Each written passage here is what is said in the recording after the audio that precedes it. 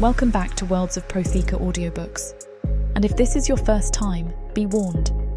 Once you step into Proththea, you'll never want to leave. With beasts who will stop at nothing to protect the women they love, and women who are only just finding out what a real man can be, you'll lose yourself in the dark romance of these fantasy stories. To bring you these free full audiobooks, we have to listen to this platform's guidelines, and they say that Proththea's steamiest scenes aren't allowed. But you can still get them from the unabridged version of any Proththean audiobook. All you have to do is go to worldsofproththea.com. With promo code YouTube30, we're offering you the opportunity to get 30% off of any audiobook, ebook, or bundle. We appreciate you subscribing to the channel, as it makes bringing these free full audiobooks to you possible. Don't forget to like and comment to let us know what you think. Proththea's magic is eternal, and this story is just the beginning.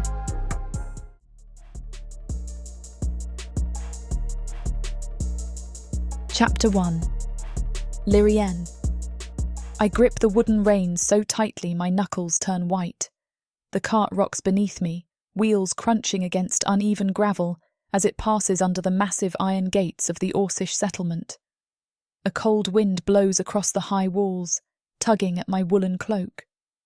I fight to keep my trembling under control, determined not to let them see my fear. No human willingly comes here. And yet, here I am, jostling forward with my heart in my throat, offering myself up as a living guarantee of peace. The stench of sweat and smoke fills the air, undercut by a sharper scent I can't quite place, like scorched metal or singed herbs. Torchlight flickers against the dark stone ramparts, revealing glimpses of watchful shapes hunched on the battlements.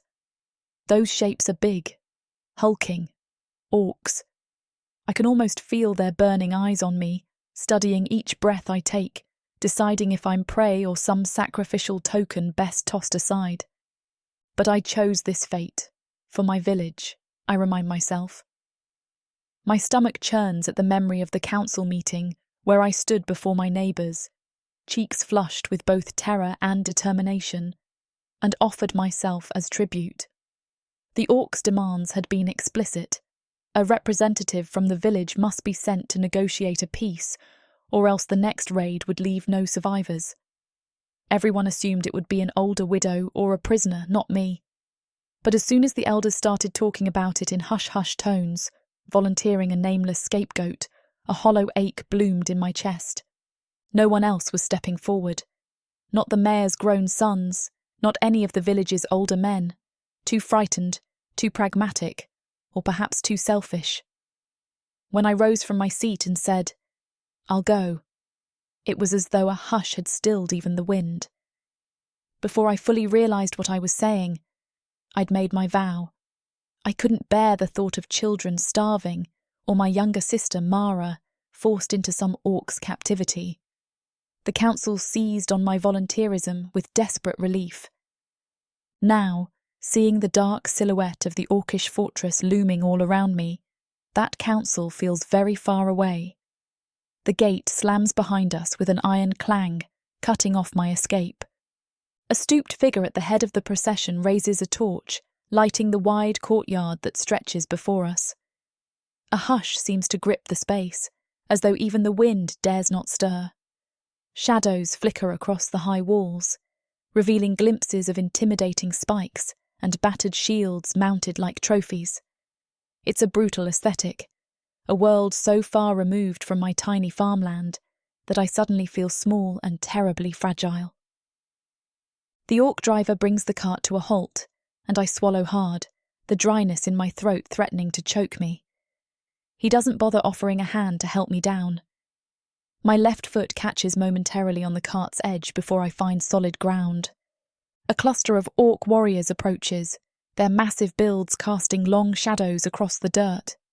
The largest among them, with deep brown skin marred by jagged scars, sneers in my direction. "So this is the human bride?" He scoffs, voice as rough as gravel sliding off a cliff. My cheeks heat, but I lift my chin. Bride. That word tastes bittersweet on my tongue. Some say it with scorn, others with pity. I'm no blushing newlywed. I'm a bargaining chip. Still, I can only stare at the orc who has spoken, half in alarm and half in fascination. His tusks are chipped, and the scar across his face tells me he's seen real battle, not a scuffle in a farmland.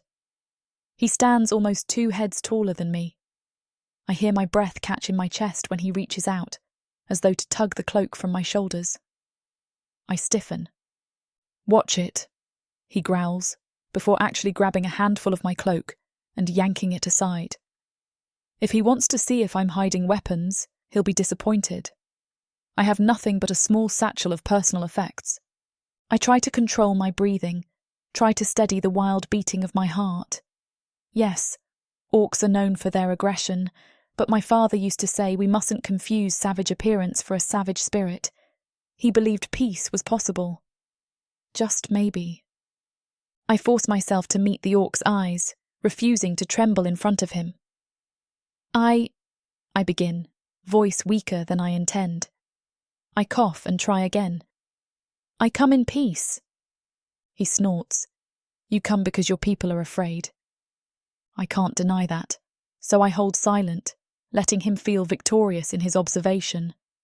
A second orc steps forward, pushing the scarred warrior aside with a curt grunt.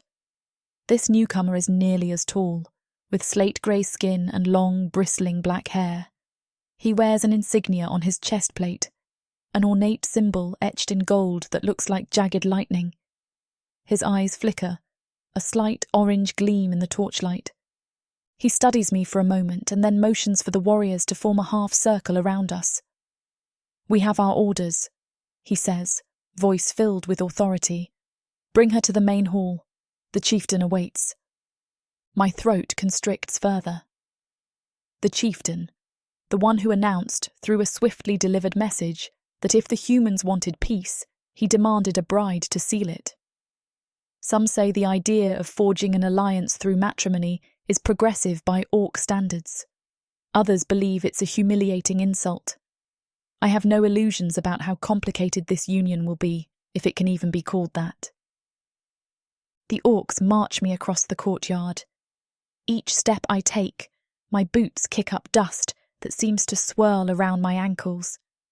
The fortress interior, beyond the open yard, is lit by blazing torches anchored into the stone walls. Rough-hewn archways lead off in many directions, some culminating in staircases that spiral downward, perhaps into the dens or training pits. Echoes of orcish chatter and the clang of metal on metal surround us like an oppressive symphony. I hear a few curses in their guttural tongue. I pick out bits and pieces of the common language woven in, words like cursed, unworthy, war god. My gaze darts from face to face. Some orcs stare openly, eyes brimming with suspicion or curiosity. Others spit on the ground as I pass. One younger orc woman stands behind a row of barrels, arms crossed beneath her leather tunic, watching with a guarded expression. She seems almost pitying. My cheeks burn in shame. Being paraded through their territory feels like being led to a tribunal. We stop at a broad doorway made of sturdy oak planks. A carved relief of an orc's face, fierce and snarling, decorates the panels. 2 guards stand posted. They swing the doors wide, and the orc with the lightning insignia guides me inside. It is warmer here, though not necessarily inviting. The floors are lined with furs, and the walls are hung with banners in deep reds and blacks. My senses are battered by the smell of tallow candles, the tang of old blood, and the overwhelming presence of power. In the centre of the hall stands a rough-hewn stone throne, illuminated by torches set on iron sconces behind it. Orcish runes crawl across the throne's surface, forming patterns I can't decipher. But the occupant of that throne immediately captures my attention. He rises to his feet with a deliberate slowness, tall, no, immense, and broad across the shoulders. His skin is a deep forest green, marked by swirling tattoos. Each line seems to emphasize the powerful muscles in his arms. A pair of tusks juts from his lower jaw, one chipped at the tip, and a scar swoops beneath his left eye. His long dark hair is tied back with leather cords and small iron beads. This is the chieftain, orc leader of the clan that terrorizes the edges of my homeland. I feel the weight of his gaze as if it's a physical force pressing against my chest. He takes a step forward, and the scattered torchlight highlights the ridges of his face in bronze and shadow. You are the human who has come to forge peace. His voice rolls through the hall like distant thunder. I swallow, my mouth suddenly bone dry. I am, I say. My name is Lirienne Marshfield. Behind me, the warrior with the lightning insignia clears his throat, but the chieftain raises a hand and he falls silent. A hush descends on the room, punctuated only by the crackle of flames and my own heartbeat pounding in my ears. Lirienne Marshfield. His tone is measured, quietly dangerous, but not cruel. Then he gestures toward a brazier near the throne. Stand by the fire. Warm yourself. Cautiously, I step forward, the wave of heat washing over my numb fingers. My reflection wavers in the glowing coals, a dishevelled, pale human woman, eyes wide with worry. The orc chieftain studies me for a few seconds more, then turns to his assembled warriors. Clanmates, he calls out, voice carrying to every dark corner of the hall. This is the peace offering from the Marshfield region. She is my responsibility. See that she is treated according to our laws. A rumble of discontent sounds from a few corners. One orc with a heavily scarred face turns and spits on the ground, but no one openly challenges the chieftain. He takes a slow breath, as though steadying himself against the tension. War has cost us many lives. If forging an alliance can spare our warriors and secure our future, then I will see it done. His statement is direct, lacking flowery diplomacy. Yet there's a hint of conviction that resonates in his tone. A wave of uncertainty passes through me. Alliance. A word that sounds so formal, so structured, yet I'm fully aware it means I belong to him in some capacity. Like property exchanged in a bargain, though he's dressed it up with the notion of forging peace. I can't stop myself from speaking. I want peace too. My voice trembles, but I force each syllable out. I came here willingly so fewer lives would be lost on both sides. He turns his gaze on me, the light illuminating the deep scars that rake across his forearms. Your bravery is acknowledged, he says after a moment. Then, as if snapping back to official duty, he commands, Karzug, see to her lodging. She'll remain under guard until the formalities are completed. The warrior with the lightning insignia nods. Yes, Chieftain Gorag. So that's his name, Gorag. It rolls through my mind, carrying unfamiliar weight. Karzug beckons me forward, and I follow him toward a side corridor. I can't resist a final glance over my shoulder. Gorag is staring after us, but his expression is unreadable.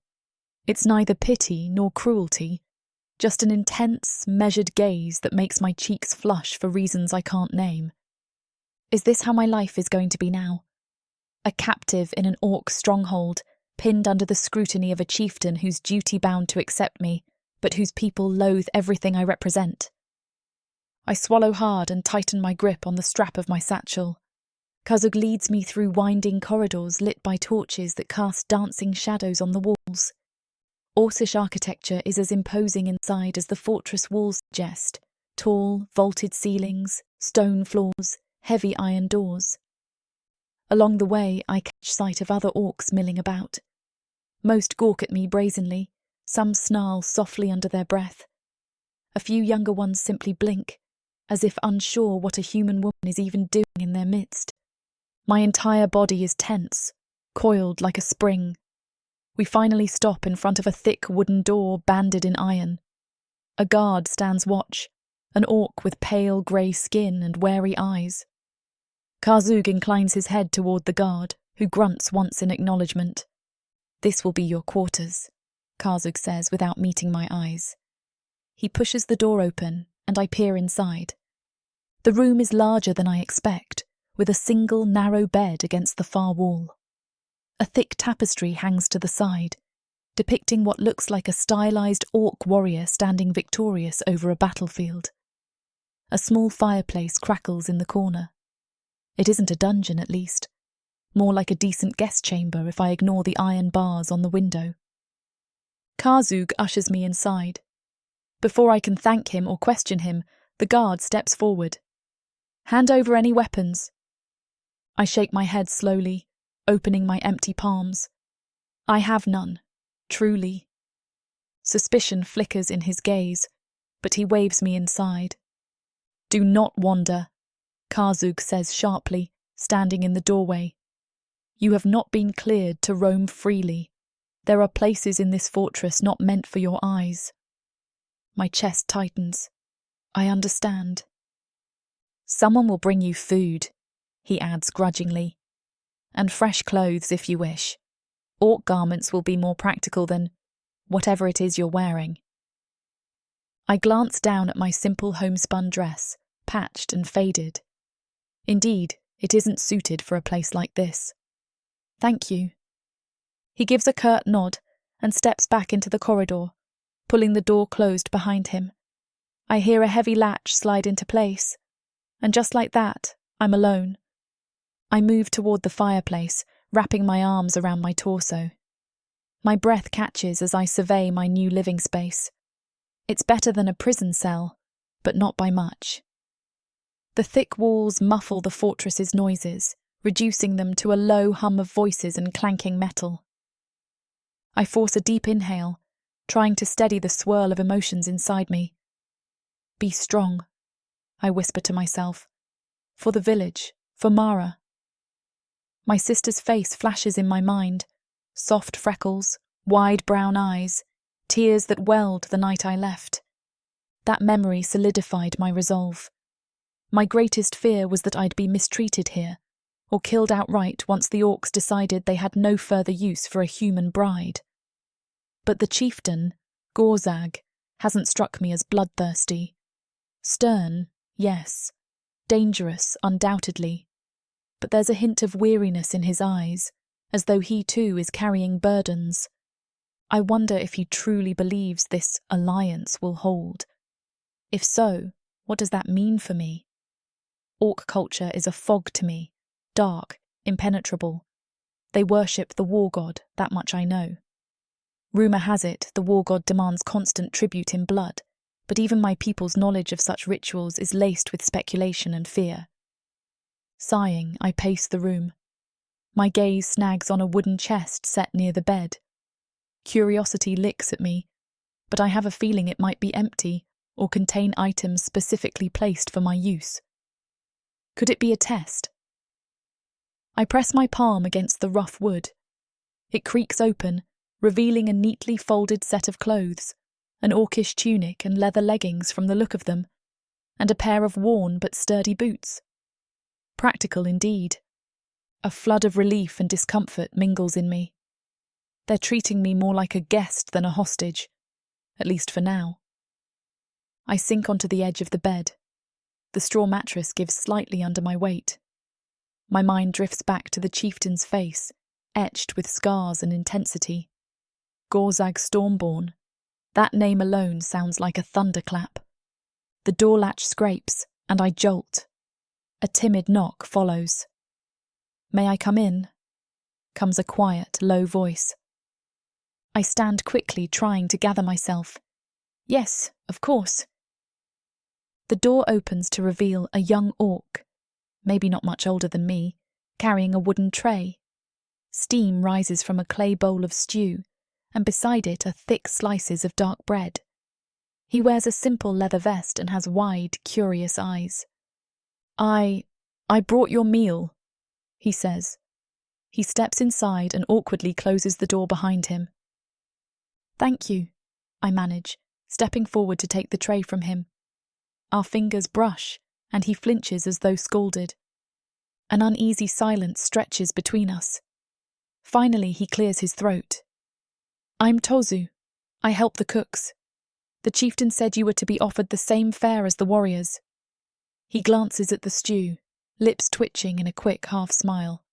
It's gamey, but filling.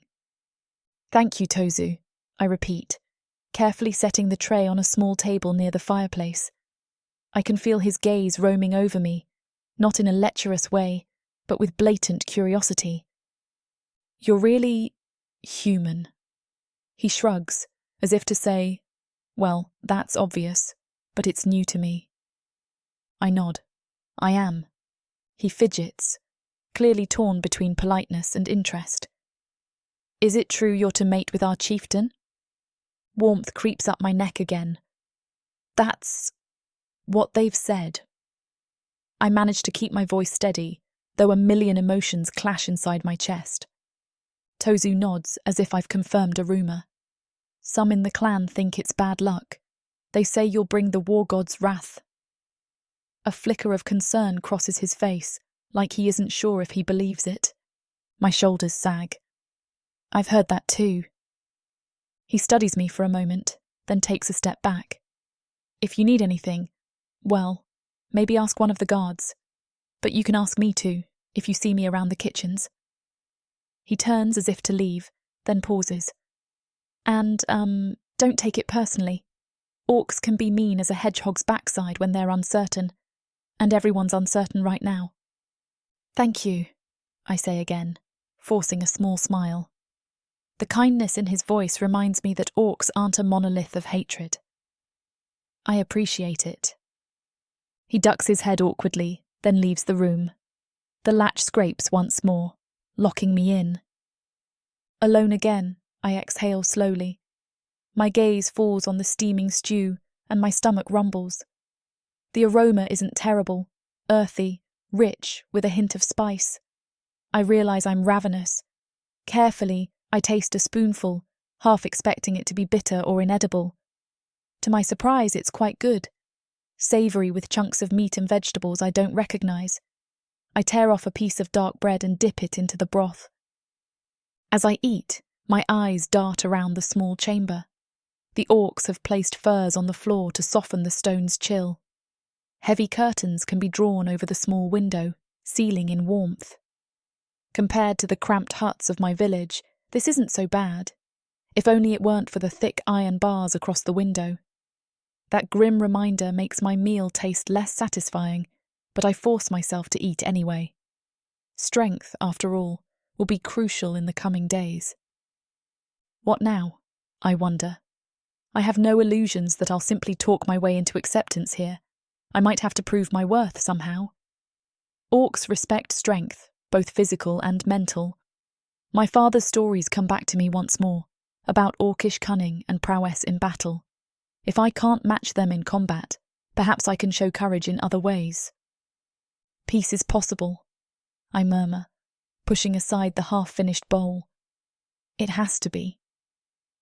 My voice rings hollow in the empty chamber. But even as I say those words, memories of the orc raids on our village flicker in my mind. Homes burned, farmland trampled, neighbours cowering. Back then, I'd hated them all, convinced they were nothing more than bloodthirsty monsters. Now I'm betrothed, of sorts, to their leader.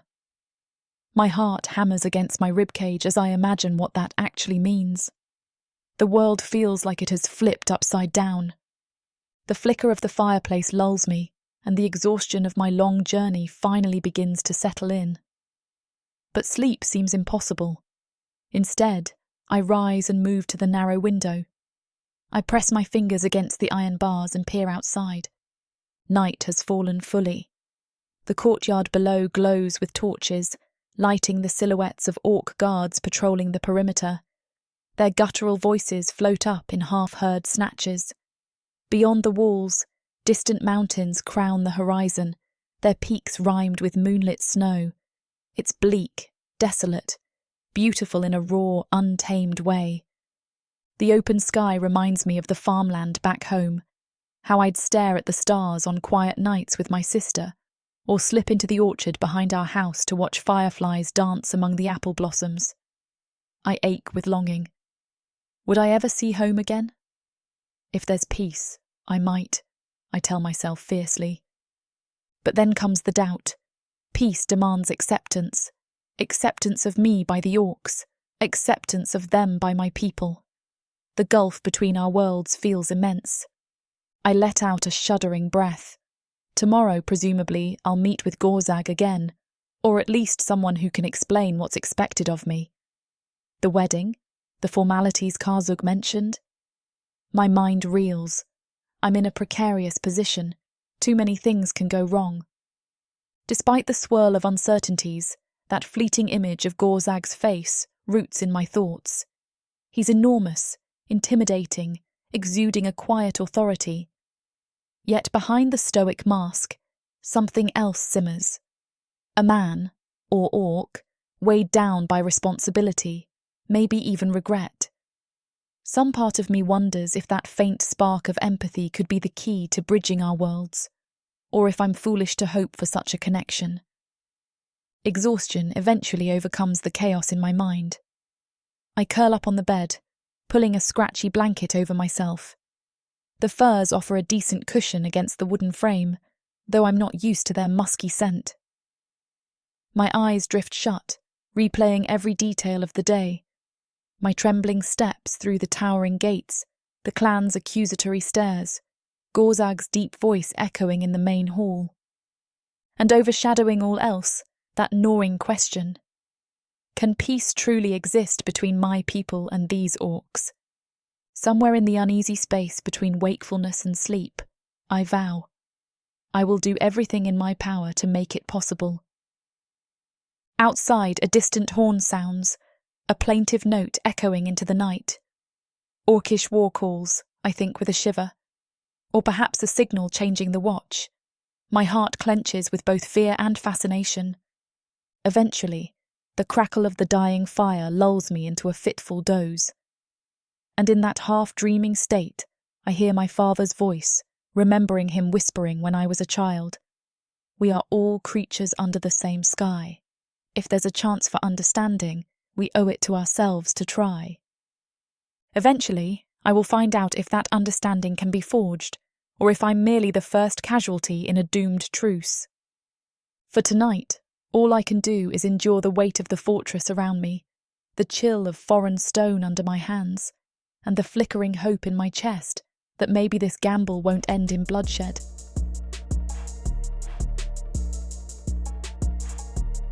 Chapter 2. Gorag. I stand in the great hall, arms folded across my chest, as the first light of dawn seeps through the high windows. The torches still burn, but their flames are pale and wavering, yielding to the glow of a new day. I scan my gaze over the faces of my gathered clan, some stern, some apprehensive, and others outright enraged. The tension in the air is a live thing, thick enough to taste. It coils around my ankles and snakes upward, constricting my breath. But I can't allow them to sense doubt. A chieftain's composure must be ironclad, no matter how turbulent the undercurrents. I slowly let my arms drop to my sides, shoulders back, every muscle rigid with purpose. "Bring her forward," I command, voice echoing against the vaulted stone ceiling. A handful of warriors stand near the eastern archway, shifting uncomfortably. They glance at one another until one steps forward, a younger orc named Tozu, I believe, then hurries off to fetch our new guest.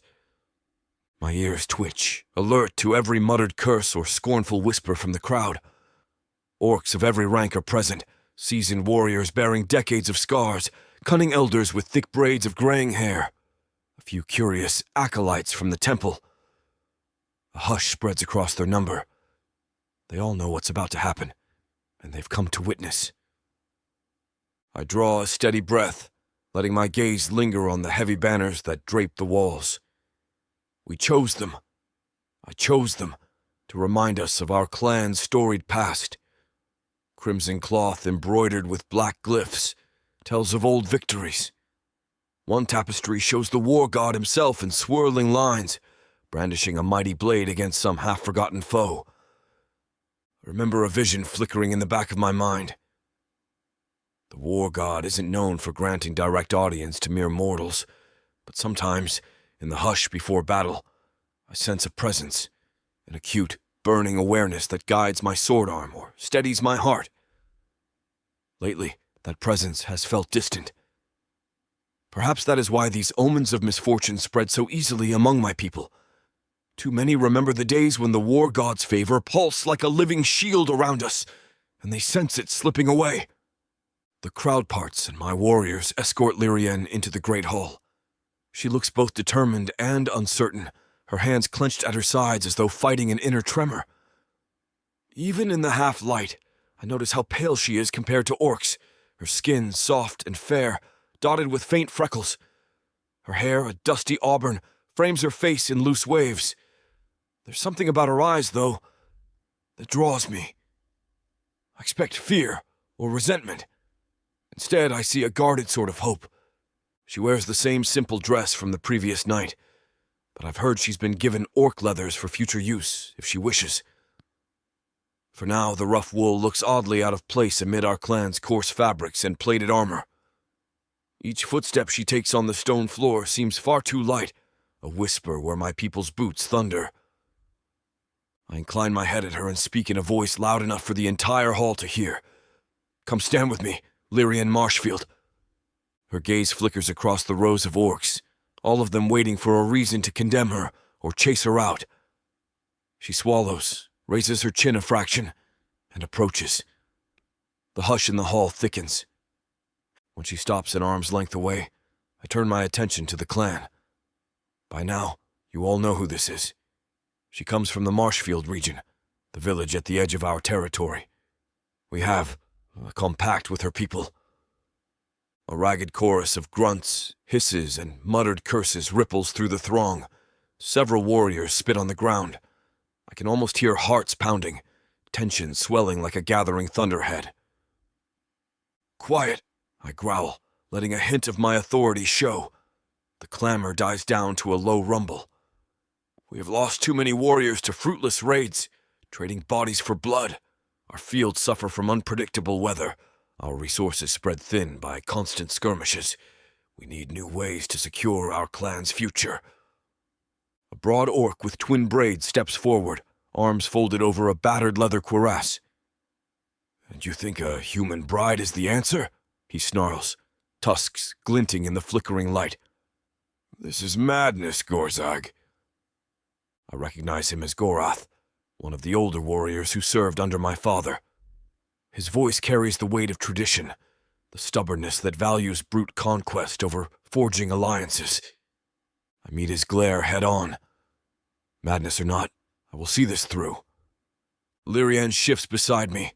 I catch a faint whiff of her scent, something floral and raw, a stark contrast to the musk of the fortress. She doesn't flinch, despite the scornful looks. The tension in her shoulders tells me she's scared, but the set of her jaw tells me she won't surrender to that fear.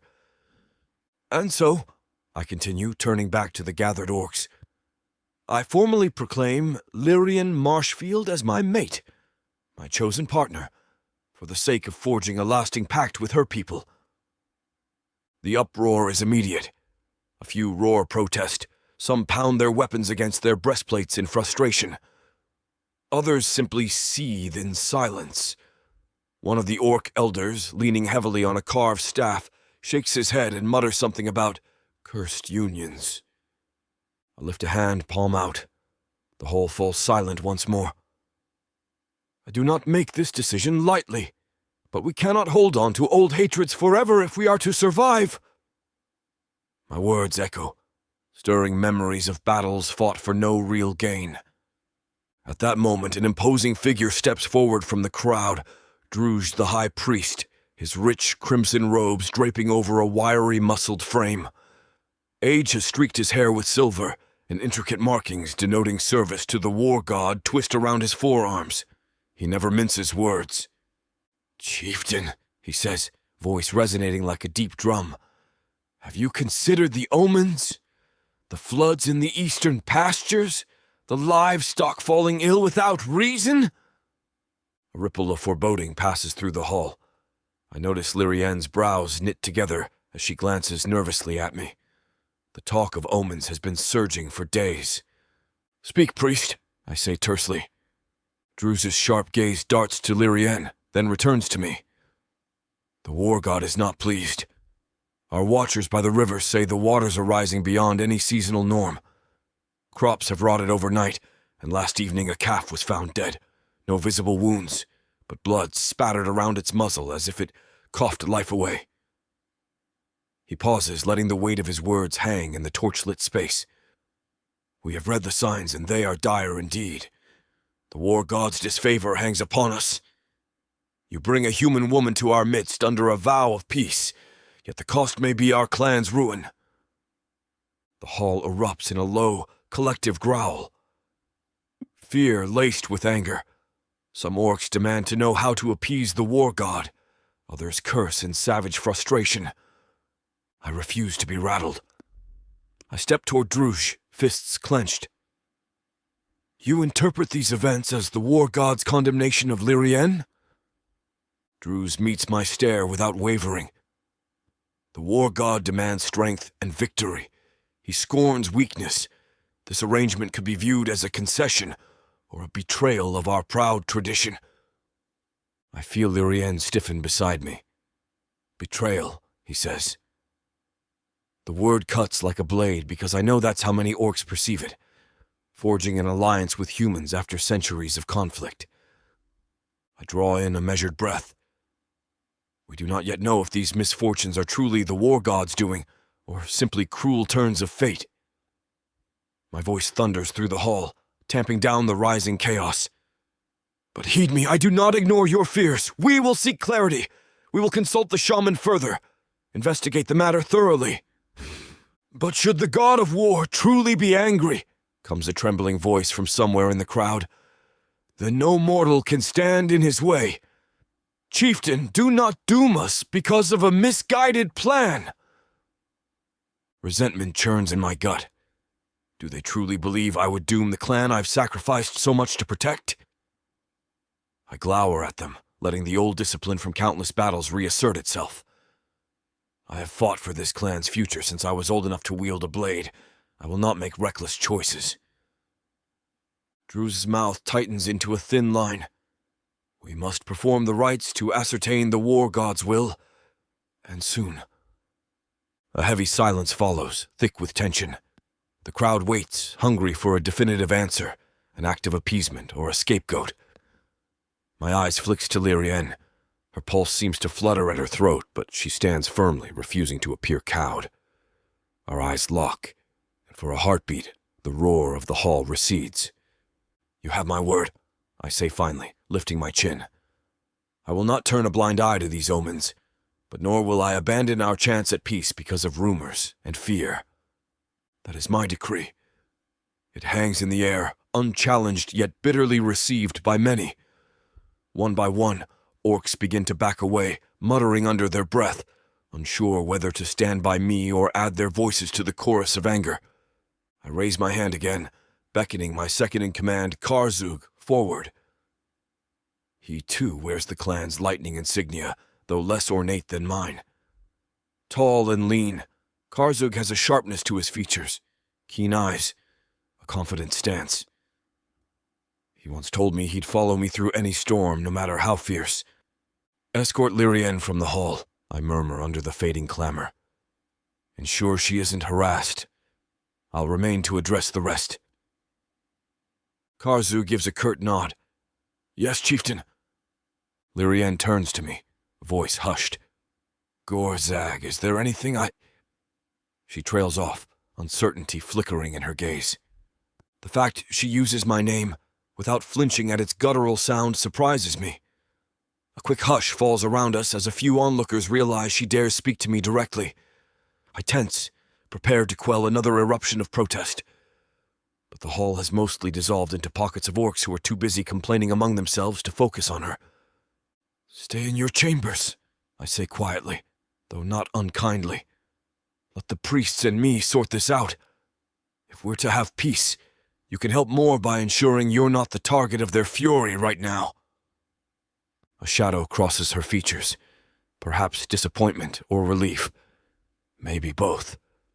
She simply nods, her expression unreadable. Then she allows Karzug to guide her through the parting throng. As she passes, a few warriors step aside stiffly, their eyes dark with suspicion. I catch sight of Gorath spitting near her feet again, and anger flares in my chest.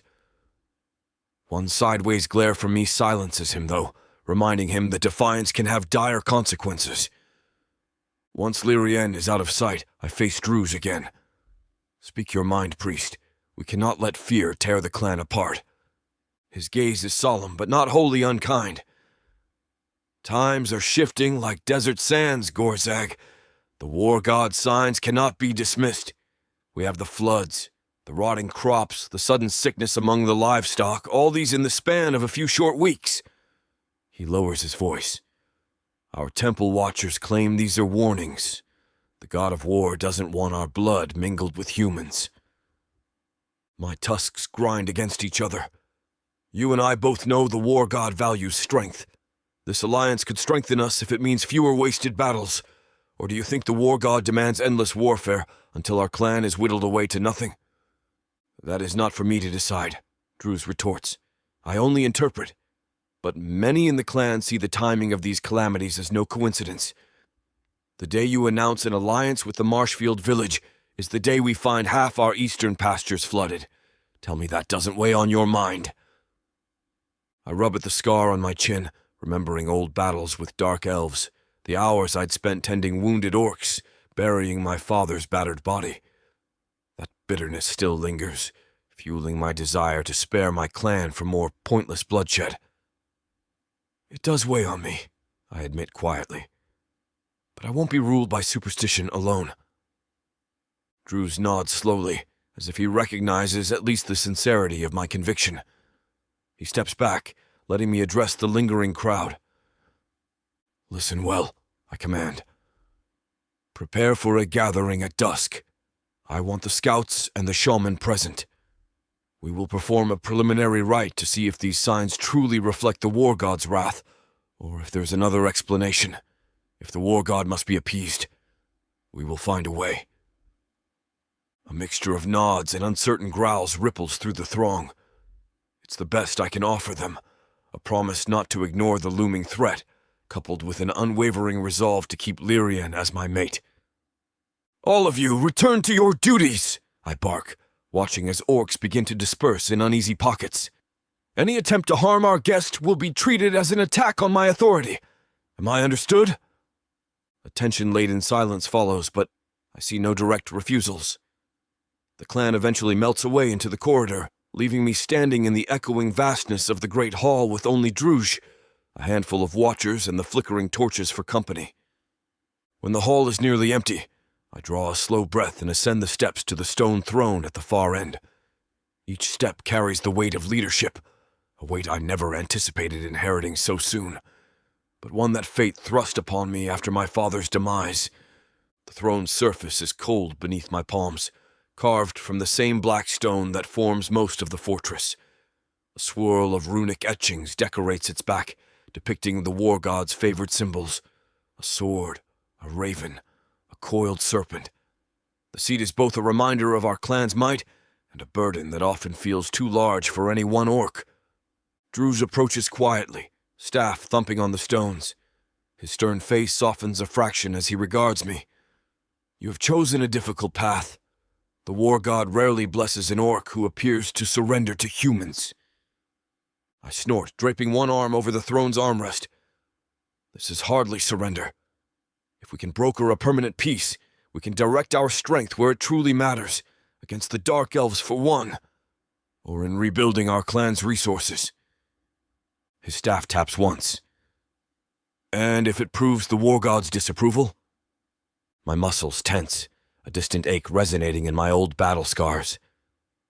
Then we will learn why. But casting out Lirienne or harming her might bring more wrath upon us. I am no coward who cowers at the first sign of trouble. Druze offers a slow nod. I will prepare the rite. Expect no illusions. If the god of war truly be displeased, we will know it. He turns and makes his way out of the hall. I watch his crimson robes fade into the dim corridor, the candle flames dancing shadows across his back. Alone for a moment, I allow myself to feel the corners of my mind swirl with questions. Could the war god truly be punishing us for bringing a human into our midst? Or is there another force at work? Memories of old alliances and betrayals gnaw at me. Sabotage is hardly unheard of among rival clans. Yet my people have seen tangible signs of calamity. As chieftain, ignoring them would be foolish.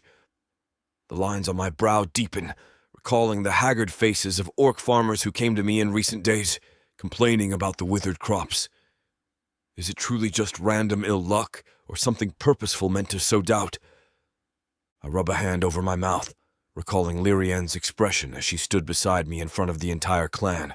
Nervous, yes, but unbroken. There was a spark in her eyes that belied her vulnerable appearance. A softness laced with steel, perhaps.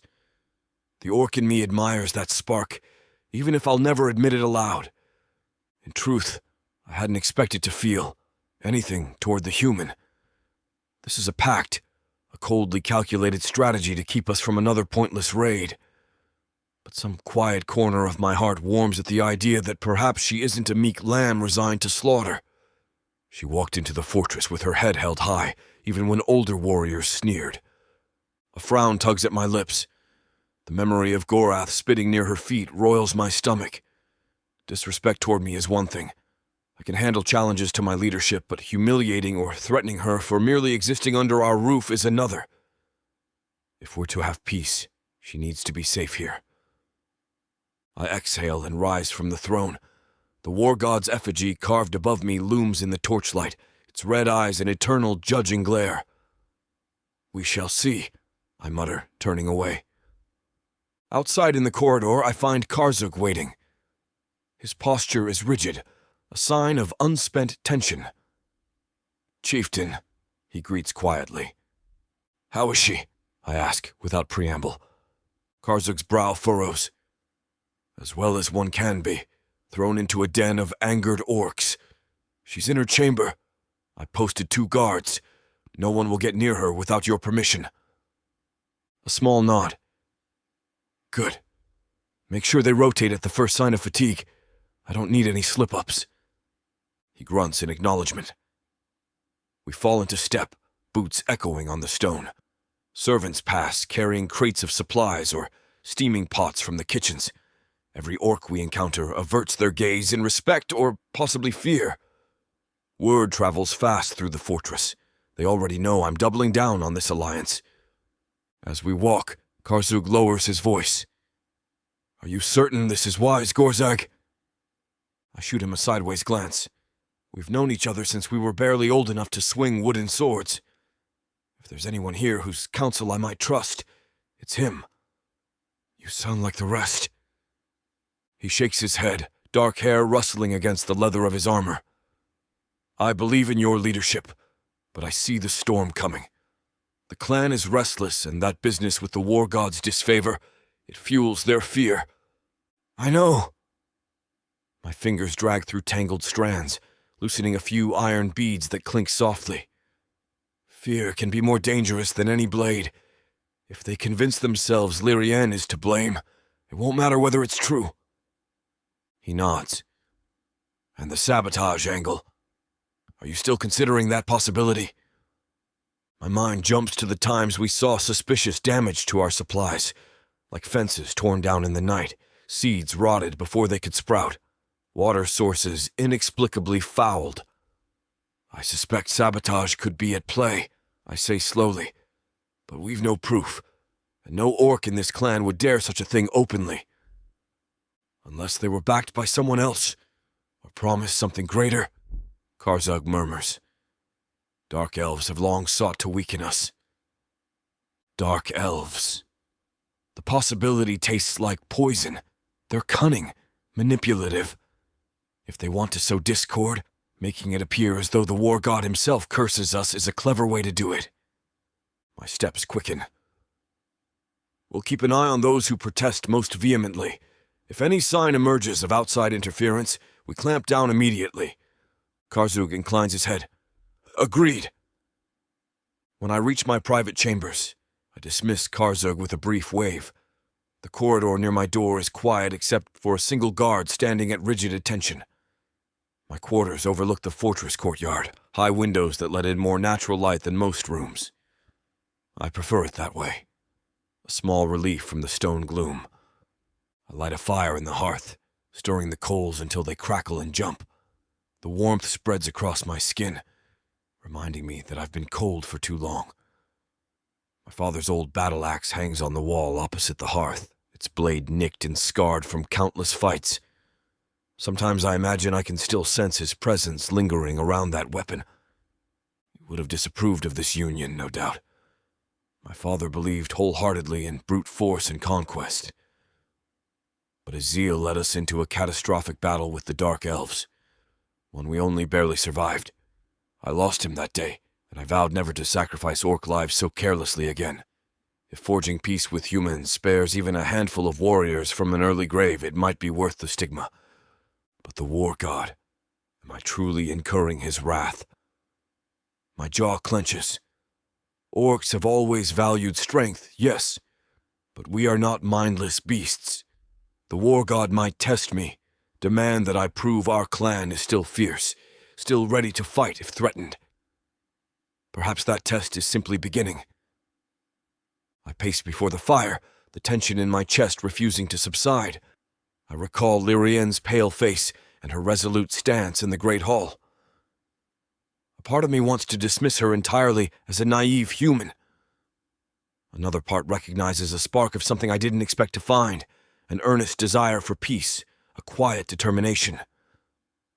A growl escapes me, pressing a hand against the scar on my chest, the one that nearly ended me 2 winters ago.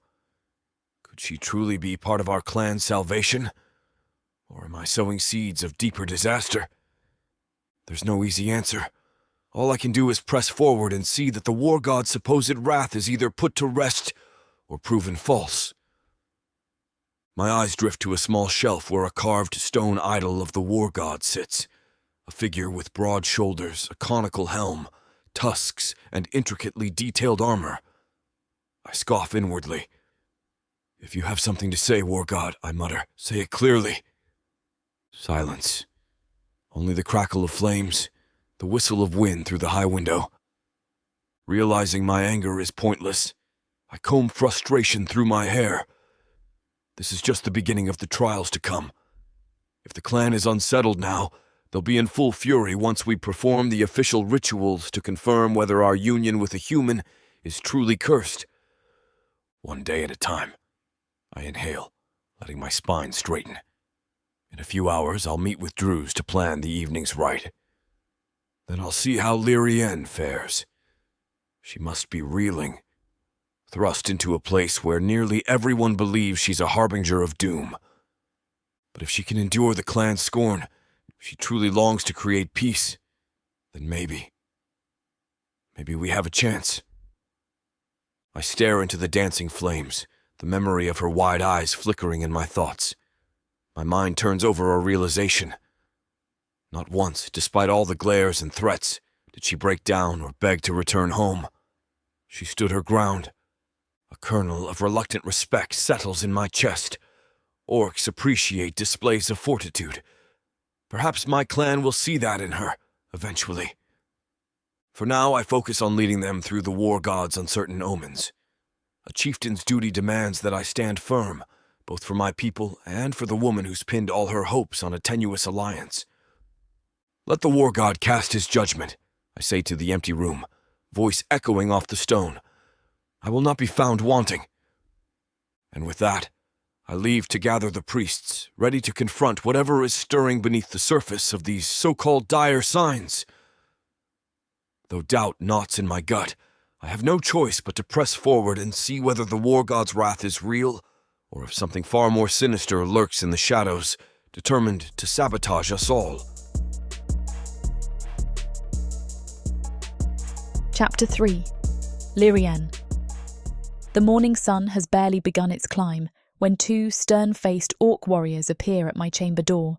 Without so much as a greeting, they gesture for me to gather my belongings, what little I have, and follow them. The corridor we walk through is grey with pre-dawn light. torches flickering and guttering in their iron sconces. It feels like the whole fortress holds its breath, tense and watchful, after Gorag's announcement in the great hall. I keep my head high, shoulders squared, trying not to show the nervous fluttering in my stomach. Orcs cluster in small groups as we pass, their voices low and brimming with malice, or curiosity. A young orc woman glares openly, arms crossed over her leather vest, while an older warrior spits on the ground near my feet, snorting in contempt. I try not to flinch. You volunteered for this, I remind myself, my father's calm admonition echoing in my head. This is for your village, for Mara, for everyone you left behind. The fortress corridors lead us to a large courtyard that opens onto a dusty expanse dotted with rough-hewn tents. Some of the tents are constructed around thick wooden posts, others lashed to the fortress walls. The orcs seem to favour these outlying areas for communal gatherings or temporary housing for visiting warriors. At this early hour, most of the tents stand quietly, though a few snoring shapes are visible through open flaps. One of the warriors escorting me, a tall female orc with braided silver-streaked hair, jerks her chin at a brown, tattered tent near the far corner. It has a battered hide flap in place of a door, and sturdy cords secure it to wooden stakes driven into the packed earth. "In!" she growls. I open my mouth to protest. Wasn't I supposed to remain in the fortress? But the question dies in my throat. The woman's eyes flash with the promise of retribution if I resist. Realising I have no choice, I clutch my meagre satchel and step inside. The tent's interior is dim, lit only by a few cracks of morning light filtering through a gap in the hide flap. The earthy smell of raw leather mixes with the faint tang of charcoal from a small brazier in the corner. In place of a bed is a low wooden frame piled with furs. Nothing else. I hear the shuffle of boots behind me, then the flap drops. Darkness encloses me like a stifling cloak, broken only by the sliver of daylight peeking under the canvas. My throat tightens, memories of the fortress cell returning in a rush. They really have no idea what to do with me, I realise. Or maybe they do, and this is part of their plan to keep me isolated. I inhale, letting the musty scent settle in my lungs until my racing heart finds a steadier rhythm. At least it's not a prison cell, I try to reassure myself. And it could be worse. They haven't harmed me yet. Placing my satchel on the ground, I kneel to inspect the fur bedding. It's coarse, but not filthy. Possibly the orcs think this arrangement more traditional than a fortress chamber. Or maybe the fortress's rumour mill is so rife with speculation that Gorag decided I need to be out of sight. My mind races, piecing together possibilities. "Lirienne." The unexpected voice nearly makes me jump out of my skin. I spin around, heart pounding. An orc woman peers at me from behind the flap, her dark eyes luminous in the tense gloom. She looks younger than the female warrior who led me here, with a slender build and a small pouch slung across her chest. She lifts the flap higher to let in more light. I try to steady my breathing. "You startled me." She inclines her head in apology. "I am Nagra, apprentice to the clan's shaman. I saw them bring you here." She steps inside cautiously, her gaze darting around as if ensuring no one else lurks in the shadows. My pulse still skitters from the sudden surprise. "Is there something you need?" Nagra wets her lips, as though choosing her words carefully. "I wanted to check on you." She pauses, then adds with a trace of wry humour. "And to ensure you're not about to run screaming into the hills." I manage a dry laugh. I appreciate the concern, but if I tried to run, I doubt I'd make it 10 steps beyond these gates. The orc apprentice nods, eyes flicking to my left wrist.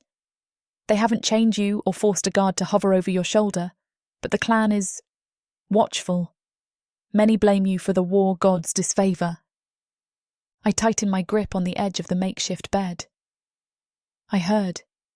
They think I'm a curse." She sighs, stepping closer so we can speak in softer tones. The clan is scared. We've been experiencing these bad signs for weeks. Flooded fields, rotting crops, livestock succumbing to strange illnesses. Our high priest Druj claims it's the war god's anger. And now you arrive, forging a taboo union with our chieftain. Nagra's shoulders slump. It's the perfect storm. Everything that's gone wrong is pinned on you. My face flushes hot. That's hardly fair. I've been here less than a day. Fairness doesn't matter when people are desperate. She exhales. I'm only an apprentice. My mentor is the official shaman, but he's grown old and sleeps through half the day. He tries to glean the war god's will from the bones and runes, but the clan wants a scapegoat, something to blame for their troubles. I run my fingers through my hair, pulling it aside to let the cooler air reach my neck.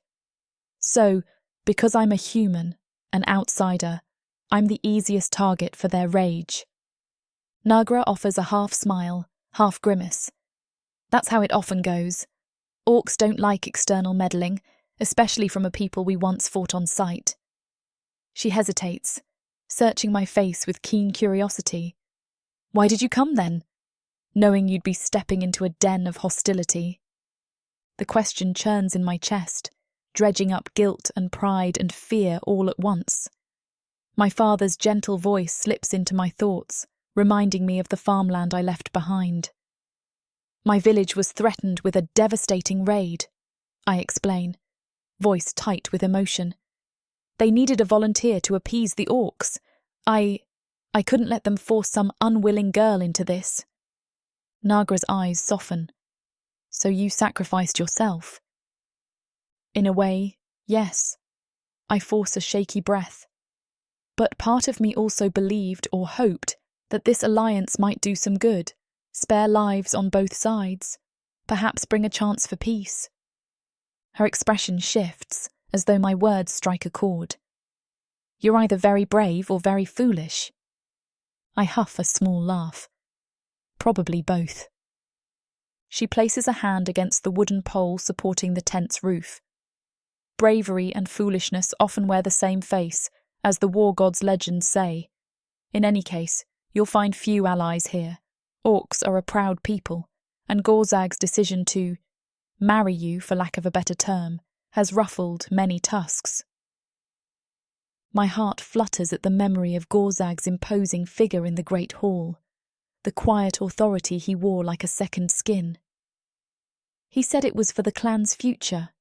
Does he truly believe that? Nagra nods.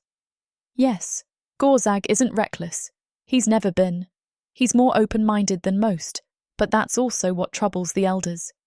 They think he's letting the clan slip from the war god's favour by entertaining alliances with humans. She pauses, then drops her voice to a whisper. There are rumours that a pilgrimage or a rite will be performed soon, to determine whether you are truly cursed in the war god's eyes. A chill skitters down my spine. A rite? An invocation, perhaps. Druj and the priests will demand signs, something from the war god to confirm or deny your presence here. If they deem you a curse, the clan might insist on your removal. Nagra's eyes dart downward, as though reluctant to speak the darker possibility. I swallow. Removal. Exile. Or worse. Silence stretches. I clench the folds of my dress in my fists, frustration building behind my ribcage. I can almost hear my younger sister's voice calling me a dreamer, the one who always believed in gentleness. Now I wonder if I've strolled into a lion's den blindly. Thank you for warning me. I manage, voice wavering. I'm not sure there's much I can do, though. Her dark gaze flicks around the tent, then returns to me. Survive. That's what you must do. Show them you're not weak, that you won't be easily broken. If his divine favour remains, the truth might surface eventually. If, I repeat inwardly, the uncertainty stinging, if. With a final nod, Nagra turns to leave. I'll bring you food later, if no one else does. I can't promise it'll be good, But it'll keep you alive. I muster a small smile. I'd appreciate that. As she slips out, the hide flap falls back into place, leaving me alone in the dim light. Her visit is a kindness I haven't expected. The flicker of compassion in her eyes reminds me that orcs aren't mindless beasts or identical in their hatred. There's nuance here. Factions within the clan that might side with, or at least pity me. But will that pity be enough to save my life if the war god's priests condemn me? I set my satchel in a corner and crawl onto the wooden bed frame, settling onto the scratchy furs. Each hair prickles against my ankles. The tent feels claustrophobic, but it's better than being marched through a corridor of hostile stares. Debate. That's the word flitting through my mind, that quiet voice urging me to weigh my options. I came here willingly for the sake of my village, but the magnitude of the clan's anger makes me reconsider. Was I truly saving anyone, or had I simply delayed the inevitable? If these omens continue, if the god of war is as wrathful as they believe, Gorag might lose control over his own people. Then nothing would stop them from pillaging my village out of spite. I press my palms against my eyes, trying to block out the swirl of negative thoughts. Could I escape? My practical side quickly shuts down the idea. The fortress walls are high, the surrounding lands teeming with orc scouts. Even if I did slip away, how many hours would I survive on foot before they tracked me down, or a wild beast found me? And what of the promise I made to my village, the people who count on me to maintain this precarious peace? That vow weighs heavy on my conscience, reminding me of why I'm here, to prevent bloodshed. If I flee, the orcs could very well retaliate by sending an even larger warband to exact revenge. My escape might buy me a few hours of freedom, but it would likely cost my village countless lives. Outside, I hear the clang of metal and gruff voices, perhaps a guard changing shift. The muffled stomping of boots on dirt reminds me that I'm surrounded, truly trapped. I force my mind back to Gorag's words in the Great Hall. He stood by me, at least nominally, claiming that we need a new path for the clan's survival. He seemed so certain, so unyielding in his stance, even with all those hateful glares turned on him. A kernel of unexpected admiration flickers in my chest. Is he risking his own position and reputation by not denouncing me the moment the crowd clamours for blood? If so, what does that say about him? He must have a reason. Orcish culture is built on strength, on dominance, so forging an alliance with a weaker, smaller race seems the opposite of typical orc behaviour. Yet Gorag does it anyway. Perhaps he believes deeply that a break in the cycle of violence is possible, or perhaps he sees me as a pawn for some grander scheme. I don't know him well enough to pass out his true motives. Torn between my duty and the fear gnawing at me, I close my eyes and let my thoughts drift to what I left behind. Wide fields of barley, neat little cottages, my sister smiling at me from our front porch, her hair braided in twin plaits. If I endure the clan's hostility, if I find a way to survive these suspicious rituals, maybe, just maybe, I can spare everyone that next raid. Maybe Gorag and I can form some sort of real understanding. But the images in my mind blur, replaced by the memory of orcs roaring in condemnation, Gorath spitting at my feet, and the sneer of that silver-haired warrior who escorted me here. Reality weighs too heavily, overshadowing any naive illusions. A voice outside the tent startles me. Human. It's a deep male tone, older and raspy around the edges. Awake, are you? I sit up, heart thumping. Yes? The flap lifts, revealing a stooped orc with lines creasing his brow. He wears a tattered brown robe belted at the waist, and a single bone amulet dangles from his neck. I am Ragzuk, he says. Shaman's apprentice to the apprentice, you might say. A rueful smile tugs at his lips. Nagra mentioned you might need extra blankets for tonight. The wind can cut through these tents like a blade. I blink, startled by the second visitor in one morning. I'd appreciate that, He shuffles inside and hands me a folded length of wool. Not the best quality, but it will keep the cold at bay. He pauses, eyeing me curiously. You're smaller up close than I realised. Heat pinches at my cheeks. I suppose I am. He grunts, crossing his arms. Our clan is on edge in case it isn't obvious. You've heard the talk of curses. The war god is at the forefront of every orc's mind, especially now that Gorag has brought you here. My teeth worry at my lower lip. You disapprove? He doesn't answer immediately. Instead, he lowers himself onto a small wooden stool near the brazier, like his old bones need the rest. It is not my place to disapprove or approve. My place is to read their signs, interpret the war god's will, and guide the clan in spiritual matters. But the environment is rife with fear. Fear drives orcs to do ugly things.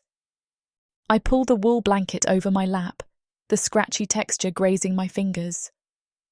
Nagra said something similar, that if the warrior deity is angry, many here will believe I'm to blame. He stares at me with tired eyes. She's correct. Truth rarely matters once the clan fixates on a scapegoat. Ragzuk drums his fingers on his knee.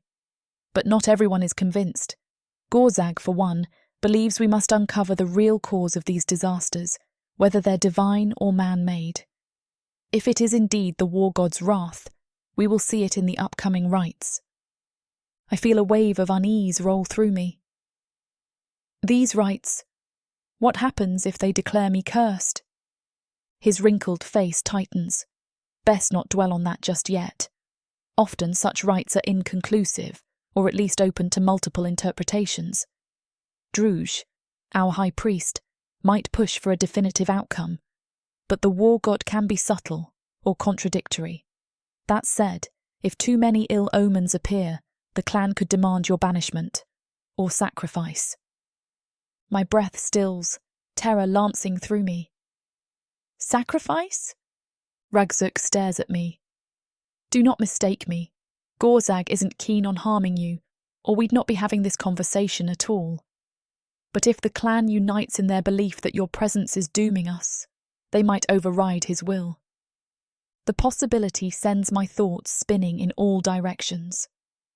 Is it worth staying if I'm in danger of a sacrifice? Could Gorag truly protect me? I don't want any more bloodshed, I whisper, forcing down the lump in my throat. That was the whole point of my coming here. Ragzuk rises slowly, bones creaking. Then hold fast to that reason. Let it strengthen you when orcs snarl in your face or call for your head. The war god tests not just orcs, but all who stand in his domain. He shuffles toward the tent flap. I must return to my duties, but if you need me, ask Nagra. She'll find me. I nod, trying to hold on to a flicker of gratitude. At least I'm not wholly alone amid a sea of hostility. Thank you, Ragzuk. I appreciate your candour. A quiet snort of acknowledgement. Then he steps outside, letting the flap drop behind him. The tent rustles in the resulting draught, edges flapping faintly. Alone again, I stare at the brazier's dying embers, mind churning. My sense of entrapment deepens. Run? The question refuses to stay silent, echoing in my mind. But I quell it once more. Running isn't feasible, not without dooming my village, and possibly myself in the process. I think of Gorag, the way he faced his people and refused to cast me aside. He must have known the scale of the backlash that would follow. And yet he did it anyway. Why? Despite the dread, a faint warmth stirs in my chest, recalling how he commanded the Great Hall's attention, how his deep voice resonated with unyielding resolve. It was a fierce, protective aura, born from genuine belief in saving his clan. Part of me wonders if he extends that protection to me as well, or if I'm just a means to an end. I sink onto the bed again, pulling the new wool blanket over my legs. Get it together, Lirienne. If I'm to endure this, I need more than naive optimism. I need a plan. Thoughts trickle in. Maybe I can speak to Gorag directly, glean some insight into how he plans to handle the clan's suspicions. A quiet prickle of worry tugs at me. Would I even be allowed an audience with him? With the entire fortress labelling me cursed, it might be dangerous for him to be seen granting me favour. Still, that might be my only chance. I can't remain silent, hoping the clan loses interest in me. I need to show I'm not the worthless burden they assume. Herbal knowledge, a small voice reminds me. I grew up gathering plants in the forests around my village. Orc shamans rely on spiritual healing, but maybe I can prove useful in treating mundane ailments. That idea gives me a slender thread of hope to cling to. If I can demonstrate practical value, some orcs might see me as more than a scapegoat. Better than doing nothing, I reason.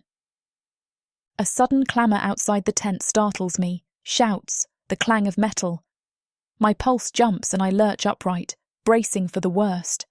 But then the noise fades, replaced by gruff laughter. Likely a sparring match or some warriors blowing off steam. The aftershock leaves me trembling, adrenaline spiking through my veins. It's too easy to imagine them clashing over me, deciding my fate with a slash of a blade. For all the fortress's grandeur, life here feels precarious, as if the entire clan balances on a knife's edge of suspicion and faith in their war god. I swallow, looking up at the tent's low ceiling. Maybe I was a fool to think I could survive in this environment. But I remember Mara's face when I said goodbye, the desperation in her eyes as she clutched my hands and asked if I'd ever come home. I swore I'd try. If forging peace with these orcs can spare Mara, or any of the innocent farmers in my village, from feeling that same terror, I have to stay. Duty, resolve, fear. They all churn together, forming the storm inside my chest. I'm no warrior, no cunning strategist. I'm just Lirienne Marshfield, a girl who read too many bedtime stories about bridging differences and healing wounds. But I can't let cynicism choke out that spark of faith.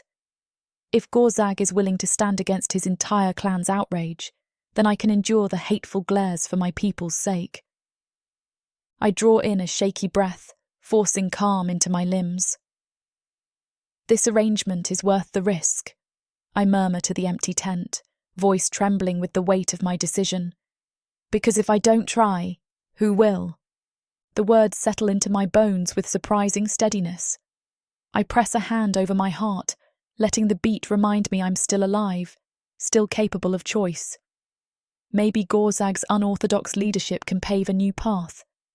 Maybe I can find allies who believe in peace, like Nagra and Ragzuk, even if they're too frightened to speak openly. I exhale slowly, pushing away the frantic fear that gnaws at the edges of my mind. The only way forward is to gather my courage, make myself indispensable, and prove I'm not a curse. No sooner have I resolved this than the tent flap rustles again. 3 visits in one morning. Am I that popular? My pulse kicks up, but it's only Nagra, as promised, balancing a wooden bowl of stew and a few strips of cured meat. Still alive, I see, she teases, though her smile doesn't quite reach her eyes. She hands me the bowl. The aroma of spiced broth fills my senses, making my stomach rumble. I realise I haven't eaten a real meal since arriving. Thank you, I murmur, accepting the warm bowl. I'm grateful. She squats on her haunches across from me, studying my face with a directness that makes me squirm. You look less afraid than you did this morning. I shrug, swirling the spoon in the stew. I'm still afraid, but I'm trying not to let it rule me. A flicker of respect crosses her features. Wise. Orcs respect those who show courage, whether they're orc-blooded or not. She pauses, fiddling with a small bead woven into one of her braids. I heard more talk. The High Priest might push to schedule the initial rite tonight. A quick reading of the bones, or a lesser sacrifice of livestock to glean the war god's mood. Tonight? My breath catches. That leaves me almost no time to prove anything or gather support. And if the reading goes poorly? Nagra's lips thin. It depends on how the signs are interpreted. Druj has significant sway. If the signs are inconclusive, Gorag can stall. But if the bones show ill omens... She doesn't finish, the implication hanging between us. I force the spoon to my lips, sipping the stew to hide the tremor in my hands. The liquid scalds my tongue, but I welcome the distraction. So soon. My heart hammers, fear clawing at my composure. I'll have to speak to Gorag. The words tumble out before I can second-guess them. I need to... Speak to him? Nagra's eyes widen, as though I've just announced I'll climb the fortress walls in a single bound. You can't just waltz into his quarters and demand an audience. He's the chieftain. My throat feels tight. Yes, but I'm supposed to be his... bride. That must grant me some right to speak with him, yes? Nagra's gaze drops to the ground. In theory, the chieftain's mate is second only to him in rank, but you haven't been formally recognised by the clan. Many still think of you as a prisoner or a sacrificial lamb. Approaching Gorag might draw more suspicion. I swallow hard. I can't just hide in this tent waiting for them to decide my fate either. If they're performing this rite tonight, I need to at least know what it entails. After a long pause, Nagra sighs. I might be able to help. If you truly want to see him, I can try to slip you a chance later. But it'll be risky. Some orcs are still fuming from the morning's uproar. My heart leaps at that sliver of possibility. Please, I'll take the risk. She studies me for a moment more, then gives a reluctant nod. Fine. Finish your meal and gather your courage. If fortune smiles on us, I can lead you to Gorag before the evening gathering. She rises to her feet, brushing dust from her leather leggings. But be cautious. If we cross paths with Gorath or any of the chieftain's rivals, your presence might provoke a confrontation. I clutch the bowl of stew like a lifeline. I understand. Good.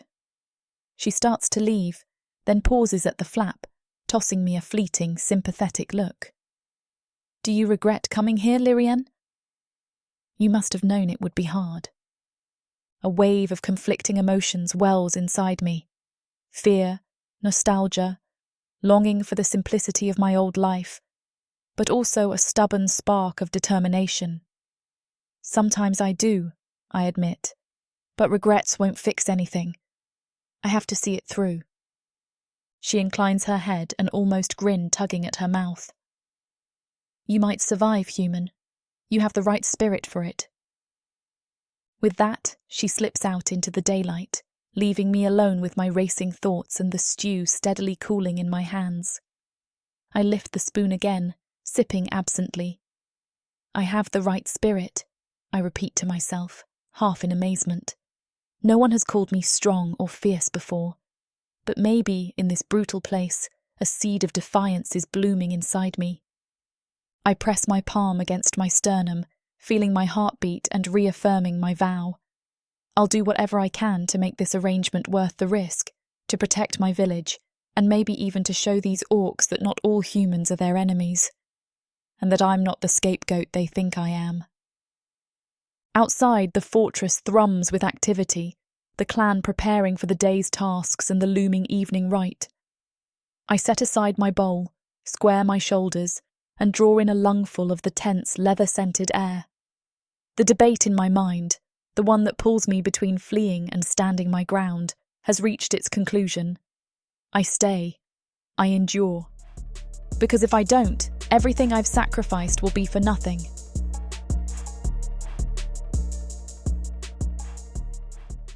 Escape this world and step into one where romance and magic intertwine across realms, with stories that are not just standalone tales, but part of a vast, interconnected universe. Imagine not just one, but 100 stories, where characters, destinies, and legends cross paths in unexpected ways. 100 audiobooks from the Romantasy 100 book bundle. These aren't just isolated stories. They share themes, worlds, and threads that make every journey feel part of something grander. Fated lovers, ancient prophecies, and the delicate balance between power and passion. Get all of these stories today for a mind-blowing 90% off. That's right, 100 audiobooks for the price of 10. 800 hours of audio where these alpha males prove just how puny the human men of Proththea are. 12 complete series where they show their human women what they've been missing and more. One-time purchase, lifetime access to a universe of interconnected magic and romance. Prothea's magic is eternal. With the romantasy 100 book bundle, your pleasure will be too.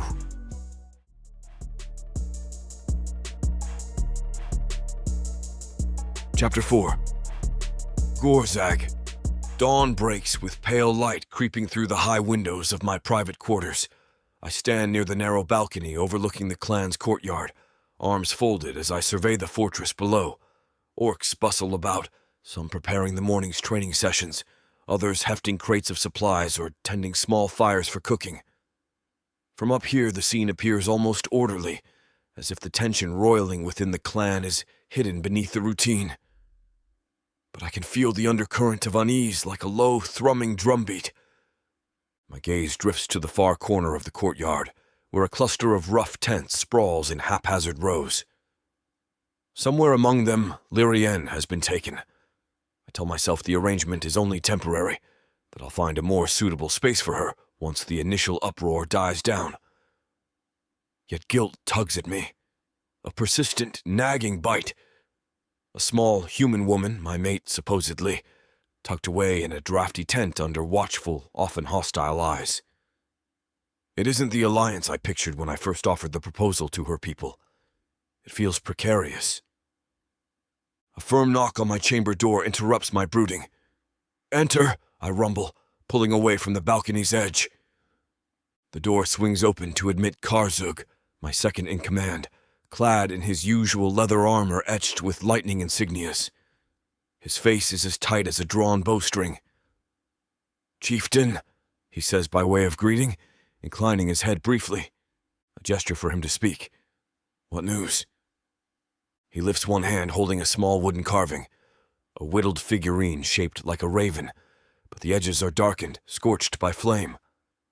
"We found this near the eastern pasture fence, tied to a split beam," he says, voice tinged with annoyance. "A sign, possibly from the priests, or from someone wanting to look like they're aligned with the war god." My tusks grind together. "I take it the fence was damaged?"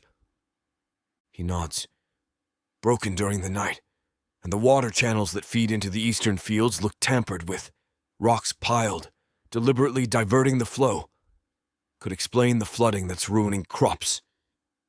Heat flares in my chest, somewhere between anger and grim satisfaction.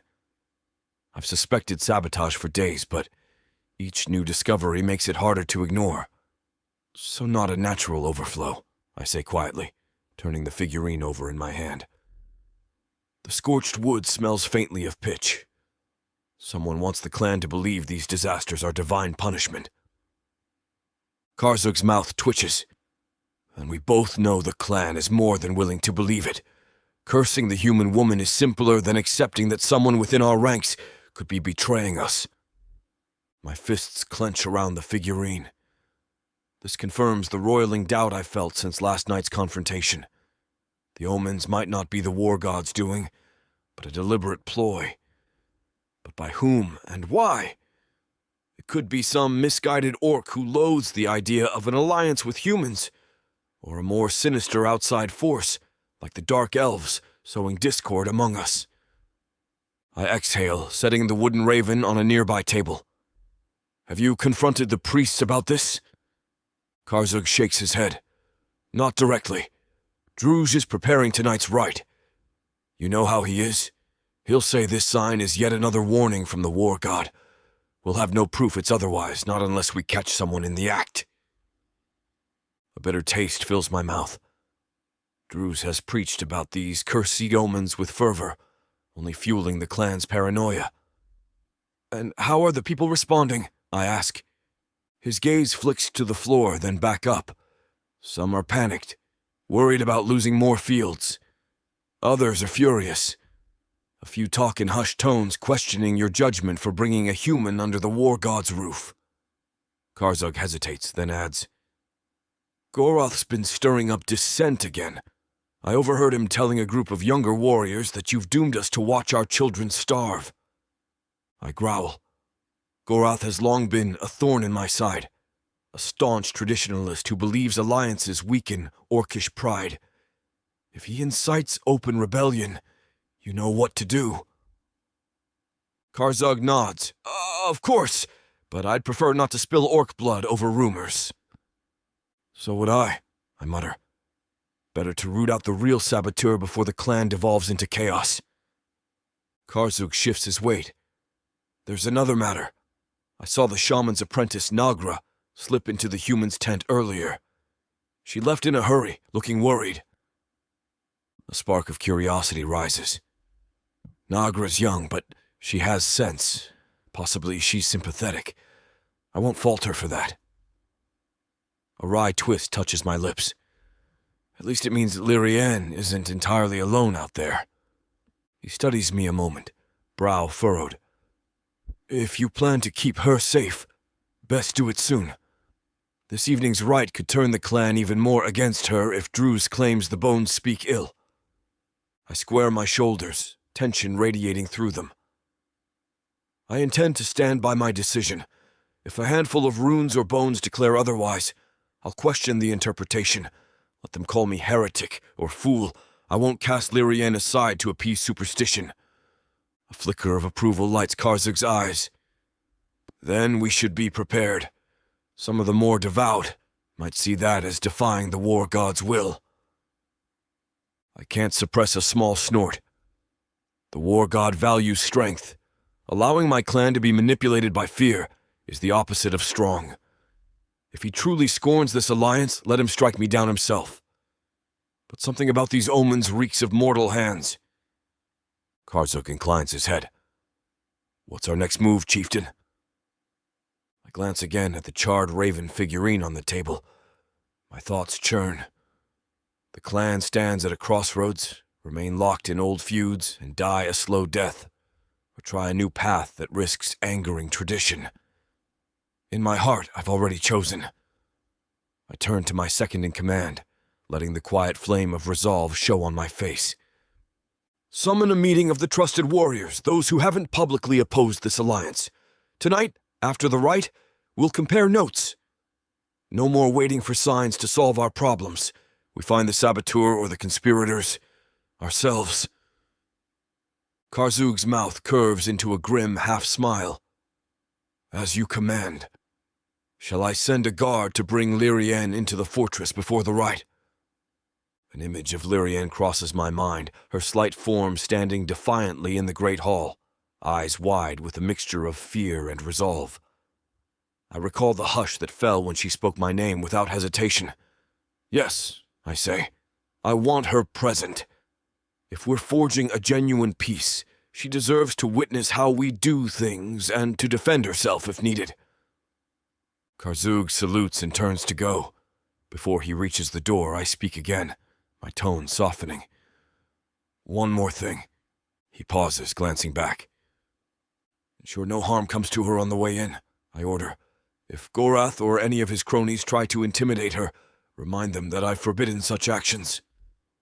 A spark of respect dances in Karzug's eyes. He gives a curt nod. Understood, Chieftain. Then he slips out, leaving me alone with the echo of my own heartbeat and a swirl of conflicting emotions. The hours leading up to the dusk rite crawl by. I spend most of them pacing the fortress corridors, checking in with various orc sub-leaders, taskmasters for the farmland, quartermasters for the armory, and a few older warriors who served under my father. The fortress itself stands as a sprawling testament to orcish might. Heavy stone walls, tapestries flaunting old victories, and corridors carved to funnel intruders into kill zones if ever were attacked from within.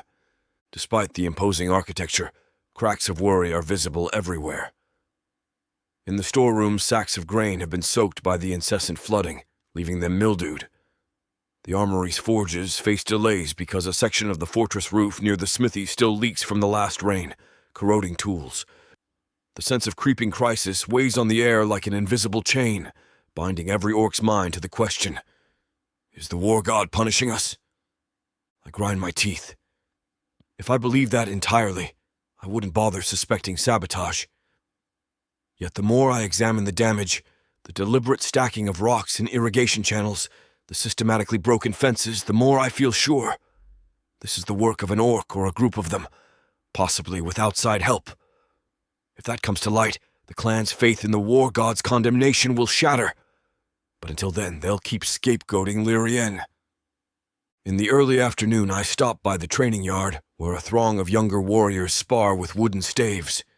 I recognize a few as promising recruits, tall, eager orcs with a hunger for skill. Usually, I'd watch them train, offer critiques on footwork, or remind them to keep their guard high. But today, I have little patience for formalities. "Chieftain," barks one of the instructors, a muscular orc with a broad chest and a long scar running down his cheek. He bows his head. "Come to test the recruits?" I shake my head. "Not today, Hrug. How's morale?" He hesitates, scanning the sweaty forms of the young fighters. "Varied. Some are restless, wanting to pick fights with humans or rival clans to prove our strength. Others are uneasy, claiming the war god is turning his face from us. Either way, they're on edge. Training helps them vent, but rumor spreads faster than I can break them from it." My gaze follows a pair of orcs crashing staves, their grunts echoing off the courtyard walls. Look out for talk of sabotage. If you hear anything at all, bring it directly to me. Do you understand? Hrug looks uncertain, but he nods. Understood, Chieftain. With that, I leave him to his duties, ignoring the curious stares of the recruits. No doubt they have been whispering about my human bride behind my back. Let them whisper. I have no time to coddle them. By late afternoon, the sky deepens to a hazy gold, and the fortress takes on an ominous glow. Fires are lit in wall-mounted braziers, each flame dancing in the stirring breeze. I head toward the war god's shrine, a small circular chamber carved into the fortress's heart. The walls are lined with depictions of battle, orc warriors locked in combat against monstrous shapes, swirling lines meant to represent magical storms or the war god's presence. At the back stands an altar of black stone, etched with runes spelling out the war god's name in our ancient tongue. Druj, the high priest, is there, along with 2 acolytes who busy themselves arranging bowls of incense and offerings. Druj wears crimson robes adorned with bone charms, his posture rigid as he surveys the final touches for tonight's rite. When he senses my presence, he turns slowly, his weathered face creased in an unreadable expression. "Chieftain Gorag," he greets, inclining his head. "Have you come to ensure everything is in order for the war god's reading tonight?" I let my gaze sweep across the chamber.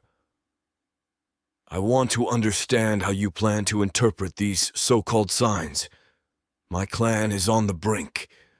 If your performance tonight stokes their fear further, we risk a riot." He bristles, the bone charms clattering softly. "My performance? The war god's message is not a carnival spectacle, Chieftain. I will read the bones. If they reveal ill tidings, I will speak them plainly." My tusks flex. "I'm not asking you to lie, priest. I'm reminding you that with the clan's mood so volatile, your words hold power to shape their beliefs." "I know my duty," Druj says curtly. "The war god's will is paramount. If he is displeased with your arrangement—" His lip curls slightly. "Then it must be addressed." My pulse throbs, but I keep my tone steady. "Very well. But if these signs are questionable or inconclusive, do not rush to condemnation." Druj stares back at me, eyes narrowed, as if sizing up my resolve. "I serve the clan and the war god," he says at length. "Not fear and not you." Then he turns away, robes swishing, dismissing the conversation. A low growl rumbles in my chest, but I stop myself from pressing further. If I antagonize Druj too much, it might push him to fan the flames of orcish paranoia. I need to remain measured, to let him see I'm not cowering, nor am I blindly defiant. It's a precarious balance, one I wish I didn't have to maintain. Dusk arrives with a blood-red sky, the sun dipping below the horizon as if retreating from the fortress's mounting tension. Fires crackle in the great hall, where the clan has begun gathering. Orcs stand in clusters, speaking in low tones. Shadows waver across the walls, giving the impression that monstrous shapes lurk just beyond the torchlight. I take my place near the front, where a makeshift dais has been set. The clan's elders occupy seats on one side, while warriors and watchers crowd the hall's perimeter. At the dais's center stands a stone bowl filled with sanctified water prepared by the acolytes. Beside it lies a small pile of bones, likely from a sacrificial goat or lamb. Druj and his assistants hover nearby, serious and solemn. A hush falls as Karzug enters with Lirienne in tow. She wears the orcish leathers we provided, the dark material hugging her arms and waist. Though sized for her frame, it's still clearly designed for orcs, heavy, rough-hewn, and practical. Her hair, a shade like burnished copper, is tied back in a low braid. Despite the flush on her cheeks, she carries herself with quiet dignity. Every orc eye locks onto her. A wave of muttering ripples through the hall. Sneers, scowls, the occasional hiss of disapproval. I notice some glancing at me for a reaction, waiting to see if I'll regret my choice. I stand taller, crossing my arms, letting them see I have no doubts. Even if part of me feels uneasy, I refuse to show it. Lirienne's gaze finds mine across the dais, and there's a moment of startled relief in her eyes, as though seeing me gives her a flicker of hope. We haven't spoken since the day before, but some unspoken understanding passes between us. I dip my chin in acknowledgement, beckoning her to join me near the front.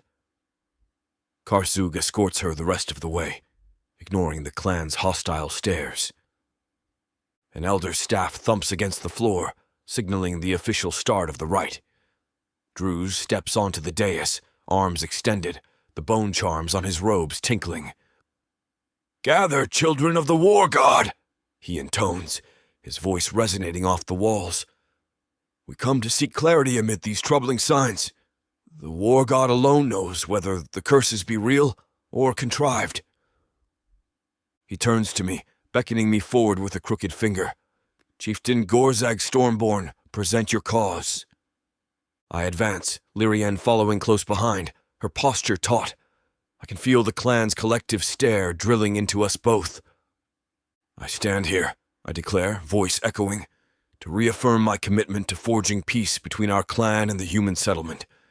Lirienne Marshfield is my chosen mate, that we might spare further bloodshed." A chorus of grumbles and mutters rises. Lirienne stiffens at my side, but I sense her determination. She lifts her chin, scanning the crowd with cautious resolve. "Good." She won't cower. Druj nods slowly, turning to her. "And you, human, do you vow to uphold this alliance with sincerity and faith, respecting our traditions?" The question practically drips with suspicion. Her voice, while softer than an orc's, carries a surprising steadiness. "I came here willingly, to protect my people and yours from needless conflict. I don't claim to know your ways fully, but I'm willing to learn and respect them." A faint hush spreads. Some orcs blink at her willingness to speak so plainly. Others look unconvinced, arms crossed in scorn. Druj approaches the stone bowl and beckons an acolyte. The younger orc places 3 small bones into Druz's outstretched hand. "We ask the war god to guide us," Druj proclaims, lifting the bones high. "If ill omens plague us, may the bones reveal the truth. If sabotage or mortal trickery is at work, let it also be shown." He scatters the bones into the bowl of water, where they float and bob. I suppress a scoff. The reading is always ambiguous, reliant on how the high priest chooses to interpret the final arrangement. The entire clan holds its breath. Druj peers over the bowl, lips moving in silent incantation. A hush so absolute falls that I hear the crackling of distant torches. Lirienne stands rigid at my side, tension in every line of her body. Then Druz's shoulders stiffen. "The bones speak of conflict," he pronounces, voice heavy. A crossroads. 2 paths entwine. One leads to renewal, the other to devastation. A surge of murmurs ripples through the hall. Even the elders lean forward, expressions grim. "Is the war god angered by Lirienne's presence?" barks Gorath from the crowd. His voice carries menace. "Do these ill omens come from the human?" Drews stares into the water a moment longer, swishing it with his fingers until the bones drift into a new pattern. "There is darkness in the shadows," he says, eyes narrowing. "But I do not see a direct condemnation of the human woman. The bones show choice. A precarious one, teetering between blessing and curse." Confusion blossoms among the onlookers. Some scowl, perhaps disappointed not to hear a final decree of Lirienne's guilt. Others exchange baffled glances, uncertain how to interpret a reading that promises no immediate scapegoat. Gorath, chest heaving in frustration, steps forward. The war god does not see humans as equals. If these omens are not condemnation, what are they, then? His tusks bare, he jabs a finger at Lirienne. She stands here, an outsider with no claim to orcish blood or tradition. Are we truly expected to accept that as a blessing? I feel Lirienne tense. Before she can respond, I speak up, voice booming. "Gorath, you question the war god's sign. Druge said the bones reveal choice, not certain doom. That means the war god has not turned fully from us, nor from her." I shift my stance. "And I, as chieftain, declare that we will choose to fight for a new path, rather than cower behind superstition." A hush envelops us. My heart hammers, adrenaline coursing through my veins. This is the moment I fully step into defiance against those who demand I bow to tradition. Drews clears his throat, ever the ritualist. "The war god tests us, Gorag. If the clan is being sabotaged by mortal hands, find the culprit. Only then can we be certain we remain in the war god's favor." I nod, meeting his gaze. "We will. This clan will not tear itself apart, chasing illusions of curses and omens. Our enemy lies in the shadows, perhaps an orc who hates this alliance enough to sabotage us, or perhaps an outside force. Until we know, I expect the clan to follow my decree and not harm Lirienne." I pause, letting my next words ring clear. Anyone who does so will face my full wrath. A ripple of intimidation wafts through the hall. Several orcs lower their gazes, uneasy. Even Gorath flinches, though he tries to hide it with a derisive snort. "I hope for your sake you're right," he growls, "because the war god has little patience for arrogance." I don't bother dignifying that with a reply. Instead, I offer a curt nod to Druge, signaling that the rite's formal portion is over. The high priest turns and gestures to his acolytes, who quickly begin gathering the bones and extinguishing the ceremonial incense. Slowly, the clan begins to disperse, pockets of whispered conversation blooming along the edges of the hall. The tension feels like a coiled serpent still poised to strike, but no immediate outbreak of violence follows. I can only hope my public stance steadies some of the waverers. At least for now, I think grimly. As orcs peel away to return to their quarters or converge in small gatherings, Lirienne lingers near me. I hear the quiet scuff of her boots on the stone floor, and when I turn, her gaze seeks mine. "That was intense," she says softly, glancing around at the still simmering crowd. "Thank you for defending me." Her voice carries exhaustion, but also a flicker of relief. I study the lines of her face, noticing faint dark smudges beneath her eyes, likely from stress and lack of sleep. Despite it all, she hasn't broken. She stands tall under those hateful eyes. "You're part of this clan now," I say, keeping my tone firm but not unkind. "I won't let them tear you apart over a half-baked omen reading." A faint smile tugs at the corners of her mouth. "Still, it means a lot. I'm not exactly popular here." I nod, scanning the receding orcs warily. Popularity is overrated. Surviving is what matters. She almost laughs, but the tension in the hall stifles it. Then she lowers her voice. "Is it true you suspect something else is causing these disasters? I've heard rumors." An orc who tampered with your fields or water supply, making it look like a curse. I let out a slow breath, confirming my suspicions that she's heard about the sabotage. Yes, at first I couldn't be sure, but now I'm nearly certain. The war god's wrath doesn't usually manifest to such precise sabotage. Someone is orchestrating it. Her eyes flash with concern. Why? To force me to abandon this alliance, I reply, scanning the hall to ensure no eavesdroppers linger too close. Or to weaken the clan from within. The more they believe you're cursed, the less stable my position becomes. She exhales, glancing at the dais where the stone bowl still stands. Is there anything I can do? I don't want to just hide in a tent and wait for everyone to decide my fate. Her earnestness surprises me, warming something in my chest. Stay alert, I say finally. Pay attention to anything unusual, whispered conversations, suspicious movements near your quarters. Report them to Karzug or me. You might notice things the clan overlooks. She nods resolutely. I will. A hush steals over us for a moment, tension replaced by a tentative understanding. Outside, the hallway grows quieter as orcs shuffle away. Torches on the walls flicker, casting her features in shifting light.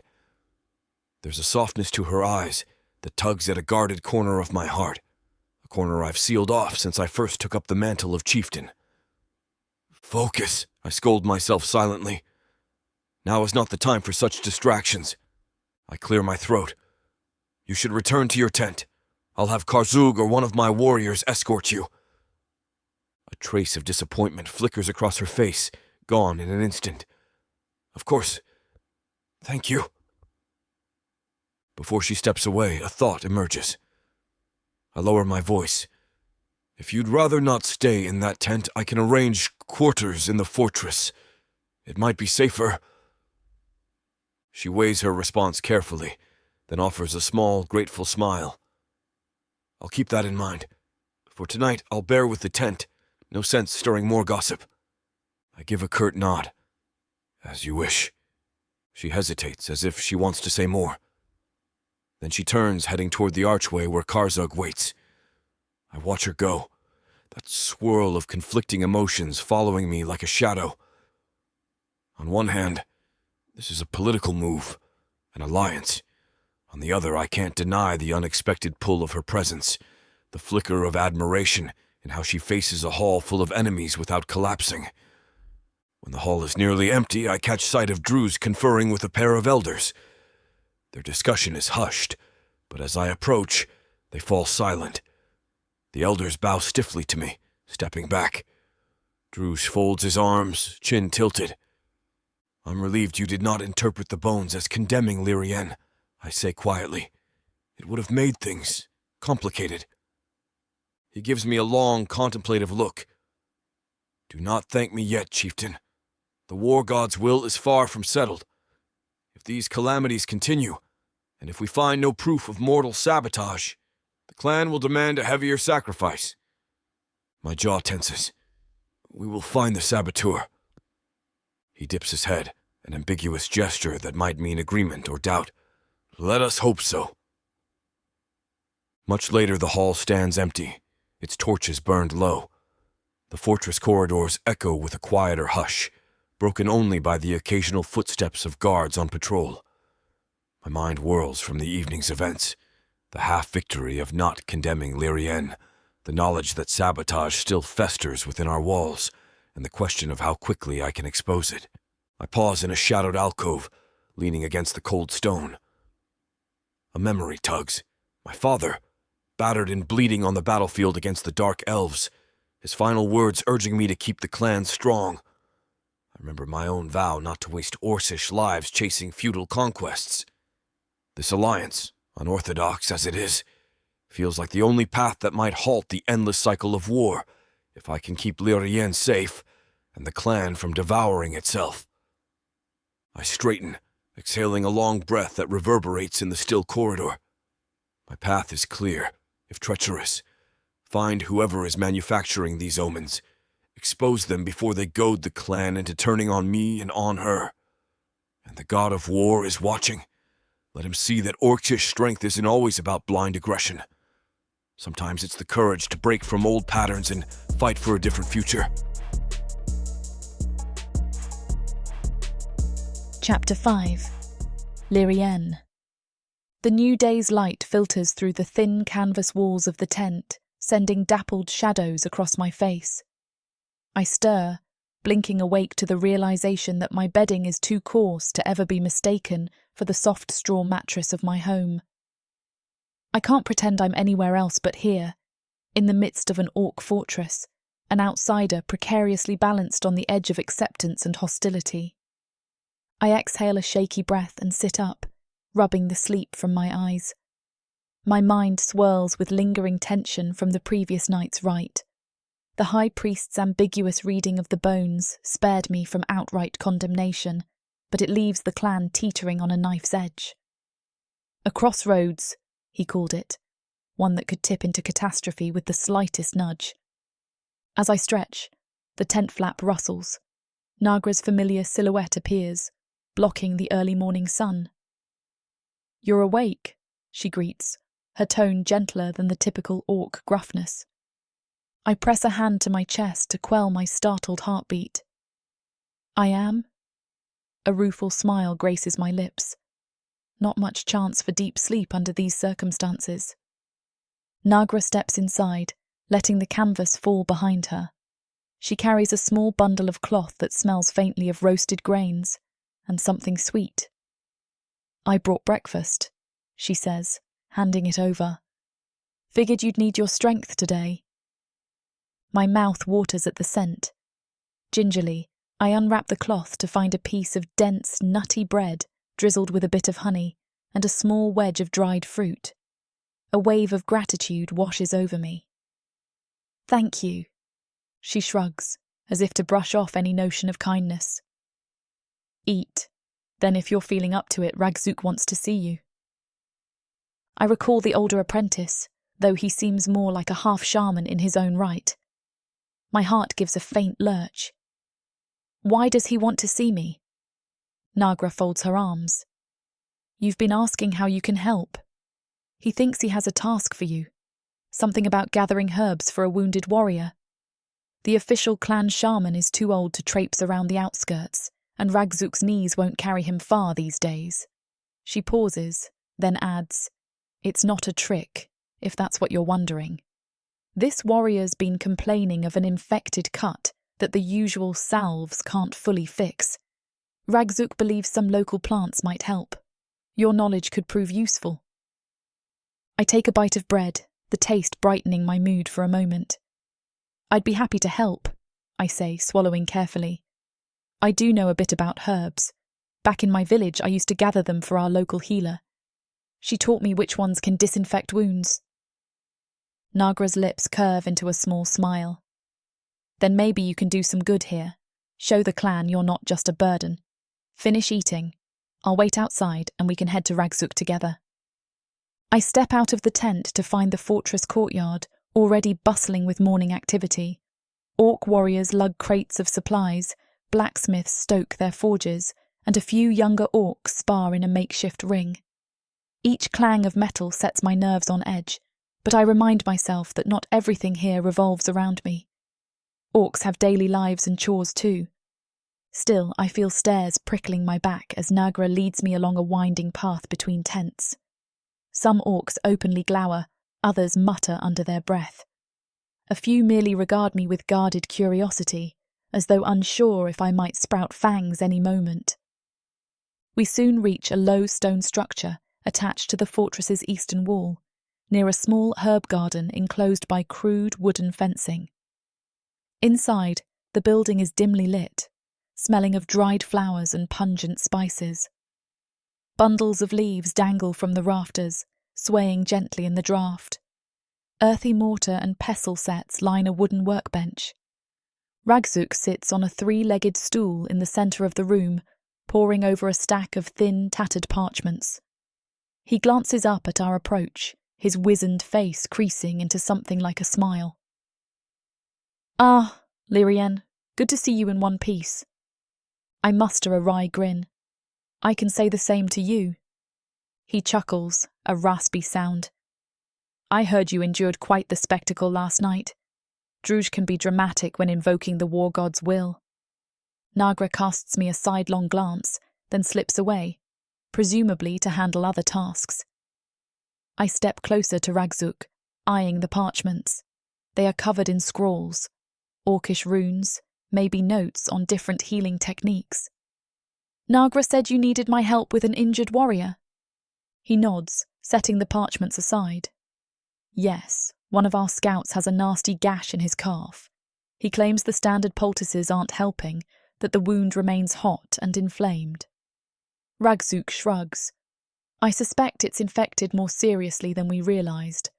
The official shaman can recite plenty of incantations, but his knowledge of practical treatments is lacking nowadays. An unexpected surge of purpose threads through me. I'll do what I can, but I might need specific herbs, ones that help draw out infection.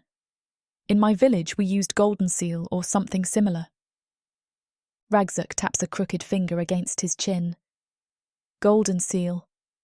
I've heard of that. Don't think we have it in the fortress garden. You'll likely need to search outside the walls. There's a glen to the east where the soil is damp and warm, suitable for such plants. Outside the walls. My pulse kicks. The notion of leaving the fortress, even briefly, both thrills and alarms me. But if it means helping and proving my worth, it's worth the risk. All right, I'll go. Should I? I hesitate, glancing around. I might need a guard or escort, right? Ragzuk gives a short nod. Traditionally, yes. You're still under scrutiny here. Gorag made it clear that no harm should come to you, which means you won't be permitted to wander alone. He pauses, eyes flickering with subtle amusement. But it seems he's assigned a certain protective detail to you anyway. Protective detail? I echo, heart thudding. Ragzuk angles his head toward the door. Go on out and see. Puzzled, I follow his gesture, stepping back into the courtyard. Sure enough, standing by the rough wooden fence of the herb garden is Gorag himself, arms folded across his broad chest. He cuts an imposing figure, as always, forest green skin glinting in the sunlight, the swirling tattoos on his arms partially visible where his leather vest parts. He is speaking in low tones with Karzug, who nods and then strides off, leaving Gorag alone. For a moment, I freeze. We've barely exchanged words outside the ritual last night, but my memory conjures the steadfastness in his gaze when he publicly defended me. The vow that no one would harm me under his watch. A flush of warmth courses through me, swiftly followed by awkward uncertainty. What do I say to the orc chieftain, who has effectively claimed me as a bride for political reasons? Gathering my courage, I approach, carefully skirting a cluster of rowdy orc soldiers who practice with axes near the wall. Gorag notices me instantly. His gaze flicks my way, and I sense tension coiled in his posture, like a predator ever ready to pounce. But there is no hostility in his eyes, merely a guarded curiosity. You're out early, he rumbles, voice low. I clasp my hands together to keep them from fidgeting. I came to see Ragzuk. He says there's an injured scout who needs certain herbs not found in the fortress garden. I glance over my shoulder at the towering walls. So it appears I'll need to venture beyond the gates. His brow furrows. And you're going alone? I shrug, heart hammering. I was told I shouldn't wander unescorted, but I do want to help. This is my chance to prove I'm not just a burden. He lets out a slow exhale, eyeing me with a mix of assessment and something else I can't name. I'll take you, he says at length. No one else has time or the inclination, and I don't trust half the clan to keep their tempers in check if you're out of sight for too long. My nerves tighten. He personally wants to escort me. The notion simultaneously comforts and unsettles me. That's fine. Thank you, I manage, trying not to sound too breathless. An orc blacksmith hammers at an anvil nearby, sending sparks flying, as if punctuating the tension between us. Gorag jerks his head toward the main gate. We should go now, before it gets too hot. The glen's about half an hour's hike east if we take the direct path. He starts walking, his strides long and confident. I hurry to keep pace, noticing how orcs in the courtyard pause what they're doing to stare. Some look at us with blatant disapproval, others with faint curiosity. I can practically taste the rumours swirling in the air. The chieftain leading his human bride out of the fortress.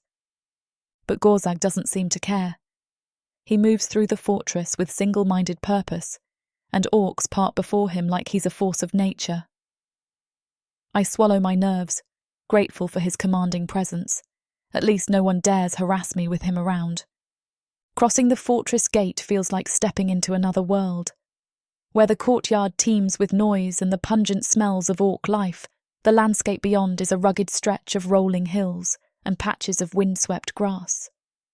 The early sun gilds the horizon, casting the land in warm hues. My chest loosens, as if I can finally breathe without stone walls pressing in. We descend a sloping trail that winds between rocky outcrops. Gorag remains a few paces ahead, silent. The clang of the fortress recedes, replaced by the soft rustle of wind through knee-high grass. In the distance, I see hints of a forest line, where tall pines rise like sentinels. I pick my way over a small creek, shoes skimming over slick stones. Gorag pauses, glancing back to ensure I don't slip. "You're sure you know what you're looking for?" he asks, voice echoing faintly in the hush of open air. I nod. Golden seal or something similar. The leaves are broad with ridges and a yellowish tinge near the roots. Might grow in moist soil by the water's edge. He grunts, turning to continue. For a while neither of us speaks. I struggle to read the tension in his shoulders. Is he uncomfortable around me? Or simply cautious? The memory of last night's rite flickers, how he stood firm against Goroth's challenge, how he insisted I belonged under his protection. It's an odd contradiction. I'm not sure he welcomes me personally, but he refuses to cast me out either. Eventually, the trail opens onto a small glen nestled between two rocky ridges. A thin stream trickles along the edge, feeding clusters of reeds and a patch of thicker vegetation. The scent of wet earth and decaying leaves wafts on the breeze. "This is the place Ragzuk mentioned," Gorag says, nodding at the lush ground near the stream. I crouch, scanning for the familiar shape of leaves. Sure enough, a cluster of broad, serrated foliage catches my eye near a rock half hidden by moss. "There," I point, excitement creeping into my voice. I move quickly, pushing aside damp ferns to reach the plant. Mud squelches beneath my boots, and a swirl of gnats buzzes around my head, but I press on. As I carefully dig around the plant, a faint rotting smell stings my nostrils, likely old vegetation.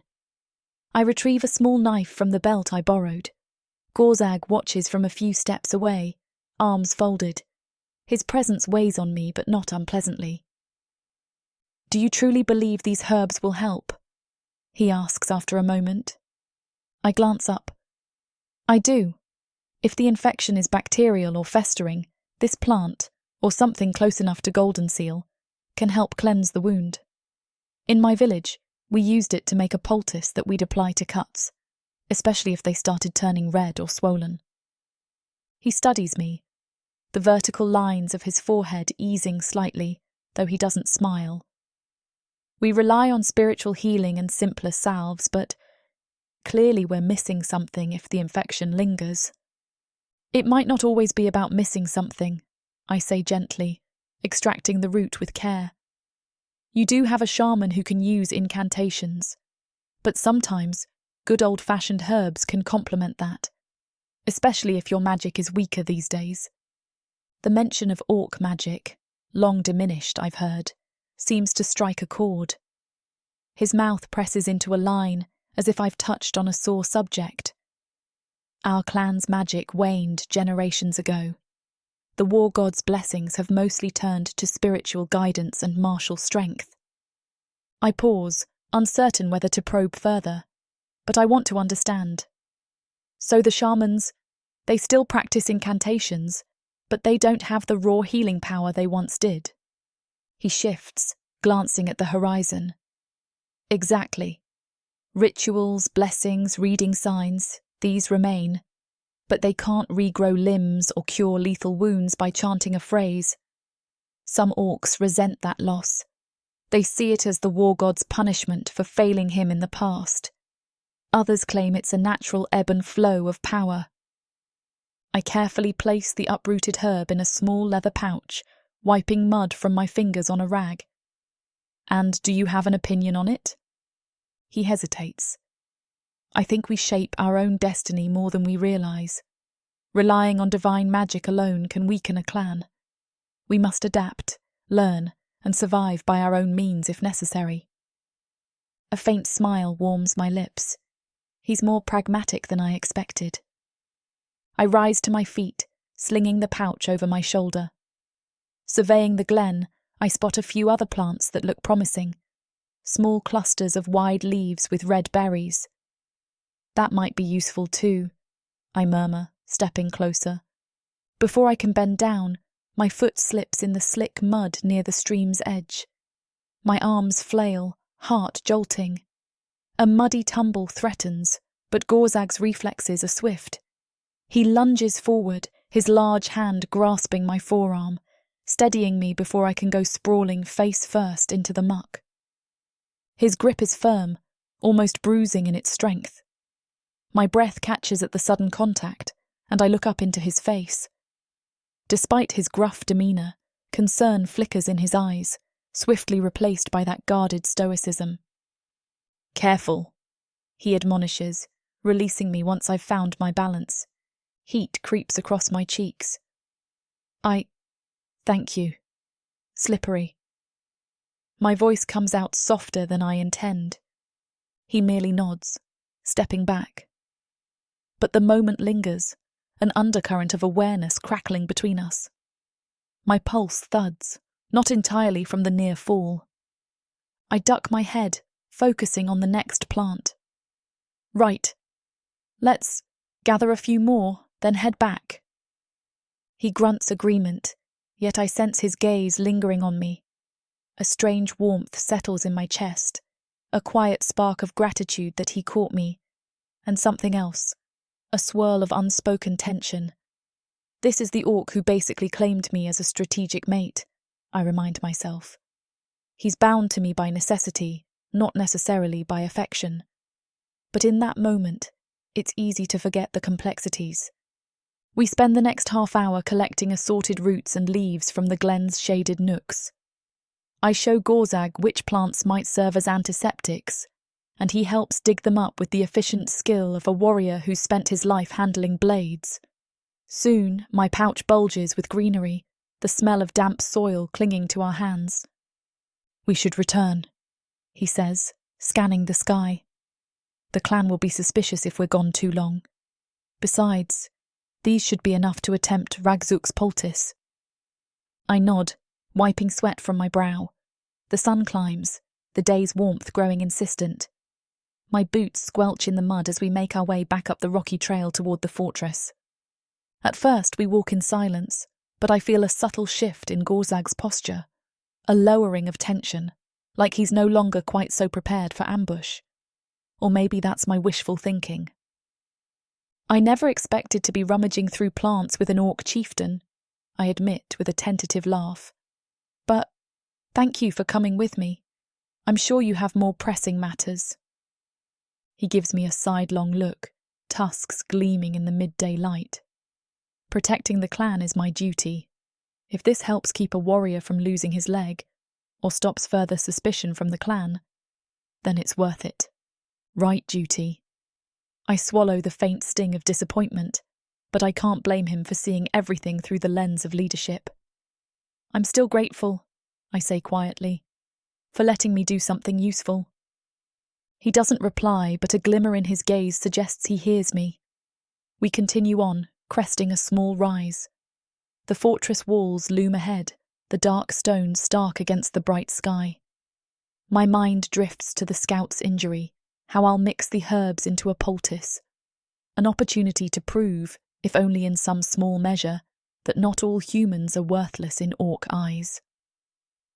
We return through the main gates. An orc guard with a scar across his brow eyes me distrustfully, but offers Gorag a respectful nod. The courtyard is busier than ever. A group of older orcs clusters around a sturdy table, apparently debating resource allocations, while a line of younger ones practices archery with short, sinew-backed bows. Several orcs pause to watch as Gorag and I cross the space toward the stone structure where Ragzuk waits.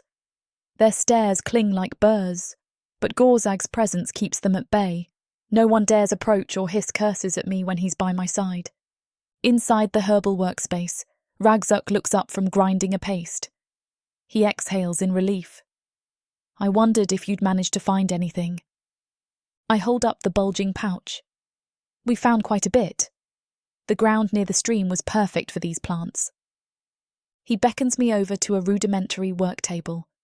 I spill the contents across its rough surface, roots, leaves and stems.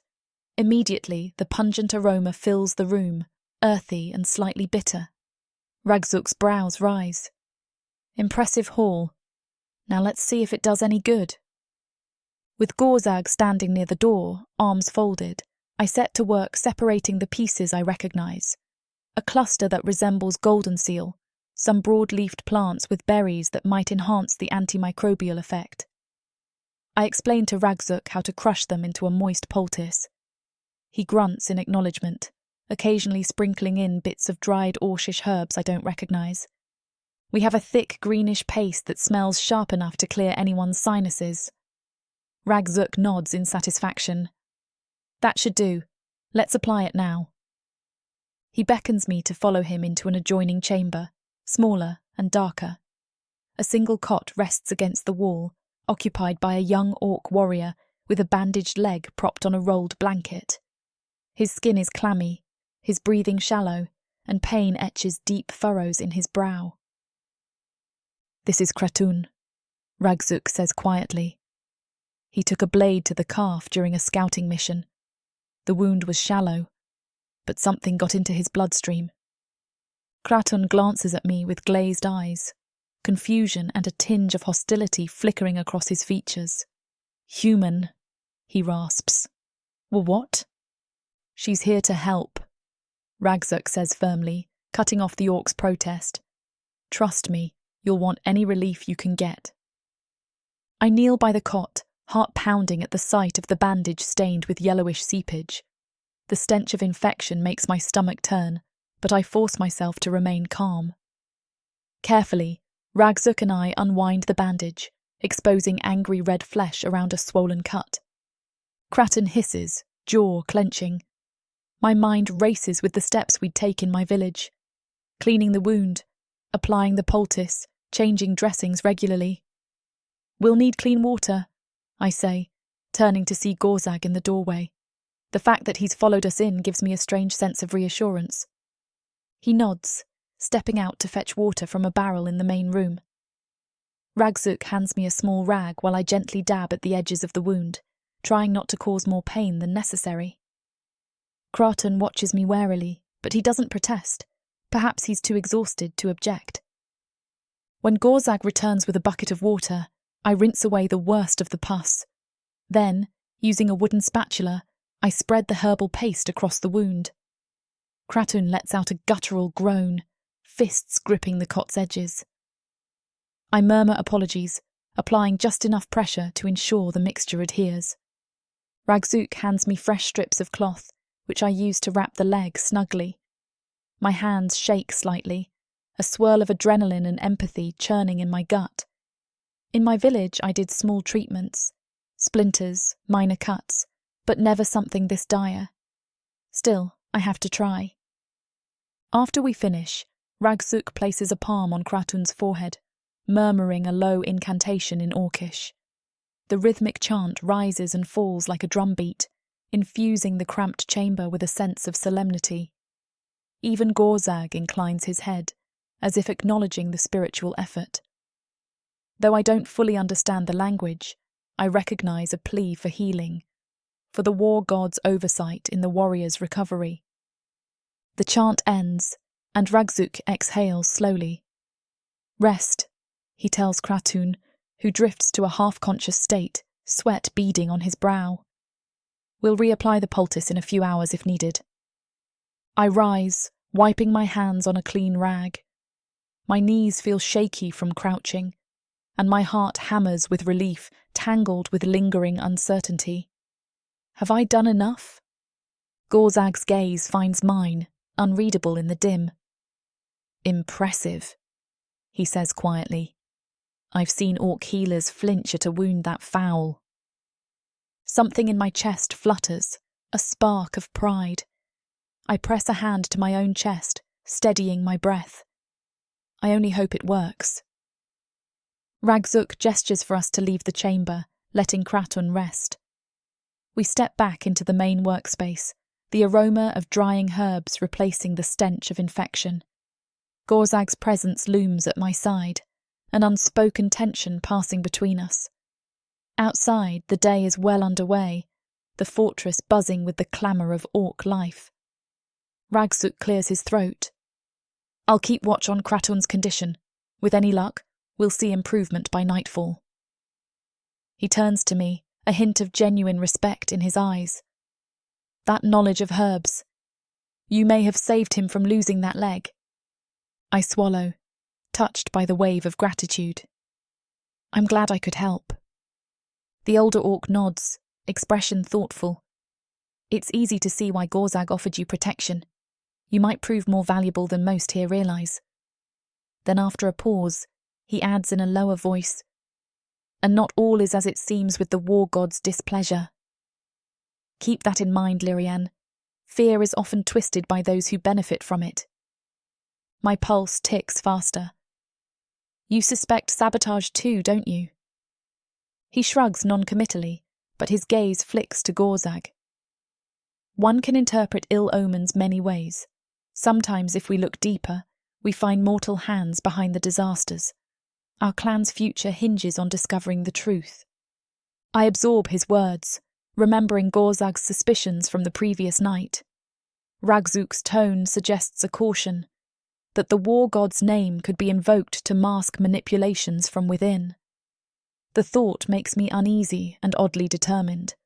I refuse to let fear or superstition tear down whatever fragile hope for peace I've come here to forge. Footsteps sound behind us. Another orc arrives, peering around the doorframe, likely a messenger. Ragzuk excuses himself, nodding curtly to Gorzag before leaving to handle clan matters. That leaves me alone with the chieftain in the shadowy workspace, the heady fragrance of herbs enveloping us. For a moment, neither of us speaks. I fidget with a stray leaf from my pouch, memories of Gorzag's strong hand on my arm replaying in my mind.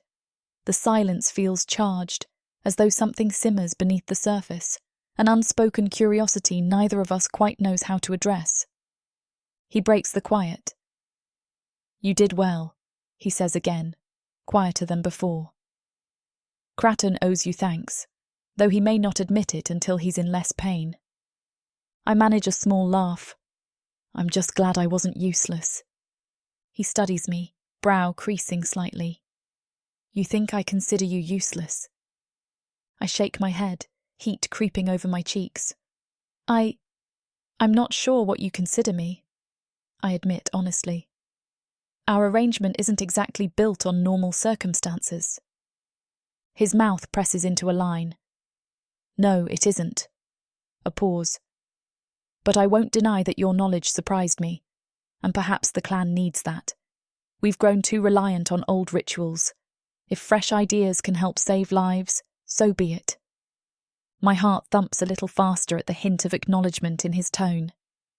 "Thank you," I murmur, not quite meeting his eyes. He shifts his stance. The distance between us feels both vast and infinitesimal. "If this proves effective, some orcs might start seeing you in a different light. They might realise you're not the cursed bringer of doom." I bite my lip. I suppose that's progress. But what about the sabotage? Until that's exposed, I'll always be suspect. He lets out a low growl, frustration evident. Yes, that's why I'm determined to find whoever is fueling these false omens. The war god's name is too convenient a disguise. I recall Ragzuk's parting words, the subtle hint that mortal meddling is at play. Do you have any leads? I ask softly. His gaze darkens.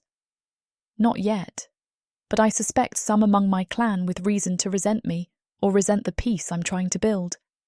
I'll need time, and a careful eye on everyone who might gain from sowing chaos.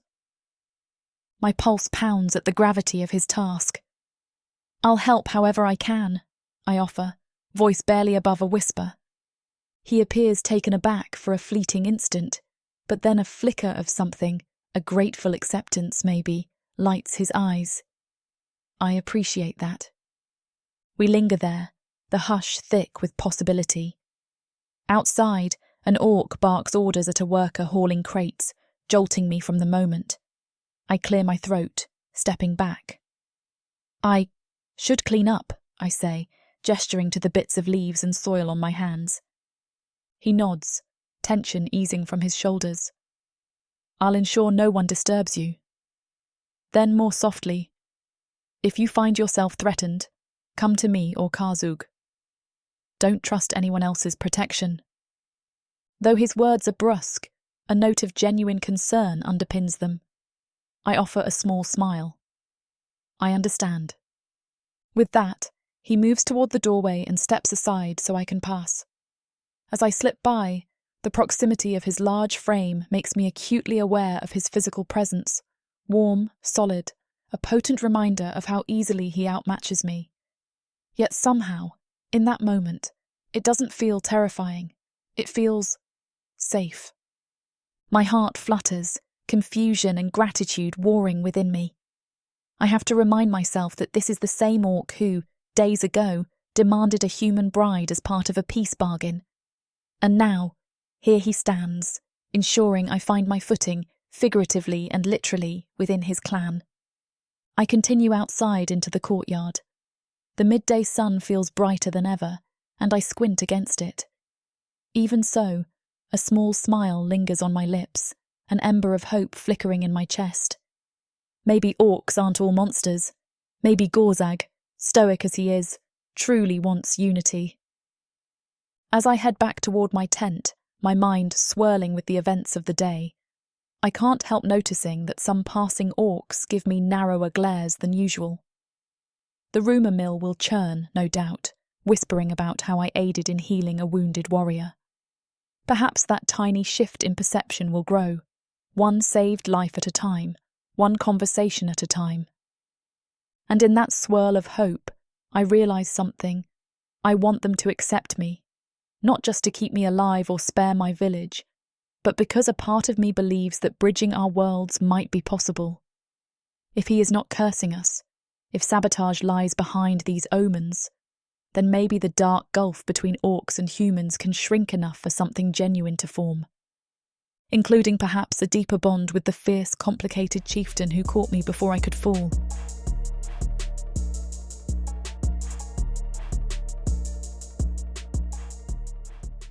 This huge orc brings out the animal in me.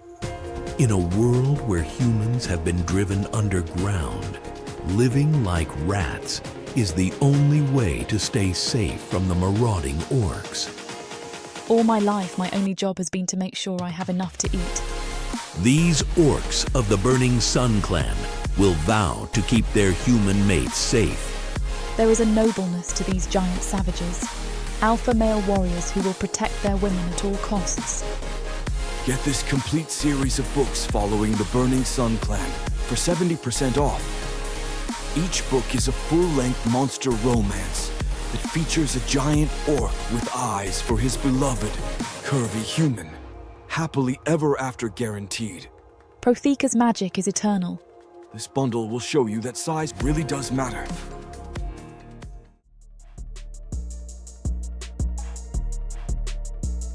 Chapter 6. Gorag.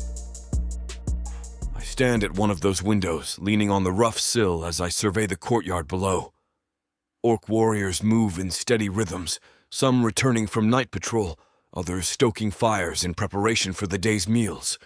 A low hum of voices mingles with the crackling of torches. Yet my gaze drifts, unbidden, to the far side of the courtyard where the tent row begins, just beyond the main hall. That is where Lirienne sleeps, where she has been given quarters close enough for watchful orc eyes, yet distinct enough to remind her, and the clan, that she is not truly one of us. A pang of unease gnaws at me. Only yesterday she worked tirelessly alongside Ragzuk, gathering herbs and treating an infected wound. She proved herself resourceful and calm under pressure. Some orcs took note of her efforts, curious enough to withhold further judgment. Others still harbored suspicion or resentment, convinced that every rotted crop and suspicious flood traced back to her presence. We stand at a crossroads, I remind myself, echoing the high priest's cryptic words. The war god's omens, whether true or manufactured, still loom over us all. And yet I can't help recalling how she looked at me, eyes bright with unspoken determination, after we saved that warrior's leg. There was a sincerity there, a willingness to help my people in ways neither side expected. I exhale, pushing away from the window. Time for the day to begin. In the central hearth chamber, the clan gathers for breakfast. Long wooden tables stretch across the hall, laden with chunks of seared meat, loaves of coarse bread, and steaming bowls of grain porridge.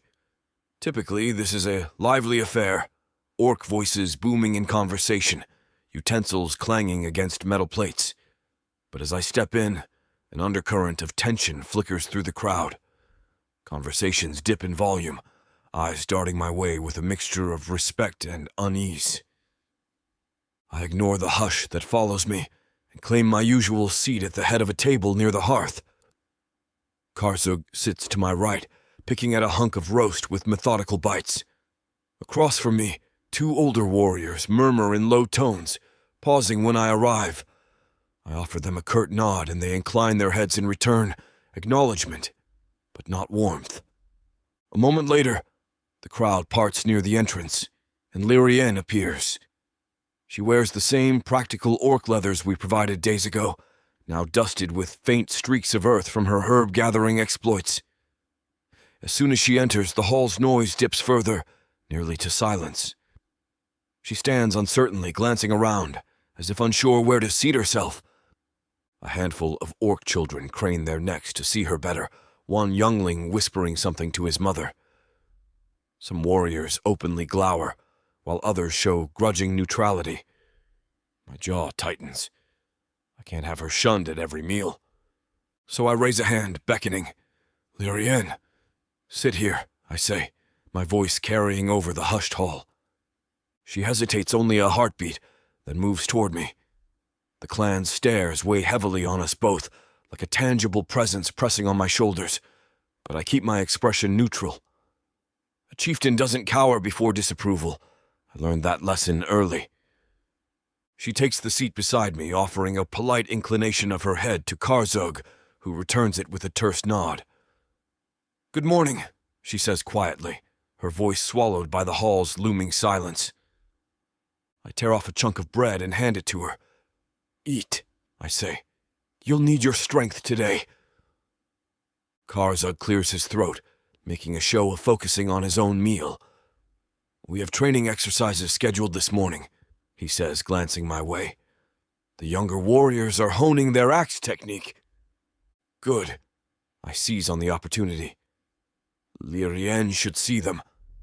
Better she learn how we fight." At that, several orcs within earshot shift uncomfortably.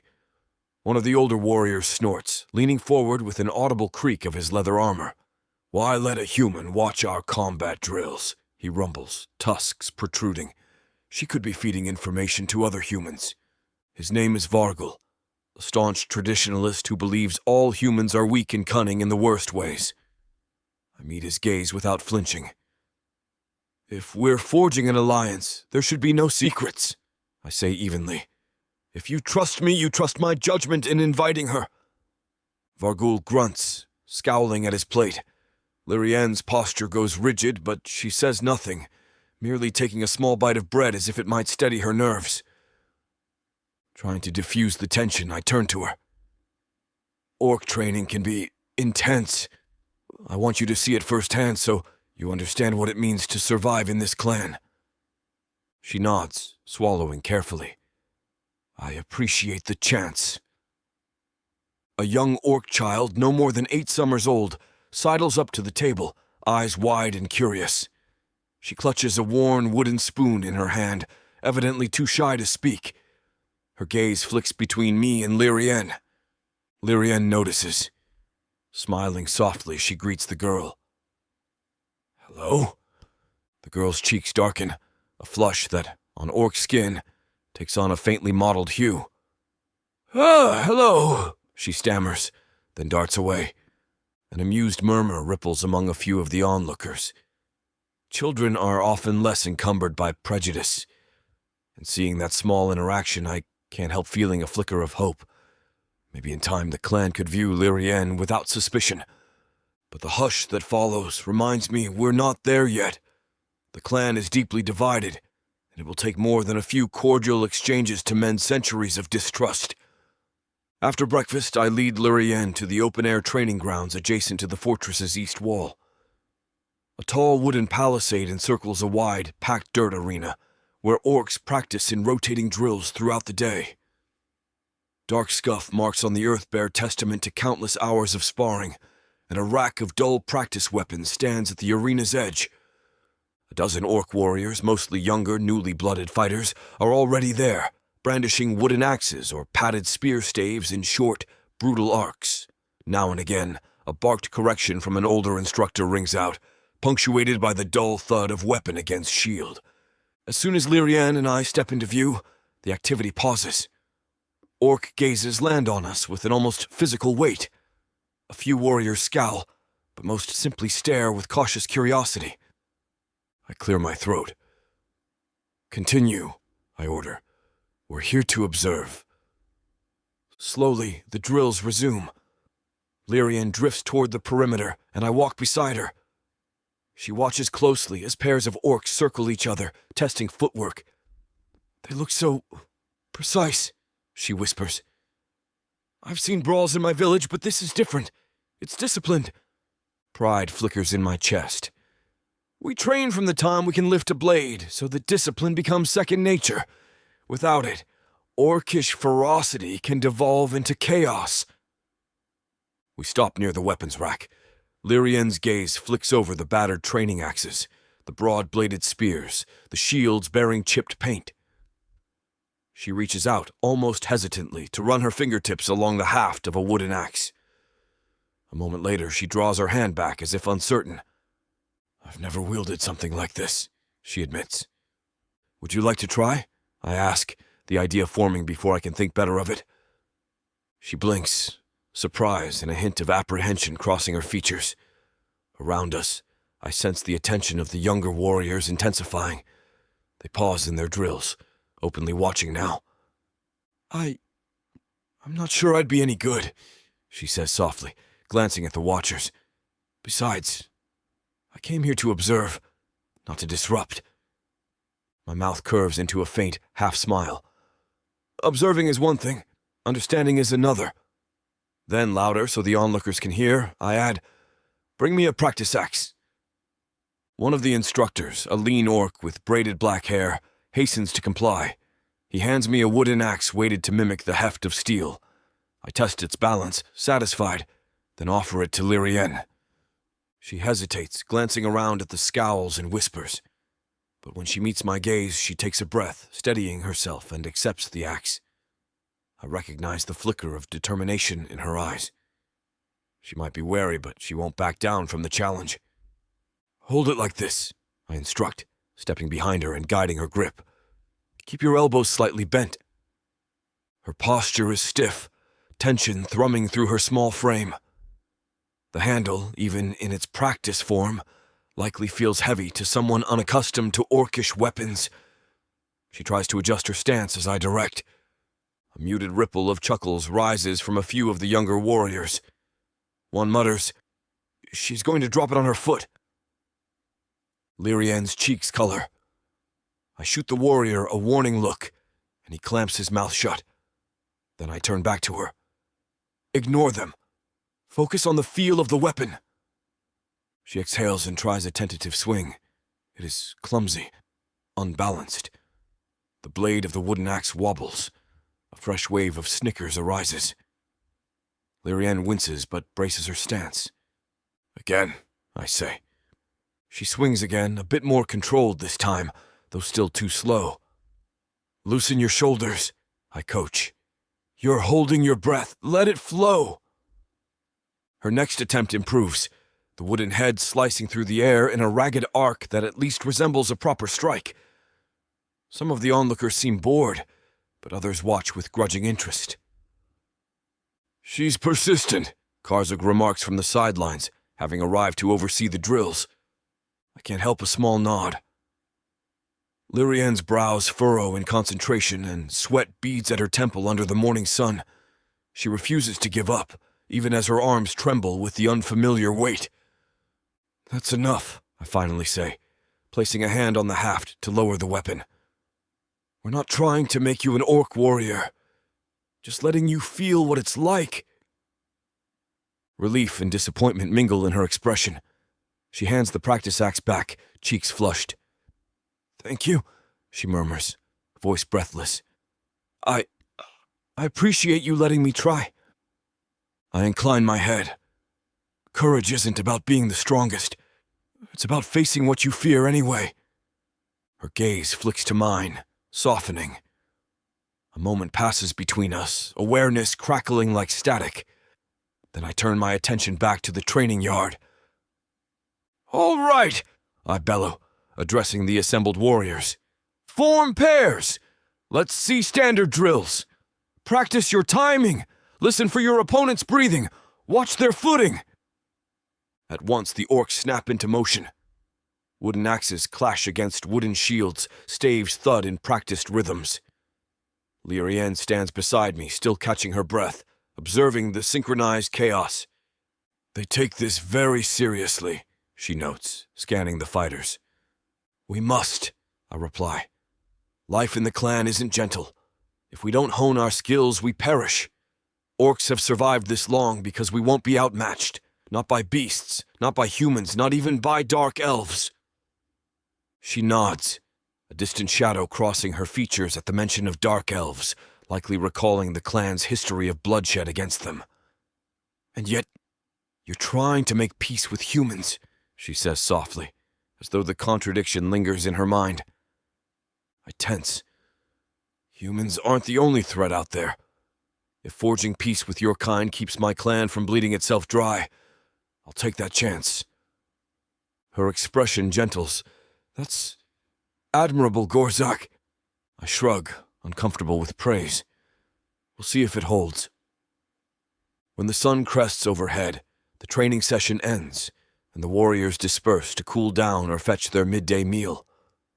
Karzuk oversees the distribution of water skins and rations, while Lirienne and I linger near a bench beneath a scraggly oak tree that offers meager shade. A small group of orc children wanders over, as they often do when training concludes. Their wide eyes fixate on Lirienne, her hair, her smaller frame. One particularly inquisitive child, a boy called Sargu, points to the wooden axe resting in the rack. Did you really try to swing that? He asks, voice high with curiosity. Lirienne nods, smiling. I did. I'm not very good at it yet. The children giggle and one girl chimes in. It's heavy, right? I can barely lift it, and I'm an orc. They crowd closer, asking questions that range from innocent to surprisingly probing. Are all humans as small as you? Do humans eat raw meat too? Why do humans wear such thin boots? She answers with patience, sometimes laughing at their wide-eyed astonishment. I observe from a step away, arms folded, noticing how easily she adapts to their curiosity. Unlike some older orcs, these children harbor less hostility. They haven't been fully shaped by the clan's wariness or tradition. At one point, a little girl with pigtails tugs Lirienne's hand. Are you really gonna marry Chieftain Gorag? She asks, mischief shining in her eyes. A hush falls. I tense, cutting a sharp glance at the child, but she stares back with guileless innocence. Lirienne's cheeks turn pink. She glances at me briefly, our eyes meeting in a flash of shared unease before replying gently, your chieftain and I have an arrangement for peace. It is a diplomatic answer, the best one can offer in front of children. Sargu wrinkles his nose. That means yes, he announces, much to the others' delight. They giggle and Lirienne musters a sheepish smile. I clear my throat, stepping in. Enough questions, I say, though not harshly. Go get your midday meal, or you'll miss out. With squeals and laughter, they scamper off, occasionally glancing back at Lirienne, as if she's the strangest and most intriguing creature they've ever encountered. Perhaps she is, in their eyes. As the children disappear, Lirienne lets out a slow breath, touching the back of her neck. They're enthusiastic. I arch a brow. They're less jaded than their elders. They haven't seen decades of conflict. She nods, eyes drifting to the fortress walls. It's refreshing in a way. A short silence falls, but it isn't uncomfortable. I watch her out at the fringe of my sight, noticing how she brushes hair from her forehead, how her fingertips still bear faint stains from yesterday's herb gathering. She has integrated small habits from orcish life, like wearing a short-sleeved leather vest for ease of movement, but she's still very much human, an outsider forging her own path. You handled that training axe better than expected, I find myself saying, surprising even me. She gives a short laugh. I'm sure the orcs were impressed by my clumsy flailing. You didn't give up, I counter. That's more than half the struggle. A faint blush colors her cheeks at the compliment. Thank you, Gorag. Before I can respond, a familiar presence approaches. Ragzuk, the older apprentice to our clan's aging shaman. He inclines his head. Chieftain. Lirienne. Ragzuk, I acknowledge. Something you need? He glances between us. I came to see if Lirienne might assist with a minor injury. Another warrior complained of a sprain after training. His gaze flicks to her with cautious respect. Your herbal remedies proved effective last time. Lirienne's expression brightens with purpose. Of course. I'd be glad to help. Ragzuk nods, turning to me. Do I have your permission to take her, chieftain? I suppress a faint smirk at his formality. He's making a point that I'm responsible for her safety in the clan. Yes, go. He leads Lirienne away, leaving me alone under the oak tree. The patch of shade feels oddly emptier without her. I watch them cross the yard, weaving among warriors, some of whom still wear suspicious scowls. But no one interferes. My directive is clear. Harming Lirienne would be met with my wrath. Late afternoon finds me in the fortress's main hall, conferring with a small group of elders about the latest resource tallies. The conversation is terse. Harvest yields have dropped in some areas due to the unexplained floods, and suspicion lingers that omens indicate the war god's displeasure. Chieftain, mutters one elder, tapping a gnarled walking stick on the stone floor. Our fields continue to rot in patches, and scouts have found strange carvings in nearby trees as though mocking our clan. My jaw tightens. Have you seen any sign of trespassers? Dark elves or otherwise? None confirmed, the elder admits grudgingly. But many fear it's a curse, or sabotage from the human. A low growl rumbles in my throat. Lirienne is not our enemy. She's helped more than she's harmed. An uneasy silence follows, the elders exchanging meaningful looks. Eventually, one with a braided beard says, We respect your command, Gorag, but you must understand the clan's fear. It won't vanish overnight. If these misfortunes persist, more will demand her removal. Blood pounds in my ears, but I keep my voice level. I'll find the culprit behind these disasters, or prove them natural if that's the truth. Until then, the clan abides by my decree. No one dares openly defy me here, though the tension is palpable. They fear the war god's wrath more than they trust me. That realization stings, but it also hardens my resolve. I won't bow to illusions or sabotage. The elders eventually disperse, leaving me at the middle of the hall's polished stone floor. Torches flicker on the walls, their light dancing over tapestries that depict orc victories of old. I find myself recalling the fleeting flash of Lirienne's determined gaze, how she faces orc hostility with a quiet inner strength. She's braver than most give her credit for. The clan assembles in smaller pockets throughout the fortress, some around cookfires in the courtyard, others in the main hall, sipping a fermented drink from large clay vessels. I make my rounds, ensuring disputes are settled quickly. The presence of sabotage has heightened tempers. Every minor spat threatens to escalate. Eventually, I return to the courtyard's largest bonfire, where Lirienne sits on a log, awkwardly balancing a wooden bowl of stew in her lap. A few orcs hover at a distance, not quite hostile, but not friendly either. She looks up at me as I approach, relief softening her features. "Mind if I join?" I ask, though I hardly need permission in my own clan. She shifts to make room, tucking her legs beneath her. The bonfire's glow lights her face in warm hues, accentuating the dusting of freckles across her nose. I was just observing. Orc gatherings are so different from my village's festivities. I settle beside her, inhaling the stew's savory aroma. We have festivals, too, though less frequent since resources have become strained. A group of orc women sit across the fire, occasionally glancing our way. One of them, older and thick-armed, gives a slow nod, perhaps acknowledging that Lirienne treated her nephew's sprained ankle earlier. Small gestures, small cracks in the wall of distrust. Lirienne's voice drops. I noticed the tension today. Some orcs still blame me for the floods, don't they? I pause, staring into the dancing flames. They do. They see you as an easy target, ignoring the evidence that something else might be at play. She touches the rim of her bowl, fidgeting. I keep telling myself if I can show them my sincerity, they'll accept me. But it's not that simple, is it? No, I admit quietly. Generations of hatred don't vanish overnight. But you've done more than most humans ever have to bridge the gap. Treating injuries, learning our ways. Her eyes flick to mine, searching. And you? How do you feel about a human in your midst? That question makes my chest tighten.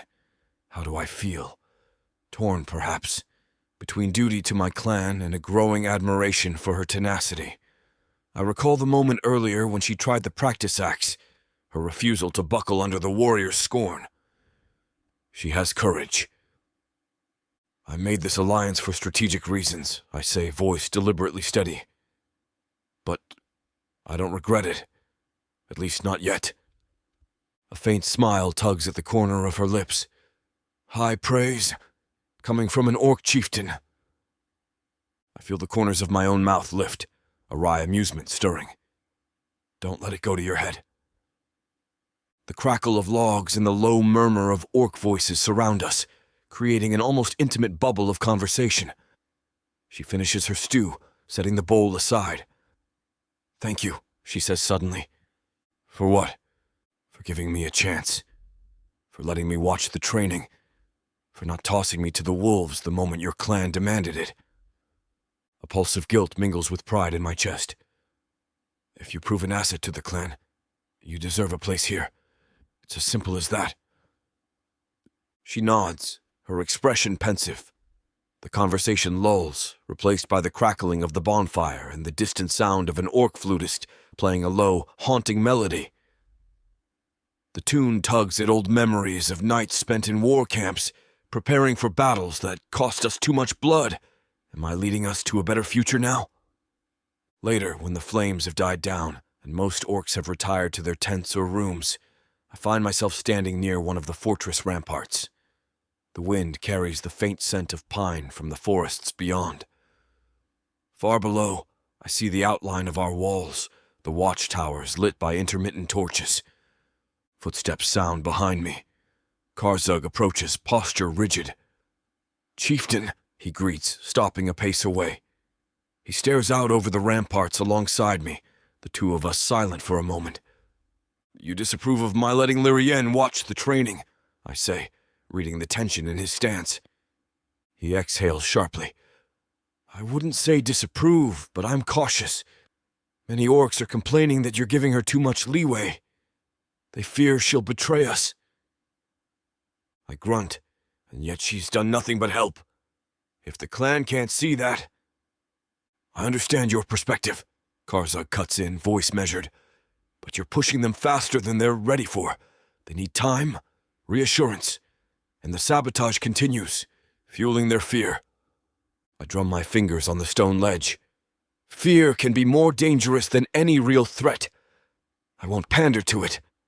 Gorag hesitates, then nods. "Just be mindful, Gorag. You're the chieftain, but a chieftain's strength also lies in knowing the pulse of his clan. If you lose them by appearing too lenient, that might cause more damage in the long run." His words sting, but I recognize the kernel of truth.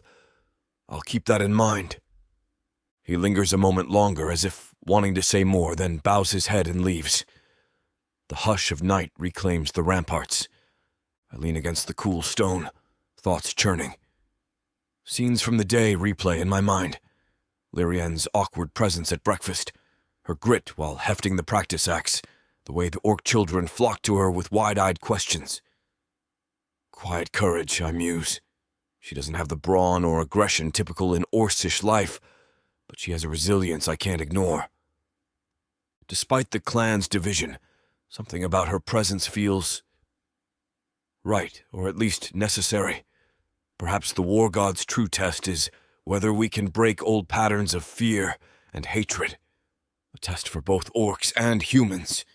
Glancing over the battlements, I catch sight of her slight figure crossing the courtyard toward her tent, the torchlight throwing elongated shadows behind her.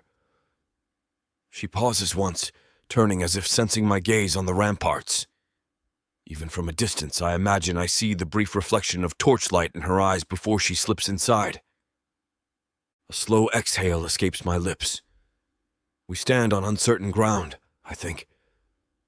The clan's acceptance of her remains tenuous. Sabotage still lurks, and the war god's supposed omens cast a long shadow. Yet amidst all that, I find myself wanting to see her succeed. Wanting to see her earn a place here by more than just my decree. I push away from the wall, the wind tugging at my hair and the iron beads braided into it. Tomorrow promises more trials, investigating the sabotage, quelling clan unrest, and continuing the fragile process of integrating Lirienne into our daily life. But for tonight, the memory of her quiet determination and the warmth in her gaze remain with me. I can't ignore the stir of admiration, nor the seed of something deeper that has taken root in my chest. Turning from the ramparts, I head back inside, the fortress corridors dark and cool. Orcish life is savage, pragmatic, unyielding. Somehow Lirienne is finding her way into it, and in doing so reminding me that perhaps our clan's future can be broader and more hopeful than we've ever allowed ourselves to believe.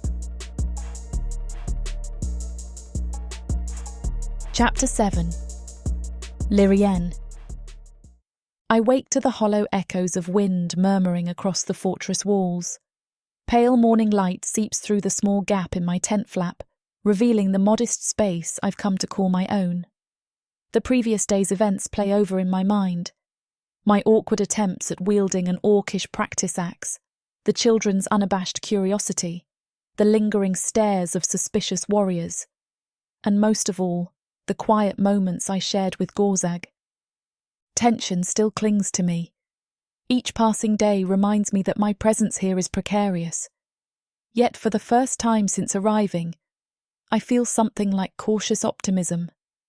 I glimpsed small signs of acceptance. Ragzuk trusting my healing knowledge, orc children peppering me with questions, and Gorag himself inviting me into the rhythms of clan life. It isn't perfect, but it's more than I dared hope for when I first entered these gates as a reluctant peace offering. With a steadying breath, I rise from the bedroll and lace up my borrowed leather boots. I tie my hair into a low braid, securing it with a thin strip of hide. The fortress might be a place of jagged stone and warlike tradition, but I am determined to keep forging connections, especially if it means dispelling the fear that I'm nothing more than a curse in human form. Outside, the courtyard glows with early morning light. Orc warriors pass by in pairs or small groups, speaking in gruff undertones. Some give me wide berth, as though my very presence might be tainted. Others offer curt nods, which I return politely. A few orc children are already out and about, chasing each other around the perimeter. One of them, Sagu I recall, notices me and waves with the unrestrained excitement only children possess. I give a small wave in return, warmth blooming in my chest. Their acceptance, though unschooled by adult prejudices, is a tiny ember of hope I cling to. "Lirienne!" a familiar voice calls. I turn to see Nagra, the shaman's apprentice, striding briskly across the courtyard, skirts swishing around her ankles. She wears her usual satchel of herbs slung across her torso. "Ragzuk wants your help with a small matter. Another warrior's complaining of a toothache, and he'd like you to take a look." I smile, suppressing a flicker of nervousness. I'm not exactly an expert in dentistry, but maybe my herbal knowledge can at least soothe the pain. "Sure, lead the way," I say. Nagra guides me to a quieter alcove near the eastern wall, where a burly orc with salt and pepper braids sits hunched over, hand pressed to his jaw. Ragzuk hovers nearby, examining him with narrowed eyes. "There you are," Ragzuk says, spotting me. He gestures me closer, stepping aside to let me inspect the warrior. He's complaining of sharp pain near the back molars, swears it's worsened since last night. The warrior, name unknown to me, grunts in acknowledgement. His tusks are chipped in several places, likely from countless battles. I carefully ask him to open his mouth and tilt his head, using the sunlight to glimpse inside. Sure enough, one of his lower molars looks inflamed, with swollen gums pressing around it. "I can't do much about an infected tooth without more advanced tools," I say softly to Ragzuk, "but I can try to reduce the swelling and numb the pain. A poultice or rinse, maybe." I recall how my village's herbalist used clove oil and other astringent leaves to soothe aching teeth. Ragzuk nods, motioning for Nagra to gather the needed plants from her satchel. As I mix a makeshift rinse, the warrior grimaces, but watches me intently. Once I finish, I hand him a small cup containing a bitter-smelling concoction. "Swish this around gently," I instruct, "then spit it out. It should numb the ache a little." He complies, hissing at the strong taste. After a few moments, he spits into a bowl Ragzuk provides, then smacks his lips. "Tastes like swamp water," he mutters, but the tightness in his brow eases slightly. "Better than the pain, though." Ragzuk looks at me, a faint glimmer of respect in his eyes. "One more warrior who owes you thanks," he says quietly, low, secretive, for my ears alone. I offer a modest shrug. "I'm just trying to help." "Your efforts aren't going unnoticed," he replies, "even if not everyone admits it." A hint of warmth flutters in my chest. Maybe I can carve out a place here after all, I think. I thank Ragzuk and Nagra, then head off to see what other tasks the day will bring. Later, I find myself in the communal eating area for a midday meal. Orcs sit at long tables, bowls of hearty stew steaming in front of them, hunks of bread and smoked meat piled on rough wooden platters. A riot of voices rings through the chamber, though the volume dips noticeably when I enter. I try not to bristle under the weight of so many eyes.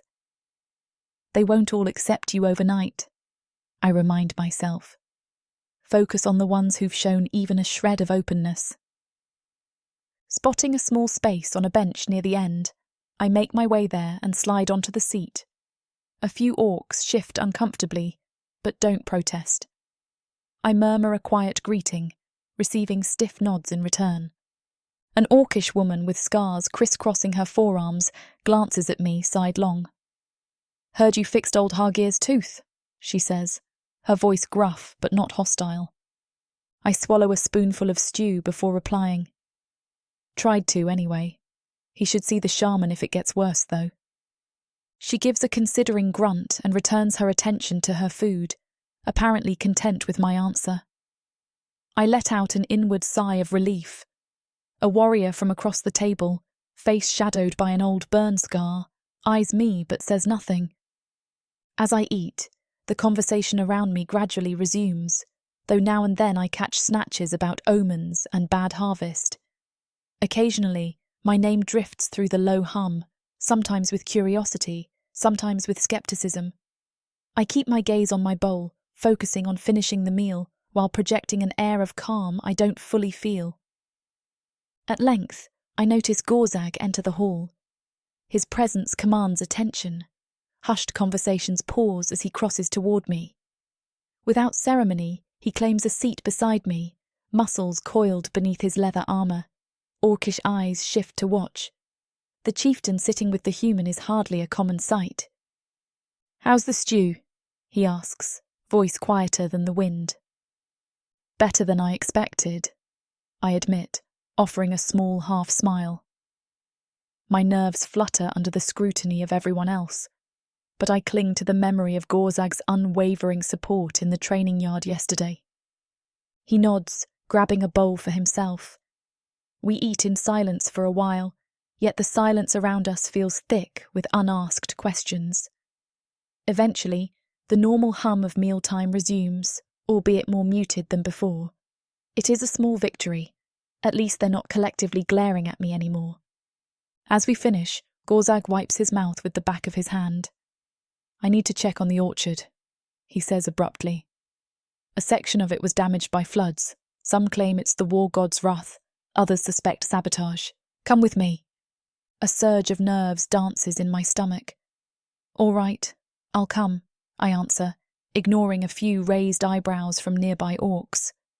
Gorag's invitation feels more like an order, but also like an unspoken testament that he trusts me enough to include me in clan affairs.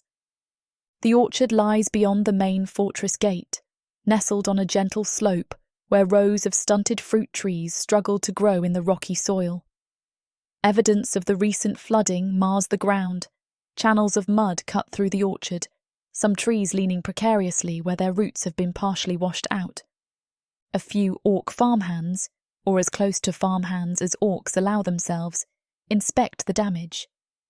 They pause as Gorag and I approach. One of them, a middle-aged orc woman with a stern brow, waves us over to a large furrow in the earth. "This was done overnight," she says, voice rough from years of fieldwork. "Water poured down from the hillside. Too much, too fast. Lost 4 saplings and some of the older trees are drowning." Gorag's brow furrows. "Any sign that it was sabotaged? A dam broken upstream or channels dug?" The orc woman shakes her head. "Hard to say. Could be heavy rain from the mountains. Could be meddling by an unseen hand." He folds his arms, scanning the orchard with a hawk-like gaze. I walk beside him, noticing the small rivulets that seem unnaturally directed through the orchard's centre. My father once explained how farmland could be deliberately flooded if trenches were dug in the right places. This looks suspiciously deliberate, but I keep my thoughts quiet, uncertain if the orcs want to hear a human's opinion. Gorag, however, seems attuned to my hesitation. "Speak," he says softly, tilting his head so only I can hear. I clear my throat. I'm no expert, but it looks like something diverted the water here. Perhaps a small barrier upstream was broken to release the flow all at once. He nods, lips pressed thin. My thought as well. Then louder to the orc woman. "Search upstream for any signs of tampering. If you find fresh cuts in the land or recent digging, bring the news to me immediately." She grunts in acknowledgement, gesturing for a few others to follow her as they trudge up the slope. Gorag turns back to me, eyes narrowed. "If this is sabotage, we have a traitor, or an outside agent, undermining the clan from within. I recall Ragzuk's hints that mortal hands might be behind the omens. Do you suspect a rival clan? Or dark elves? He exhales. Possibly. Or it could be a disgruntled orc within our own ranks who hates the idea of peace with humans. His gaze moves to me, and I see the unspoken complexity in his eyes. By forging a bond with me, he opened the door for those who'd do anything to keep the clan from joining hands with humans. My chest tightens with empathy. He carries the weight of leadership, of 1,000 decisions that could either strengthen or doom his people. Let me know how I can help, I offer quietly, meaning it. His jaw works, tension rippling across his shoulders. Before he can respond, we're interrupted by a young orc farmhand jogging toward us, breathless. Chieftain, we found footprints, small, like a child's or a lighter adult's, near the creek. They lead away from the orchard. Could be nothing, but it's odd. I frown, sharing a glance with Gorag. Small footprints might indicate a cunning saboteur, or simply a child playing near the water. But in times like these, any anomaly feeds the clan's paranoia. Show us, Gorag orders. We follow the farmhand across a muddied patch of ground to a shallow stream. Sure enough, faint footprints trail along the bank, then vanish into the undergrowth. My heart pounds at the implications. Someone has been here, likely orchestrating the flood. Gorag's eyes darken, fists curling at his sides. Whoever is doing this, I will find them. By late afternoon, we return to the fortress, minds still churning with the orchard's mystery. Karzug awaits Gorag in the courtyard with urgent news of supply inventories, and they stride off together, leaving me momentarily alone by the main gate. I'm about to head toward Ragzuk's workshop, maybe he has more tasks, when a small voice calls my name. Turning, I see Sargu, the orc boy from earlier, standing shyly a few steps away. Lirienne, he repeats more softly. Are you busy? I soften my expression. Not at the moment. What do you need? He shuffles his feet, eyes darting around as if making sure no one else listens. We're playing a game, he says, as though admitting a secret. A running and hiding game near the side yard. Could you watch us? Make sure no one gets hurt. A pang of surprise flutters in my chest. The orc children want me to supervise their play. Such a mundane, normal request. I can do that, I agree warmly. Lead the way. He beams and scampers off, beckoning me to follow. I trail behind him, weaving between tents and smaller outbuildings until we reach a walled-off side yard where 6 orc children play. They dart around crates and stacked barrels, squealing with delight as they attempt to tag one another. Make sure no one climbs the high crates, I caution gently. It's too easy to slip. They nod, though I suspect the adrenaline of the game might override caution. Still, I stand watch, calling out an occasional warning if someone pushes too close to a precarious stack. The children seem startled at times to have a human scolding them for reckless behaviour, but they also don't argue, apparently acknowledging my genuine concern. Midway through their rambunctious play, a tall orc youth wanders by. He looks about 14 or 15 in human terms, halfway to an adult in orc culture. Upon seeing me, he slows, scowling. Why is she here? Sargu answers proudly. She's watching us, so no one gets hurt. The older youth snorts. We don't need a human babysitter. He turns his glare on me. Go back to your potions or whatever it is you do. I feel a flush creep up my neck, but I steady myself. They asked me to supervise. If you'd rather me leave, you can take responsibility for them. Make sure they don't break a limb.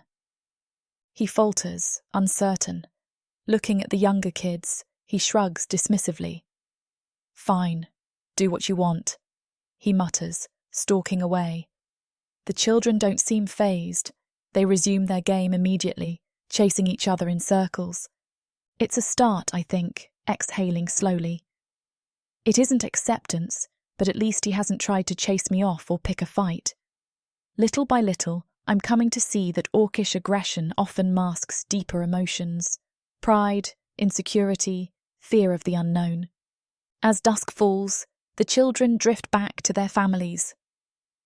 I return to my tent, wiping sweat from my brow. The day has been surprisingly full. Tending a toothache, investigating orchard sabotage, supervising a cluster of playful orc kids. It is a bizarre tapestry of tasks, yet it all feels oddly natural. I light a small lantern within my tent, its warm glow illuminating the sparse interior. A bedroll, a chest for my belongings, and a sturdy table where I keep my few herbal supplies. My stomach growls. I missed the typical evening meal in the main hall. Just as I contemplate heading out to scavenge some leftovers, a sharp rap sounds on the tent post. "Lirienne," a low voice calls. "Come in," I reply, surprised. The canvas lifts, revealing Gorag. He steps inside, ducking slightly to accommodate his height, the lantern's light catching the tattoos on his broad arms. My heartbeat quickens at his sudden presence. He rarely visits me directly. Usually we meet in public spaces, wary of the clan's watchful stares. "Busy?" he asks, scanning the tent's interior. His deep gaze flicks from the table to my bedroll, then back to me. I shake my head, stepping aside to give him room. "No, just thinking about food, actually." He half smiles, a small twitch of his lips. "I thought you might be hungry." He gestures behind him, and I notice a small, cloth-wrapped bundle in his hand. "Cook saved a portion of stew and bread. I asked him to set it aside for you." Warmth floods my cheeks. "That's very considerate of you." He shrugs as if dismissing my gratitude, yet I catch the flicker of pride in his expression. "You're part of the clan now, even if some refuse to see it." I take the bundle, unwrapping it to reveal a steaming chunk of savoury meat, a slab of dense bread, and a small bowl of stew that smells heavenly. My stomach growls in earnest, and I shoot him a sheepish look. "Thank you," I repeat, more softly this time. He inclines his head, stepping to the side so I can set the food on my table. My tiny tent feels even smaller with him inside it. His presence looms, towering and muscular, carrying an air of quiet authority. I find myself wanting to fill the silence, to ask about the orchard investigation, or to express my gratitude for including me in the day's activities. Yet words tangle in my throat. Instead, I motion to the table, offering, "Do you want to share any of this? If you haven't eaten yet, that is." He shakes his head, crossing his arms. "I've eaten. The orchard kept me busy." "Right." Concern tightens my chest. "Any new leads?" His expression darkens. "We found evidence of deliberate digging upstream. Tools left behind. Footprints that might belong to a smaller orc or a halfling of some sort. Nothing conclusive, but enough to confirm sabotage." A chill runs through me. So it's definitely not just random disaster. He meets my gaze, eyes narrowed with grim certainty. "It seems we have a saboteur determined to incite fear and blame you for it, or blame me for forging this alliance." I swallow hard, the stew's aroma suddenly less comforting. "Are you in danger?" He huffs a low breath. "Danger is part of my existence as chieftain, but you—" He pauses, voice dipping. "I worry they'll try to corner you. If you see anything strange, come to me or Karzug immediately." I nod. "I will." For a moment, we stand there, the faint glow of the lantern highlighting the etched lines of his face, the swirl of inked tattoos on his forearms. Tension and something else crackle in the air. The same pull I felt in the training yard, the unspoken awareness that neither of us can fully articulate. "You're handling clan life better than I expected," he says at last, voice quieter. "I saw you with the children, and you've helped more warriors than I can count." my cheeks warm at the compliment. "I'm trying," I whisper. "I never imagined I'd be here, in a fortress of orcs, but I want to do right by your people, Gorag." He studies me, tusks gleaming faintly in the lantern light. "They're our people now, if this alliance holds." The weight of his words presses on me. Our people. Perhaps that is the crux of everything, transforming yours and mine into ours. My heart hammers in my chest, a rush of conflicting emotions swirling. Gratitude, admiration, fear of the unknown. Impulsively, I reach out, resting a hand on his forearm. The leather bracer beneath my palm feels warm from his body heat. I see the flicker of surprise in his eyes, but also a lack of recoil. "Thank you for seeing me as something more than a burden," I say softly. "Your acceptance, or even partial acceptance, means a great deal." He doesn't speak, but his arm tenses under my touch, a subtle wave of tension rippling through his muscular frame. For a heartbeat, I think he might pull away, but he doesn't. Instead, he places his free hand lightly over mine, rough palm pressing gently against my skin. I draw in a shaky breath. The walls of the tent seem to close in, or perhaps it's just the sheer intensity of his presence that makes the space feel smaller. His gaze lingers on my face, flicking to my lips before returning to my eyes. Something unsaid passes between us, fragile and electric. But as quickly as it sparks, he seems to catch himself. He releases my hand and steps back, clearing his throat. "Eat your meal," he says, voice a shade rougher. "I'll let you rest." Disappointment mingles with relief in my chest. "Right," I murmur. "And thank you for the food." He nods curtly, then slips out of the tent, the flap closing behind him. I stand there, heart pounding, wondering what just happened. The memory of his warm palm covering my hand lingers, sending little jolts of awareness through me. I force myself to focus on the stew, devouring it in slow bites until my hunger is sated.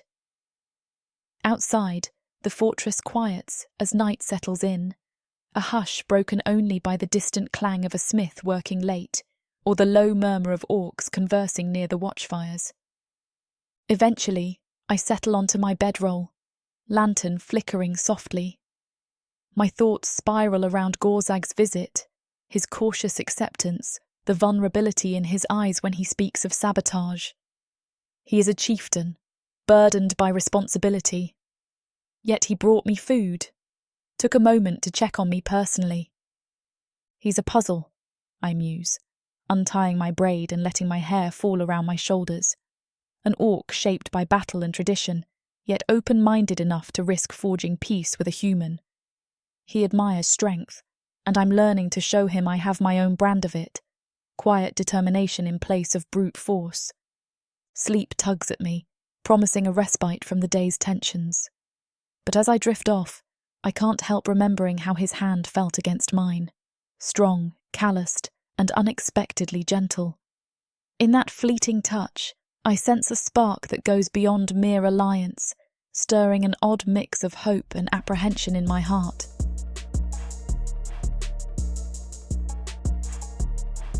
Chapter 8. Gorag. The fortress never truly sleeps anymore, not with tensions roiling beneath every stone. Evening is a time of temporary respite when the day's labors end, and the night guard begins their watch. But in recent weeks, rest has become a fragile thing. It's almost a month since Lirienne's arrival here. My mind whirls with questions of sabotage and uneasy alliances, leaving me prowling the corridors when others try to find sleep. I'm returning from a late meeting with Karzug and a few trusted warriors. Another fruitless debate about who might be causing these so-called omens, when an urgent shout breaks through the dim corridors. "Chieftain!" I spin, heart pounding. One of the younger orc scouts, face pale with anxiety, sprints toward me, nearly colliding with the torchlit wall in his haste. "Steady!" I bark, halting him with an outstretched hand. "What is it?" The scout draws in a gasping breath. "The Eastern Cistern? We found something foul in the water, an oily sheen on the surface that stinks like rot. It's... His eyes flicked to me, wide with dread. Some orcs have already used it for cooking. We suspect it might be poisoned. My pulse kicks, a surge of cold anger washing over me. Another sabotage. Another blow designed to stoke fear and chaos. Show me. In minutes, we gather a small band of warriors, Karsug among them, to investigate. Torches flare in the dark courtyard as we trek past the orchard path and descend stone steps leading to the cisterns. The air grows cooler underground, lantern light revealing damp walls coated with moss. A stale metallic smell clings to the tunnels. A pair of guards step aside when we reach the sealed entrance to the eastern cistern. One guard looks at me, worry etched into his features. We only just discovered it, Chieftain. A few orcs complained of the water tasting off during dinner, so we came to check. Karzug grimaces. Any ill effects yet? None reported, the guard replies, but the smell is rank. I motion for him to open the heavy wooden door, dread twisting in my gut. If the water supply is compromised, we face not only poisoning but also further accusations that the war god's wrath is upon us. Worse, the clan could turn that suspicion on Lirienne again, no matter how baseless. The door swings open with a creaking protest. Inside, lantern beams reveal a still pool of water surrounded by carefully shaped stone walls. Sure enough, a greasy film glistens across the surface. The odor of decay hits me like a blow. My tusks grind together. No natural occurrence did this. I step forward, footsteps echoing on damp stone. Karzug follows, expression dark. This is definitely sabotage. His eyes sweep the area, searching for any sign of forced entry. My jaw clenches. Someone poured something into our cistern. Fury coils in my chest. We already had floods in the orchard, livestock dying mysteriously, missing seeds from the granary. Now, this. The saboteur's boldness grows every day. We test the water using a long ladle. The foul, oily substance clings to the metal. One whiff confirms it's rancid enough to sicken anyone who drinks it. I turn to the others. Seal this cistern. No one uses it until we purge whatever's in here. Karzug snaps to attention. We'll do so immediately. The question is how quickly we can clean it, and how long before rumors spread that we're cursed. Rumors are likely already spreading, I say grimly. From the side, I see the scout from earlier shuffle nervously. Chieftain, he ventures. Some orcs are claiming it's yet another sign that the war god condemns the human's presence. A growl rumbles in my throat. Enough! This is no divine act. We have a traitor or an infiltrator undermining us. I force the words out, though part of me realizes how few orcs want to hear it. Blaming Lirienne, the convenient outsider, is so much simpler. Karzug lays a hand on me. We'll do our best to contain the panic, he says quietly. But you know how they are. They'll talk. I nod. Let them talk, I'll handle it. But how, I wonder, when every sign of calamity is pinned on her? I leave Karzug to organize a cleanup crew, trusting him to keep the clan calm for a few hours. My own mood is a storm of frustration and concern as I climb out of the underground cistern tunnels and step into the torchlit courtyard. The fresh air does little to quell the heat in my blood. I need to warn Lirienne, is my first thought. She has a right to know this new sabotage will likely raise suspicions against her yet again. Part of me hates that her name might be linked to every misfortune. Another part boils with resentment at the possibility that her presence truly brings a curse upon us. No, I admonish myself. I can't waver now. I've seen enough evidence to suspect mortal interference, not divine wrath. Her tent is dark. Only a faint glow seeps through the flap. A single lantern, perhaps. I hesitate at the threshold, mind swimming with the memory of how I pinned an aggressive orc to the corridor wall just a day ago, stopping him from harming her. She is still not entirely safe here. A protective impulse flares, tangling with something deeper, more complicated. I raise a hand and rap softly on the wooden post. Lirienne. After a moment, her muffled voice answers. Come in. Inside, the lantern casts gentle shadows across her tense canvas walls, revealing her kneeling by a small table strewn with plants and bandages. She looks up, eyes widening at my grim expression. Concern flashes in her gaze. Gorag, you look what happened? I step forward, the enclosed space feeling smaller than ever. Our eastern cistern has been fouled, tainted with some rancid substance. Could be poison. Her eyes widen. Poison? She rises, the faint rustle of her clothes underscoring her alarm. Are orcs sick? None yet, I say, raking a hand through my hair. My beads clink softly. But if word spreads that our water is unsafe, panic will follow. That cowardly saboteur has struck again. She exhales shakily. But why poison the water? That affects everyone here, including the saboteur. I laugh humorlessly. Some might not care if it weakens us, or they might have an antidote prepared for themselves. All I know is this will feed the clan's fears that you're behind it. The words land heavier than I intend, but frustration ripples through me. I refuse to blame her, yet I can already hear the rumors. Her posture stiffens. Do you believe them? She asks in a quiet, hurt tone. A flash of guilt pricks my chest. No, I say, voice strained. But the clan does, or at least a sizable portion that's swayed by superstition. She shakes her head, hair catching the lantern's glow. I'm doing everything in my power to help treating wounds, assisting in the kitchens. It's never enough. My temper, already frayed, ignites. No matter what you do, they see only an outsider, I reply, not meaning to sound accusatory. Every day, I fight to keep them from turning on you. But each new disaster... I break off, fists clenching at my sides. She squares her shoulders, eyes flashing. I never asked you to protect me if it's such a burden, Gorag. The tremor in her voice betrays how deeply the situation cuts. A growl builds in my throat. You think this is easy for me? Leading a clan that fears the war god's anger, trying to prove sabotage all while you... While I what?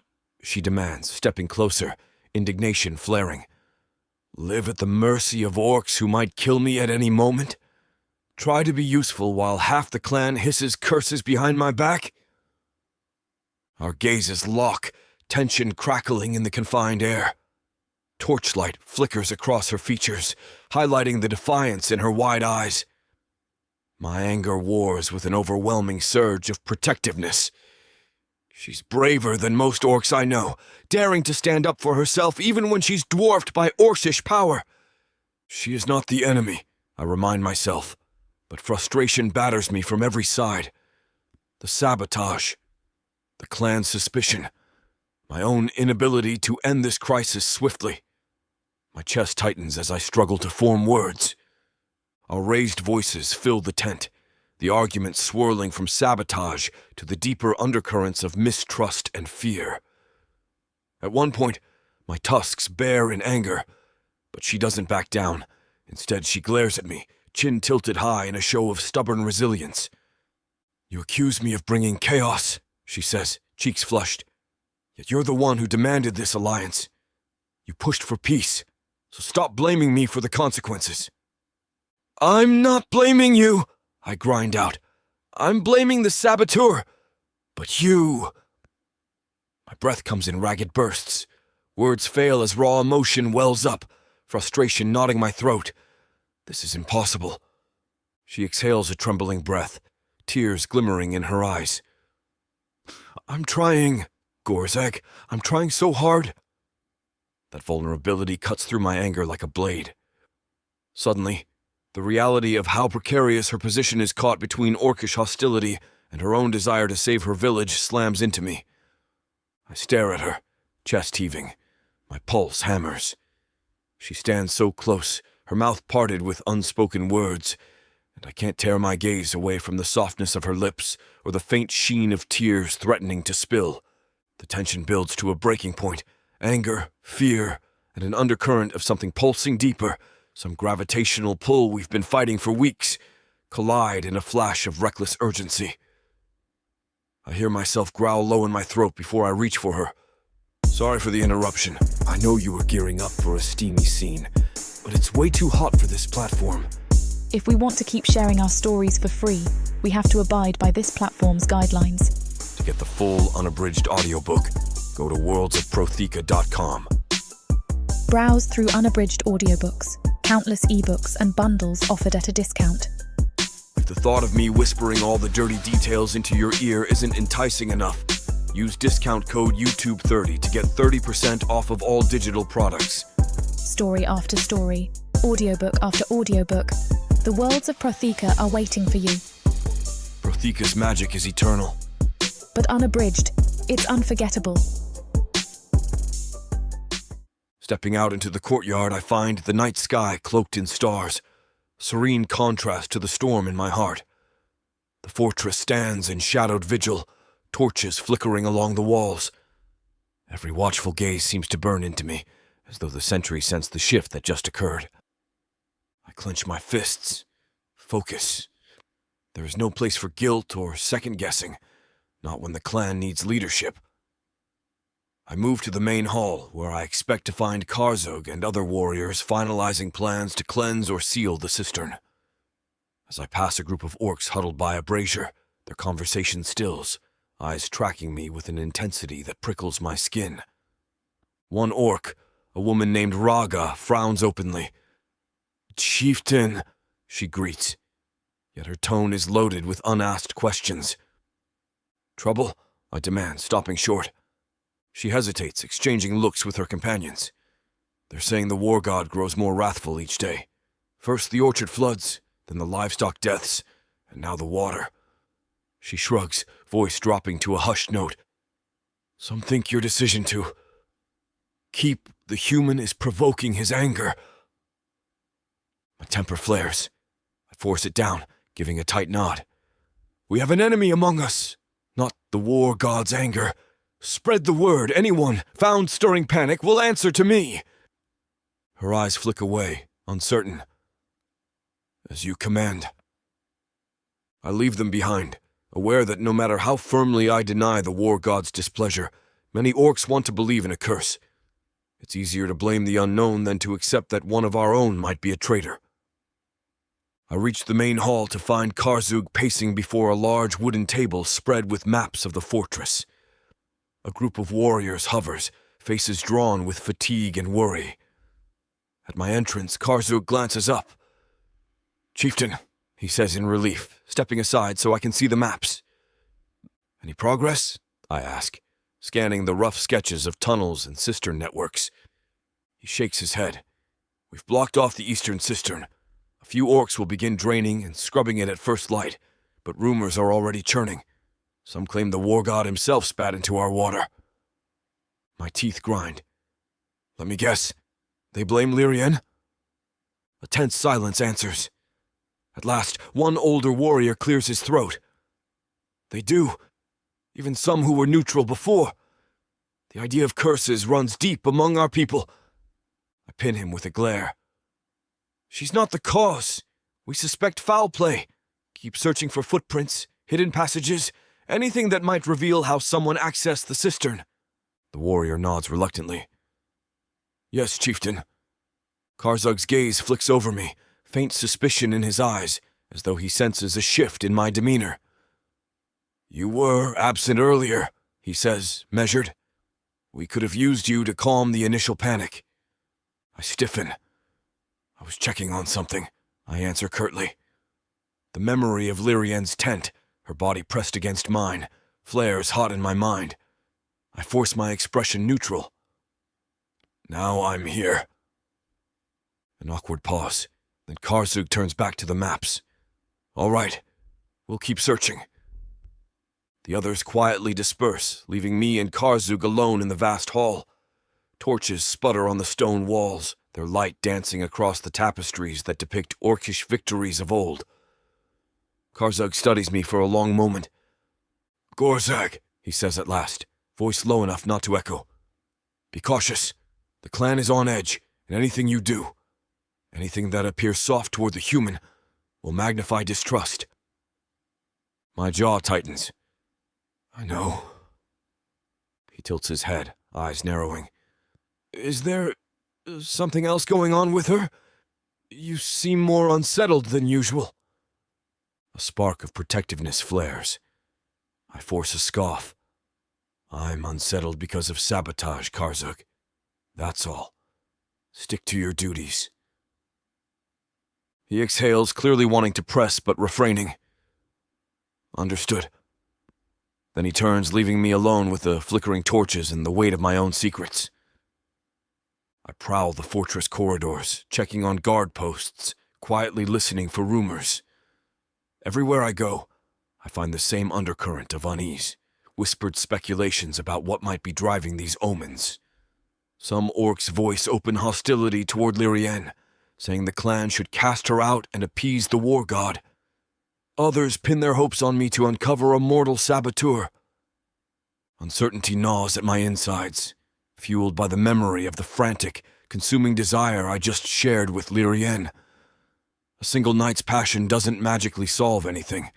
If anything, it raises the stakes for me, personally and for her. Now I can't separate my duty to protect the clan from my protective instinct toward her. If the clan discovers the intensity of our connection, those who doubt me might take matters into their own hands.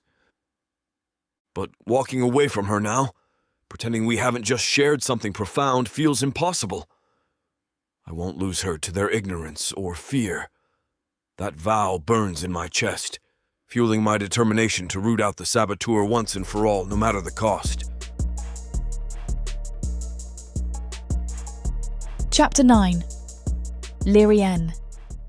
Lantern light bathes the fortress corridors in a wan glow as I emerge from my tent. My limbs feel sluggish, as though I haven't truly slept. Even without the constant drumbeat of sabotage rumours and clan tensions, my mind is a whirl of conflicting emotions. The memory of what happened, of Gorzag's fierce embrace, our anger and fear transforming into a fiery connection, hovers at the forefront of my thoughts. Part of me still can't believe it has happened. The rest of me braces for the fallout. He's the chieftain, I remind myself, and I'm the human the clan blames for every ill. If anyone finds out about the intimacy we've shared, suspicion will only multiply. As I make my way across the courtyard, I feel eyes sliding over me, some openly hostile, others merely curious. A group of orc warriors leans against a barricade of stacked crates, weapons clutched in restless hands. Their low-voiced murmurs cease when I pass, replaced by sneers and sidelong glances. My pulse quickens. I will not cower, I tell myself, squaring my shoulders. I come here to help forge peace, not to hide. Yet the tension in the air is palpable, pressing down like a gathering storm. I head toward Ragzuk's workshop, hoping to check on any new injuries and keep busy. The fortress's battered hallways and courtyard corners are rife with anxious clusters of orcs, exchanging grim gossip in hushed tones. The water problem, definitely the war god's curse. Or else she's bewitching Gorag to ignore the signs. He has been acting strange lately. My stomach knots as I catch snippets of conversation. Whispers of human witchcraft rise among them, echoing more loudly than before. I heard it in passing recently, but now the accusations are sharper, more pointed. I grip the strap of my satchel, forcing myself to keep walking. Let them talk. They don't know the truth. Still, a cold sweat breaks out along my temples. Human witchcraft. The idea is laughable. I have no magical powers beyond the herb lore I learned at home.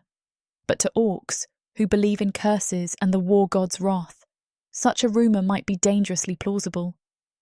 Near one of the side passages, I glimpse an orc woman gesturing emphatically to a group of listeners. Her voice carries in the still air. I heard she used her illusions to trap him. Gorag defends her at every turn, doesn't he? Another orc spits on the ground in agreement, The pungent reek of suspicion clings to the hallway like old smoke. A hollow feeling settles in my gut. If the clan believes I'm using sorcery to manipulate their chieftain, how long will it be before the more militant warriors decide to free him by eliminating me altogether? In an attempt to quell my nerves, I divert to the kitchens, my new routine, where I can at least appear useful. The moment I step through the heavy door, a hush spreads among the cooks. Some set down utensils, others pause mid-chop, eyes sliding in my direction. I muster my best polite nod. "Good morning," I say quietly. No one replies. The tension is thicker than old stew left to congeal. My cheeks burn. I take a few steps toward the wash basin, intending to tackle the pile of dishes stacked there. A burly orc male, the one who once sneered at me for potentially burning the bread, looms over the sink, arms folded. "You!" he growls. "Stop!" I freeze. My heart thuds. "Is there something you need?" His lip curls, revealing chipped tusks. "We heard rumours that you're bewitching Gorag, twisting his mind. Some say you're using human potions or spells so he'll protect you. Is that what your little herbs and salves really are?" Blood drains from my face. "No, I've never—" "Don't lie to us," hisses a female cook from behind. Others murmur in agreement. They form a loose semicircle, as if preparing to corner me. My breath catches. They're not all hateful, I remind myself, but the suspicion in their eyes is unmistakable. "I don't have witchcraft," I repeat, voice shaking with anger and hurt. "I only know basic healing remedies. Nothing else." "Lies," spits the male cook. "We've seen how Gorag defends you, more fiercely every day. You must have done something to make him so blind to the war god's omens." Heat flares in my cheeks. If only they knew the actual reason. A swirl of shame, fear, and indignation laces my thoughts. If that were true, would I be scrubbing dishes and peeling potatoes? I demand, trying to keep my voice steady. I want to help, nothing more. The orcs exchange uncertain looks, the tension thick. One or two seem less convinced of my guilt, but none speaks in my defence. Finally, the female cook thrusts a wooden ladle into my hand. "Fine, stir the stew," she snaps, pointing to a giant pot. "And watch your potions. If we see anything suspicious." She lets the threat hang, unspoken and deadly. I swallow hard, managing a jerky nod. My hands shake as I clutch the ladle. The hush recedes into resentful muttering, but the taste of hostility lingers in the air. They truly think I have Gorag under a spell. My chest constricts with a wave of helplessness. I stir the stew mechanically, biting my lip to keep tears of frustration at bay. Yesterday, working here felt like a step toward acceptance. Now, I'm an outsider among them again, rumours swirling that I hold the clan's chieftain enthralled by magic. The irony, my genuine bond with Gorag, only makes it more painful to hear. They won't even believe we share mutual respect or something deeper, I think grimly. To them, it must be sorcery. I don't stay in the kitchens long. After fulfilling a few minor tasks, I slip out, the tension strangling my every breath. If I'm going to keep my sanity, I need to find a calmer place to think. Ragzuk's workshop, I decide. At least there, the old shaman's apprentice might not treat me like a plague. But as I round a corner, I nearly collide with a pair of warriors engaged in heated conversation. "Chieftain's lost his mind," one snarls. "Should exile the human—" The other snaps, voice thick with rage. "War god or not, she's trouble." I freeze behind a stack of crates, holding my breath so they won't see me. My heart hammers. They have no idea I'm here, eavesdropping from mere steps away. "She's undermining us," the first warrior continues, voice echoing in the corridor. "She pretends to help in the kitchens, but I bet she's stirring curses into our food. The other lets out a derisive laugh. And Gorag? She's twisted him around her finger. She needs to be cast out, or better yet. He trails off with a vicious grin, letting the implication hang. My blood runs cold. They want me gone by force if necessary. My mind races. Exile is one thing, a sentence to wander the wilds until I starve or am hunted by orcs or worse. Death, meanwhile, is a permanent solution. If enough warriors demand it, how would Gorag stop them? The clan reveres strength and tradition, and if they believe I'm truly cursed, they might challenge Gorag's leadership. Suddenly, a third voice, familiar, arrogant, cuts through the tension like a blade. Patience. We'll handle this carefully. The chieftain's cousin stands with us. I peer around the crates to see that the newcomer is an orc clad in armour bearing faint familial markings, similar to Gorag's, but stylized differently. His cousin, I realise with a jolt. So there is a rival commander among Gorag's own blood. He's tall, with braided hair laced with small iron beads, a cunning glint in his eyes. His tone turns conspiratorial. If Gorag keeps ignoring the war god's displeasure, we'll unite the dissenters. Claim the clan demands her removal. He won't be able to stand against us all. A chill ripples through me. So they plan a coordinated push to oust me, possibly a direct challenge to Gorag's authority. My throat constricts. He's your own kin, Gorag, and he's plotting to undermine you. The trio moves off, their footsteps fading down the corridor. I stay hidden until I'm certain they're gone, heart pounding with a mix of fear and betrayal. If the chieftain's cousin is orchestrating the clan's hostility, that spells deeper trouble than random sabotage. I move steadily to Ragzuk's workshop, shaken. My every footstep feels heavier than the last, my mind replaying those chilling words. Exile. Possibly kill her.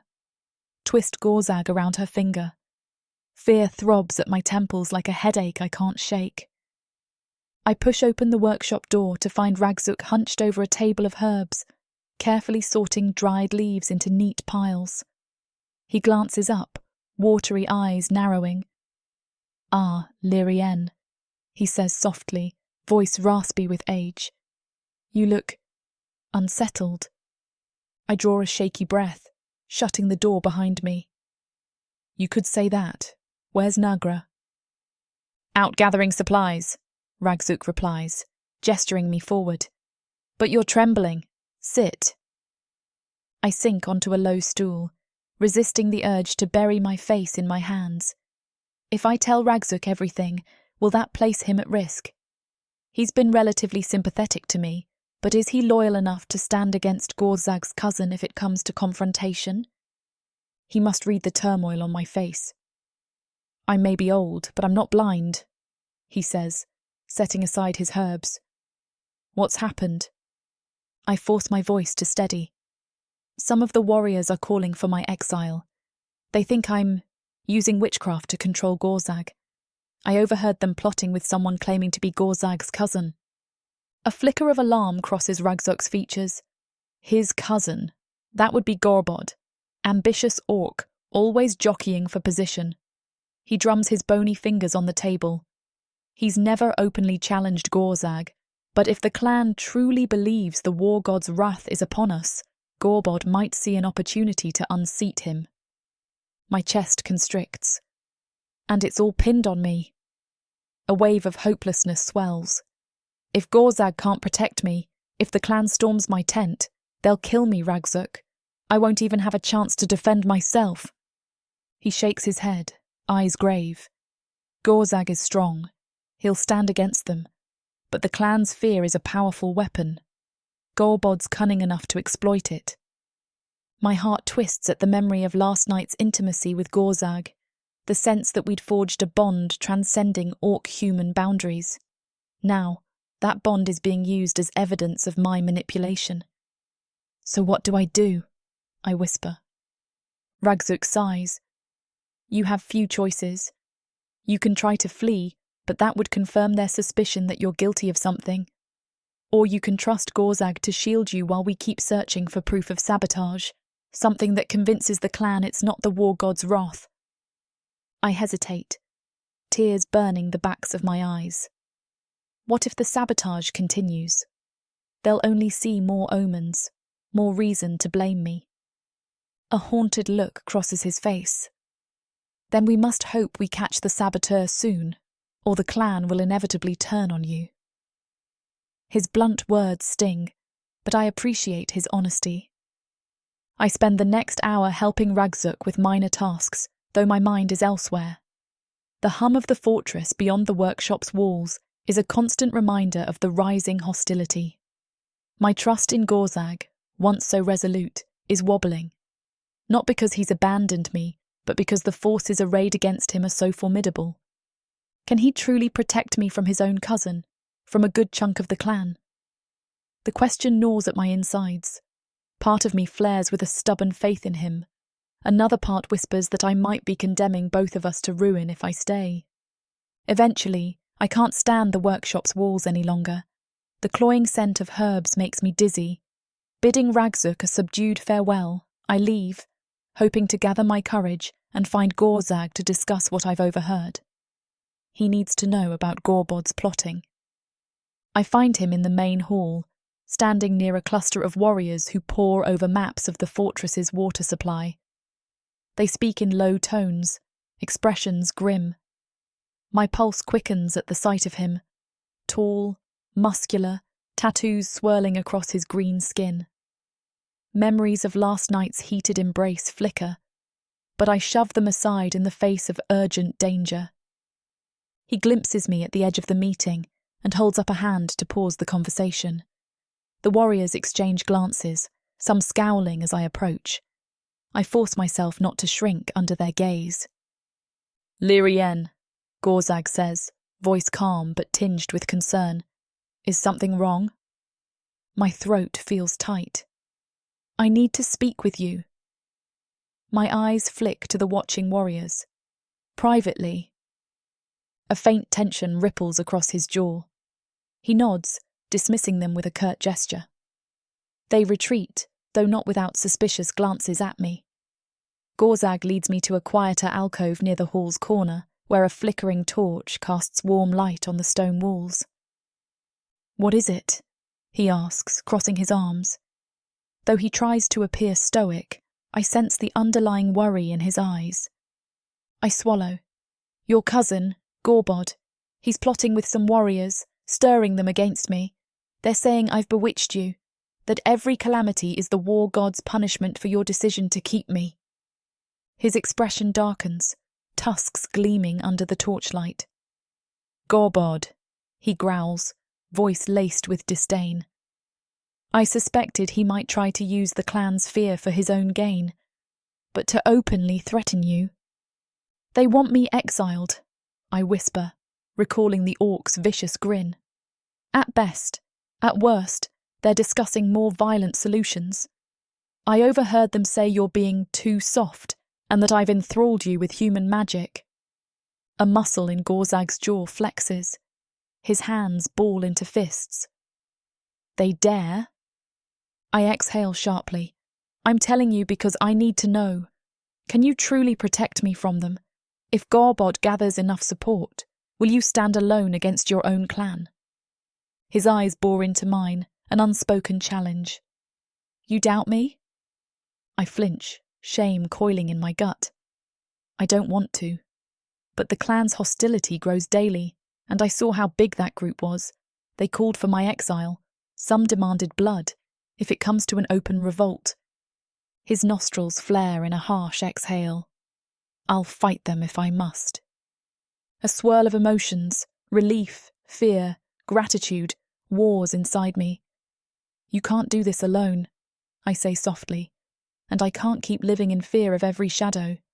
Maybe I should leave, to keep the clan from falling into civil war." The thought of leaving him, after the bond we've forged in adversity, and in the throes of raw passion, feels like a blade slicing through my chest.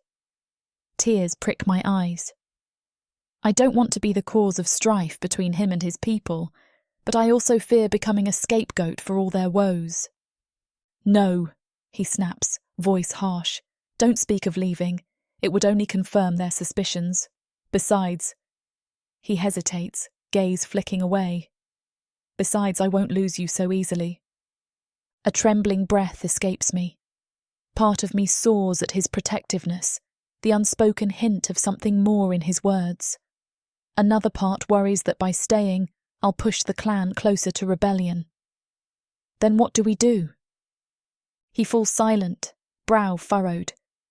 Torchlight reveals the tension etched into every line of his face. He's struggling with this. Possibly for the first time, Gorag faces a threat that can't be solved with brute force alone. The sabotage only fuels the clan's paranoia, and Garbod stokes the flames from within. At length, Gorag speaks. I'll gather loyal warriors, those who see reason. We'll double patrols, watch for any sign of infiltration. We will catch this saboteur. Once we prove the misfortunes are man-made, not divine, the clan will have no grounds to blame you. And Garbod, I press. His jaw hardens. If he's behind this, I'll deal with him. A subtle quiver in his voice betrays the personal pain of confronting a cousin. But he sets his shoulders. He won't move openly without more proof you're a curse. I nod, though my mind still roils. He's cunning, Gorag. I know, he mutters. Then he reaches for my hand, a gesture that nearly brings tears to my eyes. His palm is rough, calloused from years of wielding weapons, yet his touch is warm. Trust me, Lirienne. We'll weather this. I want to trust him, but the lingering memory of orcs whispering my name in hate-filled tones refuses to vanish. My heart aches with uncertainty. I'll try, I whisper, voice trembling. But if it comes down to your clan or me, I know your duty lies with your people first. He tenses. Don't pit me against them. I'm not, I say softly, sorrow lacing my tone. But Garbod is, and so are the others calling for my blood. If they force a confrontation, I trail off, leaving the grim possibility hanging in the torchlit space. His hand tightens on mine. No one touches you while I breathe. For a moment, we cling to that vow, precarious as it is. The fortress's hum of activity seeps back in. Distant footfalls, the grind of stone on stone, the muffled ring of a blacksmith's hammer. The orcs in the main hall, wary of me, might be just a few steps away. When we finally separate, Gorag returns to the group of warriors with a resolute expression, telling them to intensify the watch and watch out for conspirators. I hover nearby, observing the way orcs stiffen or avert their gazes whenever my presence registers. Rumours about me must have reached every corner of the fortress by now, the human witch controlling the chieftain with spells or potions. In the hall's echoing expanse, I turn away to avoid another wave of suspicious stares. My heart feels heavy, thoughts circling the possibility that all my efforts, cooking, healing, forging connections, are unraveling under the weight of superstition. The clan is on the brink, sabotage continuing unchecked, and Garbod's manipulative plot threatens to spark outright rebellion. A dull ache settles in my chest. Perhaps the greatest wound comes from the wedge these whispers drive between me and Gorag. While I believe his intentions, the question haunts me. Could he truly uphold his vow against a tide of Orcish hostility? If the clan demands blood, tradition might compel him to yield, or risk losing the chieftain's seat. And if he lost the seat, the next leader would surely cast me out anyway. Catching me in my spiral of dark thoughts, Nagra approaches, concern etched on her face. Lirienne, she murmurs, I heard some orcs calling for your exile. Are you all right? I force a brittle smile. I'll survive. I'm not sure how much longer the clan will let me stay. Her expression grows pained. I'm sorry. So many of them cling to fear. They'd rather blame you than admit a traitor walks among us sabotaging us. I swallow, forcing down the lump in my throat. Thank you for caring, Nagra. I appreciate having at least a few orcs who don't see me as a monster. Her hand squeezes mine. If Gorag stands with you, maybe that'll be enough. Her words try to soothe me, but the seeds of doubt have already taken root. Even the chieftain's power has limits. If Garbod rallies enough orcs to his cause, might Gorag have to choose between his clan's demands and me? By late evening, the fortress's tension reaches a fever pitch. Word of the fouled water has spread like wildfire, and rumours of human witchcraft along with it. Everywhere I go, I hear hushed arguments, see warriors exchanging guarded looks, and sense the roiling undercurrent of potential violence. The knowledge of Garbod's involvement weighs heavily on me. I toy with telling Kazug or another trusted warrior, but Gorag has said he'll handle it. Yet do I trust that's enough? The question gnaws at my insides. In the courtyard, I catch sight of Garbod himself, flanked by 2 warriors, walking with a swaggering confidence. His eyes slide over me without pause, betraying no fear, only a cool, calculating satisfaction. My stomach lurches. He knows I overheard something, I suspect, or he doesn't care who overhears. His posture radiates the arrogance of one who believes he'll soon seize power. I turn on my heel, retreating before he can confront me. My hands tremble. He's so certain he can topple Gorag. If that's true, then no vow from the chieftain can save me.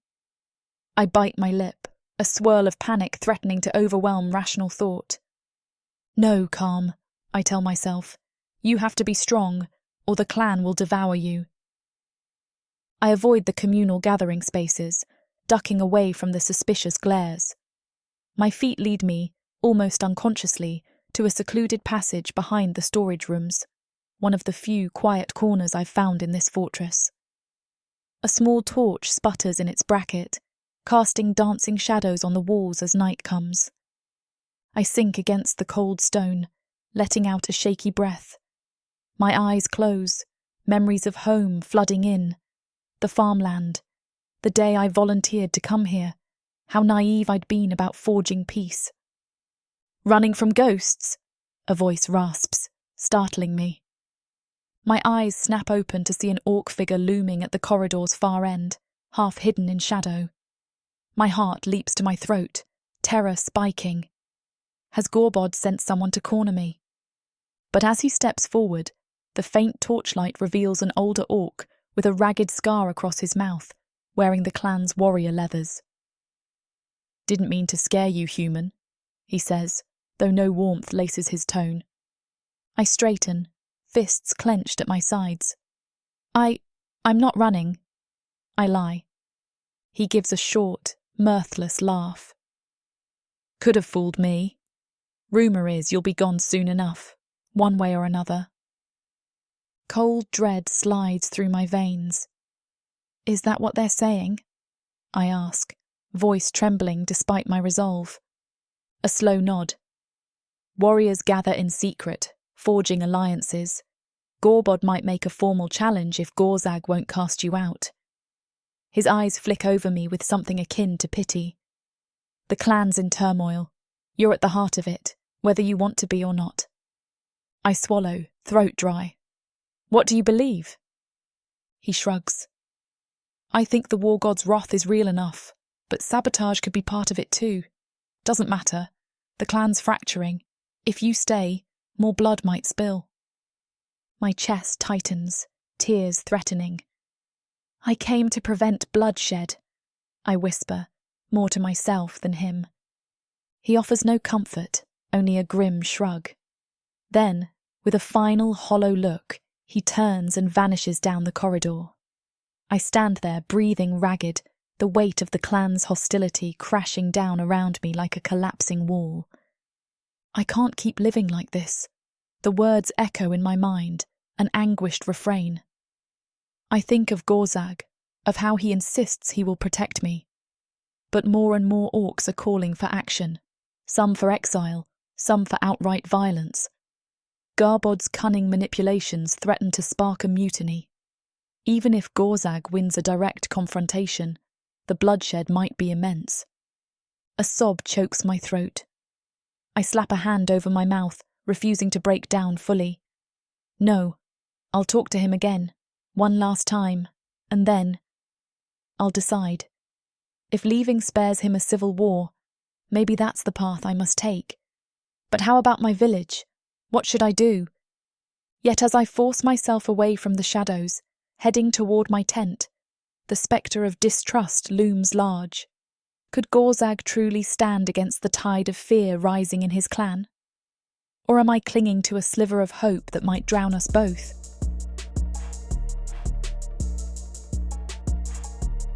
Chapter 10. Gorag.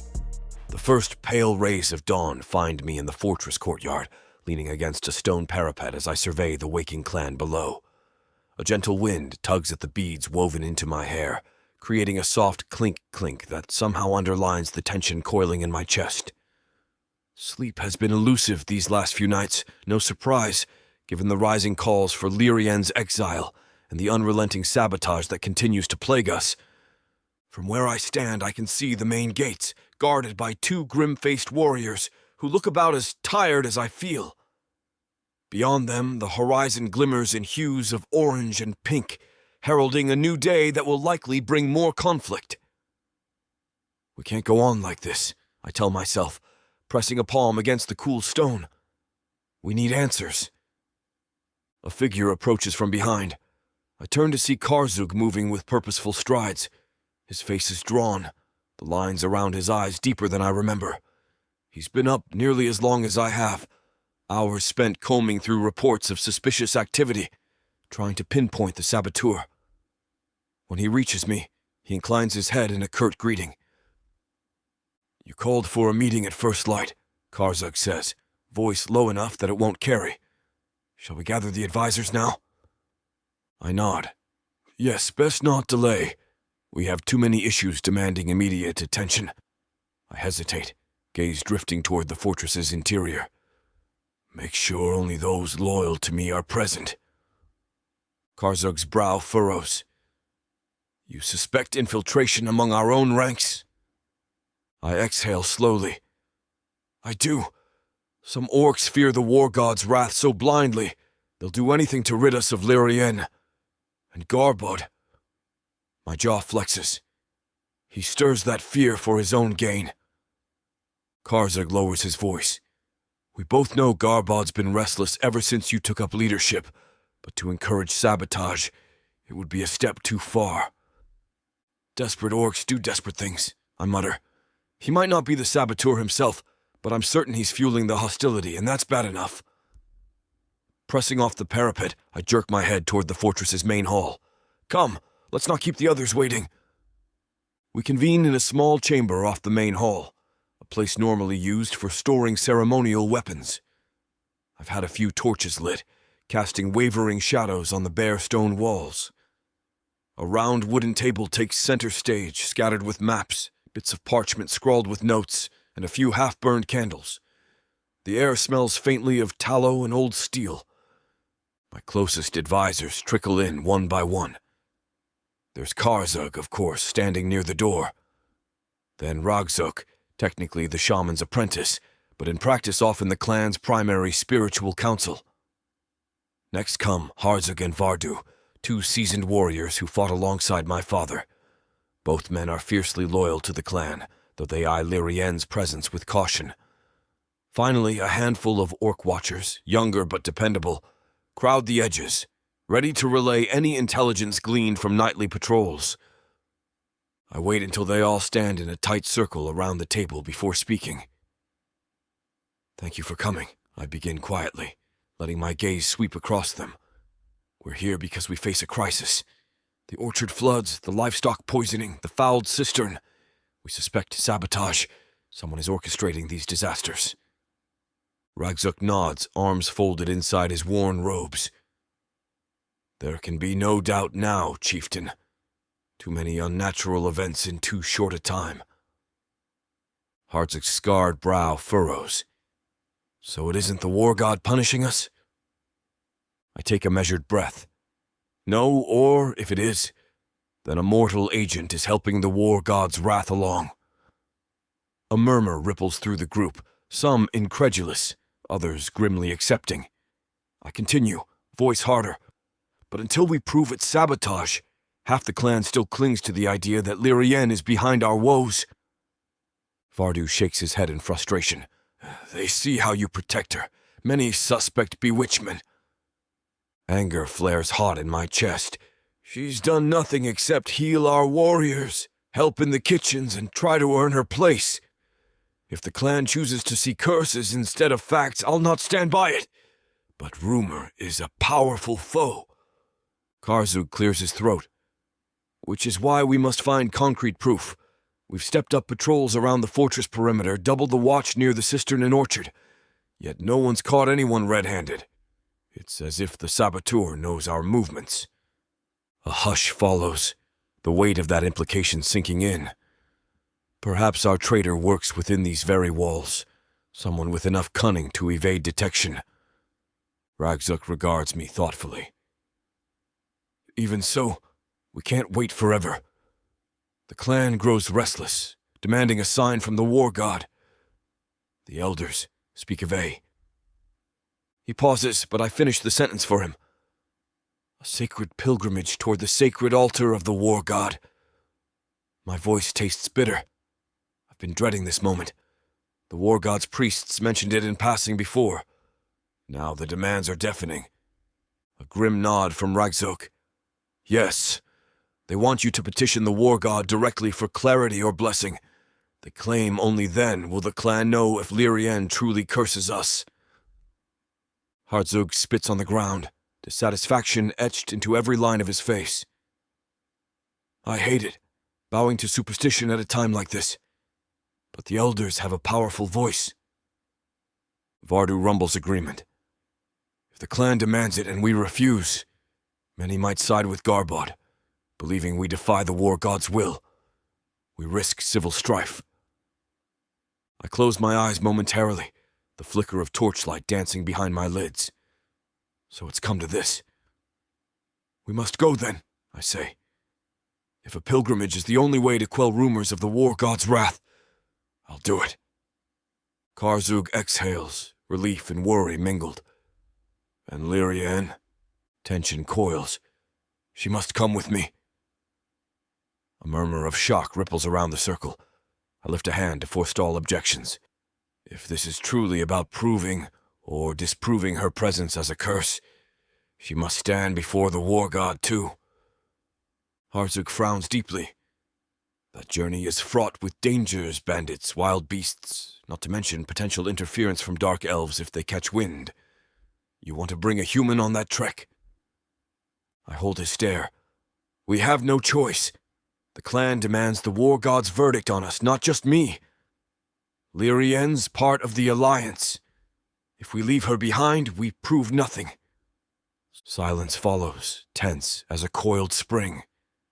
Ragzuk eventually speaks, voice subdued. The temple is a week's travel into the mountain passes. We'll need supplies, skilled warriors to defend against ambush. And if we're being honest, your cousin Garbod might attempt to use the pilgrimage for his own ends. I stiffen, recalling Lirienne's fearful recounting of Gorbod's plotting. Yes, which is why I want you all to keep a close eye on who volunteers to join the pilgrimage. We'll need to gather loyal orcs who truly want resolution, not sabotage. Karzug claps a fist to his chest in salute. We'll start preparations immediately, Chieftain. With that, the secret meeting ends, a swirl of tasks assigned among the watchers and advisors. As they disperse, none looks entirely reassured. The idea of traveling toward the sacred altar with half the clan suspecting Lirienne as a curse, and the other half suspecting sabotage seems like an invitation to violence. But if we do nothing, the clan tears itself apart here. Not an hour after the meeting, a group of clan elders confronts me in the main hall. Thick pillars bear old runes dedicated to the war god, the floor scattered with animal furs for seating. These elders, hunched and gray-haired, seldom venture from their usual corner unless they want to make a point. Today, they clearly do. One elder, draped in tattered ceremonial robes, shakes his staff so violently the carved bone charms rattle. "Chieftain, we have come to demand you heed the war god's will!" His voice echoes off the stone walls, drawing curious glances from orcs passing outside. I cross my arms, maintaining a steady posture. I've already decided on the pilgrimage. A ripple of surprise flickers across their lined faces, quickly replaced by stern nods. "Good," says another elder, her braided hair gray with age. "We can't abide this uncertainty any longer. The clan's survival depends on the war god's favor." I suppress a flash of irritation. You so easily assume it's the war god's anger, ignoring the sabotage that stands right in front of you. But I bite my tongue. "We'll prepare to leave within the next day or two," I tell them evenly. "You'll have your sacred petition." The first elder's gaze shifts, a flicker of cunning. "And the human? She goes too?" My tusks grind together. "She must. Otherwise, how else will we discover if the war god condemns or spares her?" A few elders exchange wary glances. "If he truly hates her presence," murmurs one in a voice dripping with foreboding, "she won't survive the pilgrimage. We hope you're prepared for such a possibility." Anger roils in my gut, but my voice is measured. "That's for the war god to decide, not you." They bow stiffly, hobble out, leaving me grappling with the urge to slam my fist into a pillar. If they're so sure the war god demands blood, they might provoke an accident themselves. I have to ensure Lirienne's safety on this journey at all costs. I've just finished that tense exchange with the elders when an even more unwelcome figure appears near the main hall's threshold, Garbod, my cousin. His braided hair glints with iron beads, the same shade as mine, though he's slightly leaner in build. A smug half-smile twists his lips as he approaches, flanked by two warriors who share his sly air. "Well, cousin," Garbod drawls, inclining his head in mocking courtesy, "I hear you finally caved to the elders' demands, taking that human to the temple to beg forgiveness." I resist the urge to bare my tusks. "I'm doing what's necessary for the clan.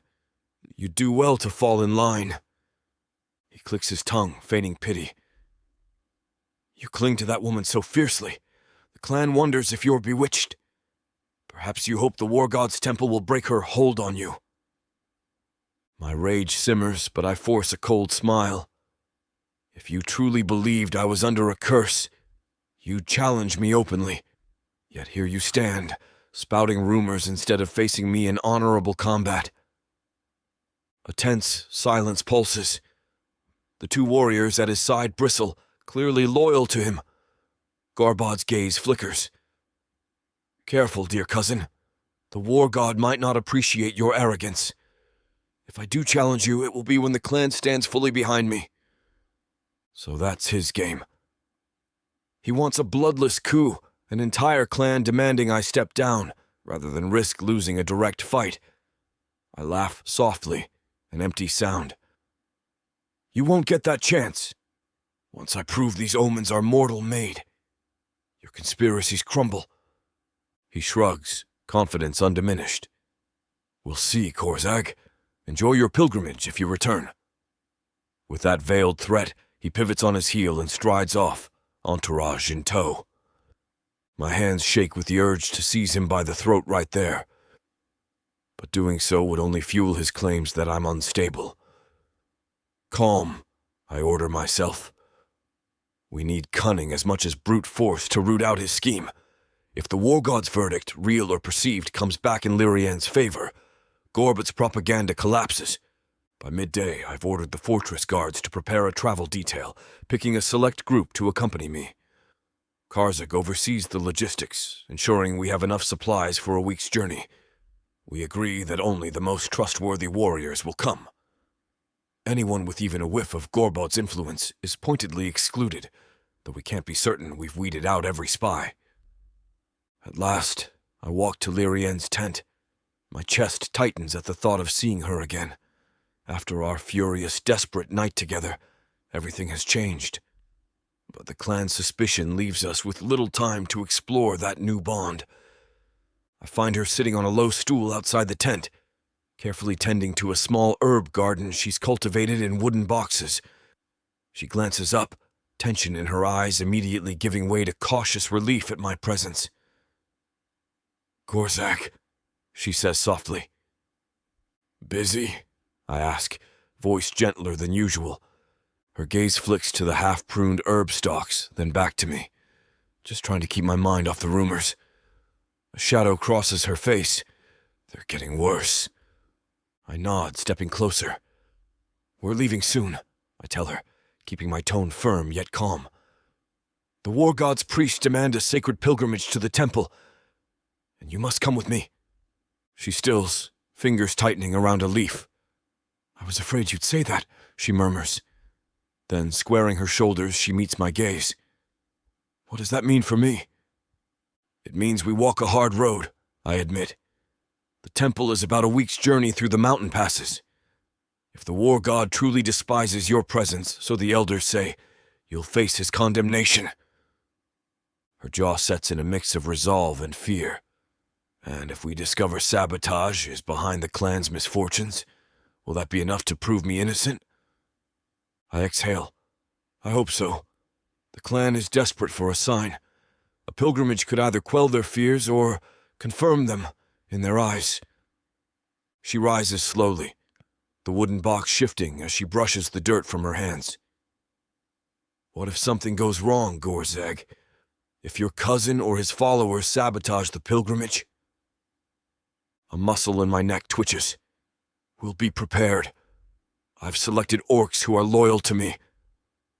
I pause, stepping closer, my voice dropping.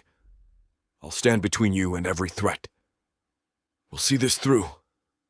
Her eyes search mine, doubt flickering. Then she nods, a trembling sigh escaping. "All right. When do we leave?" "The day after tomorrow," I say, mindful of how short the timeline is.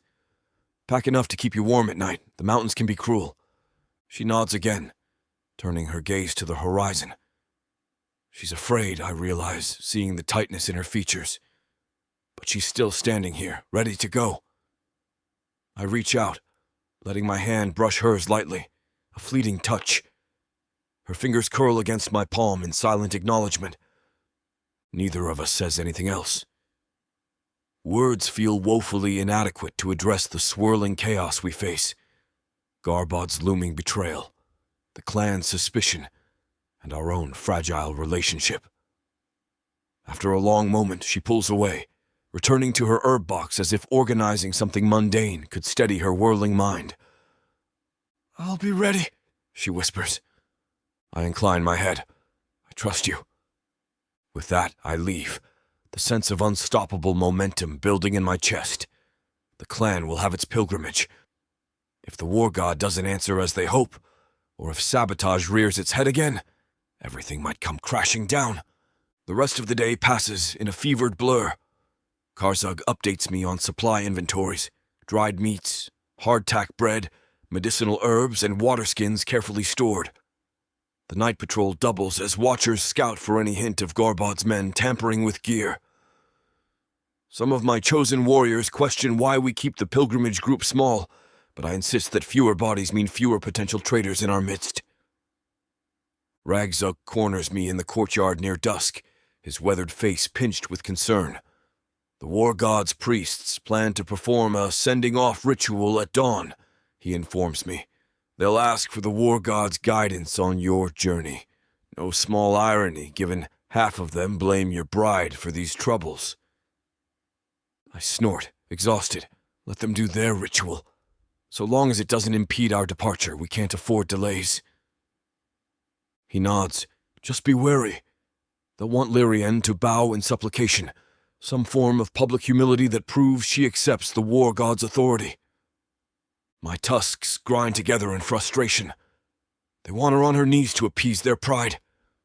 The image sparks a fierce protective impulse. I won't force her to humiliate herself. Ragzuk grimaces. That might anger them more. I wave him off, a headache pulsing at my temples. She's done nothing to deserve humiliation. If they want a sign of humility, I'll stand with her, but I won't let them degrade her in front of the clan. Ragzak inclines his head, respect in his eyes. May the war god guide your steps, chieftain. He turns to go, leaving me alone to wrestle with the knowledge that not only Garbad and his minions threaten us, but the priests themselves might push Lirienne into a corner. One step at a time, I remind myself. Survive the send-off, travel the mountains, reach the temple. Then hope the war god or common sense reveals the truth. As the moon rises over the fortress, silvering the stone walls, I stand atop the ramparts, hands gripping the cold merlins. Torchlight flickers along the battlements, orcs patrolling with tense shoulders. They're all afraid, I realize, scanning the yard below. Fear of curses, fear of sabotage, fear that everything we've built might collapse. My mind drifts to Lirienne. The memory of our night together, raw emotion, unbridled desire, runs like an undercurrent through my every thought. That intimacy only heightens my determination to protect her, to prove she isn't the cause of this chaos. But is that my personal resolve, or my chieftain's duty? The line blurs. "Gorag!" a soft voice calls from behind. I turn to see Karzug again, concern etched into his features. All is set for tomorrow's final errands. We depart at dawn the next day, he says. I nod. Good. He hesitates. Chieftain, are you sure about bringing Lirienne? If the war god rejects her publicly, or if someone orchestrates an accident? I'm sure, I growl, sharper than intended. Then I soften my tone. We have no choice if we want to quell the clan's suspicions. She must accompany me. Karzug nods slowly, scanning the horizon. The clan's mood is a tinderbox. One spark could set everything aflame. He casts me a sidelong glance. Just be careful, Gorag. We follow you, but if half the clan rebels, we'll be outnumbered. I exhale. Let them try. We'll stand for what's right, or we'll fall. Better that than letting false fear rule. A ghost of a smile tugs at Karzug's lips. Spoken like your father, in his younger days. My chest constricts at the reminder of my father, once a proud chieftain who led the clan through bloody skirmishes, only to die too soon. I aim to do better, I say quietly. No more pointless bloodshed if we can help it. Karzug sets a hand on my arm in silent solidarity, then turns away, footsteps echoing down the rampart steps. I remain there a while longer, letting the cold wind whip at my hair. Tomorrow the clan will witness the war god's priests performing their pomp, demanding we embark on a pilgrimage that might prove or disprove Lirienne's worthiness. Beneath my frustration, an uneasy flicker of hope stirs. If this pilgrimage goes well, if we survive the mountains and the war god's temple doesn't condemn her, maybe we can finally unify the clan around the truth. Or if sabotage intervenes, or the war god remains silent, the clan might tear itself apart. Garbad's ambitions loom like a storm cloud on the horizon, threatening to overshadow everything. I find myself unable to sleep that night, pacing the corridors like a restless spirit. Thoughts of Lirienne's anxious expression haunt me, her question. Can you truly protect me? Echoing in my mind. I can't guarantee anything in this precarious environment, but I'll fight tooth and nail to shield her from harm. Eventually, I make my way to the dimly lit main hall. A single torch burns near the far wall, illuminating a massive tapestry depicting the war god in stylized battle. The woven scene shows him wielding a great blade, standing triumphant over monstrous foes. The sight is meant to inspire strength, reminding orcs that victory comes through courage and unity. Standing before that tapestry, I let the flicker of flames dance over its threads, thinking of all the times I prayed for the war god's guidance. Where are you now? I wonder silently. Do you truly demand we cast out Lirienne, or is this chaos born of mortal hatred and fear? No answer comes, of course. The war god never speaks plainly. Perhaps that's the reason for the pilgrimage. Orcs need outward signs, rituals, dramatic gestures to quell their doubts. My hope lies in making it through the journey unscathed, proving sabotage rather than divine wrath behind our misfortunes. Then maybe the clan can begin to heal, I allow myself to think. Exhaustion presses in. I leave the hall, returning to my quarters for a few hours of restless sleep, fully aware that the next dawn will herald the official decree. We depart for the war god's temple, and Lirienne's fate hangs in the balance. Chapter 11. Lirienne. If dawn marks the clan's anxious anticipation, then dusk brings something far darker. Late evening shadows stretch across the fortress courtyard, the torches sputtering as though reflecting the clan's collective dread. I stand near the main gates, arms crossed tightly over my chest, feeling the chill in my very bones. The hush in the air carries a strange weight, like every orc has paused, waiting for some sign of hope, or doom. We are supposed to depart at first light, travelling toward the place the war god claims as his sanctum in a last-ditch effort to dispel the swirling accusations of curses and sabotage. I've spent the day gathering the few belongings I dare bring on a perilous journey, yet no one approaches my tent with final instructions.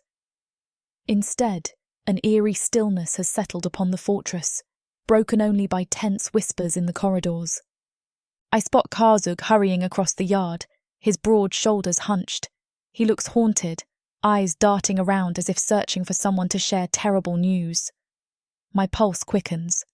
Something's wrong. When our gazes meet, Karzug beckons me over, expression etched in concern. "Lirienne," he says quietly, voice oddly muted. "Come with me. There's been an incident." A knot forms in my chest. What kind of incident? He swallows hard, hesitating. An orc youth is found near the western watchtower. Dead. My heart drops as though a pit yawns beneath my feet. Dead? That single word pounds in my skull, stoking dread.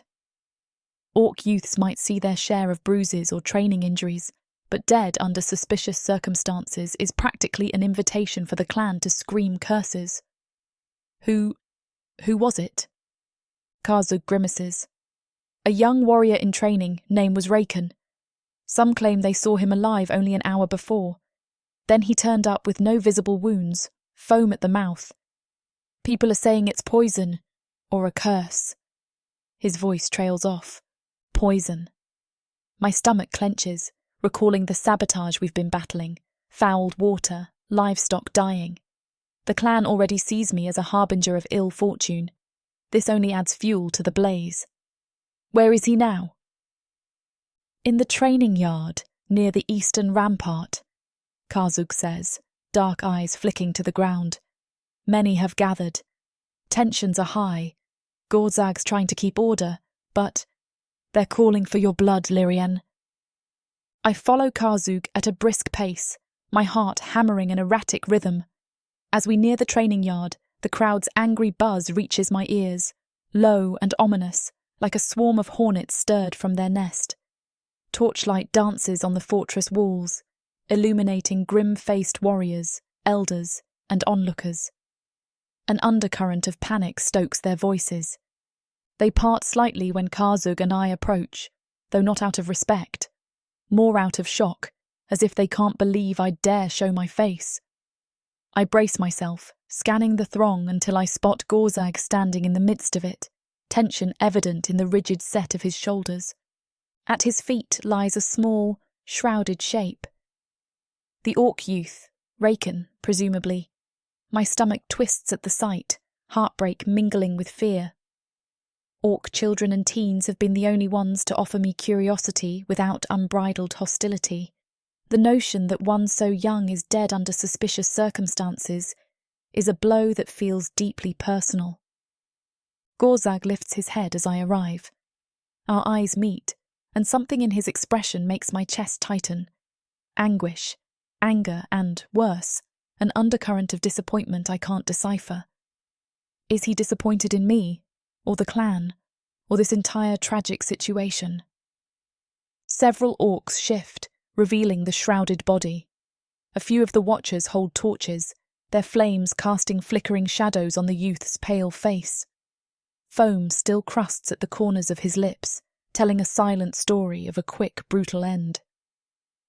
My throat constricts.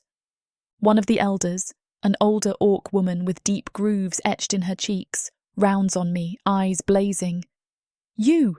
she hisses, voice thick with rage. "Another death, right before you leave with our chieftain. Is this your doing?" A wave of murmurs sweeps the crowd, carrying the hateful refrain. Witchcraft, curse, human meddling. My pulse thunders. I force my voice to steady. "I have nothing to do with Raken's death.